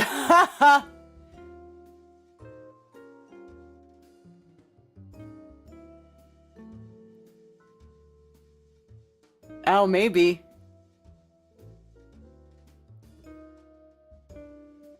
Of course we're being lied to in real time, and we're always being lied to. Always being lied to.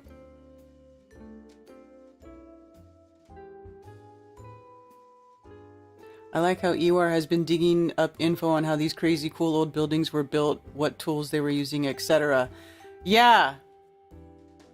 Yeah, so exactly. That's one thing I like about how Ewar, he made that whole video and now he's been putting out videos that sort of go back and like undo some of the stuff that he said.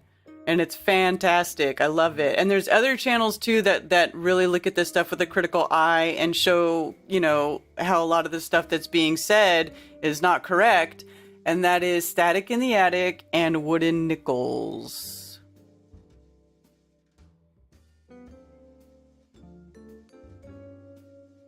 Yeah, they made artificial stone.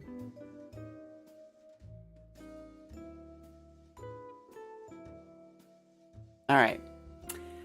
Well, okay, I'm going to call it a day. Thank you everybody for joining me for today's coffee talk where we discuss anything, everything, open discussion. I love taking calls. It's freaking great. Anyway, I enjoy this time with y'all and I just appreciate you all being here with me. So thanks once again. I will be back here tomorrow night with Strange World with Mr. Mark Sargent at 10 p.m. Eastern, 7 p.m. Pacific. And yeah, so that's it, you guys. Have a great day. Enjoy the sun. Enjoy your family. Yeah. And I'll see y'all soon. Cheers. And for those who wish to send me stuff through snail mail, you can use P.O. Box 10, Earl, North Carolina, 28038. Also, links below for donations and merch if you are interested in that. Anything at all is greatly appreciated. I do appreciate the support. Thank you very much. Also, please go to flatearthfestivals.com for all information about Flattoberfest 2021 and other Flat Earth Festival events. You can email me about Flat Earth Festivals at flatearthfestivals@protonmail.com, and for everything else, you can email me at karenbfe@protonmail.com. Thank you for being here.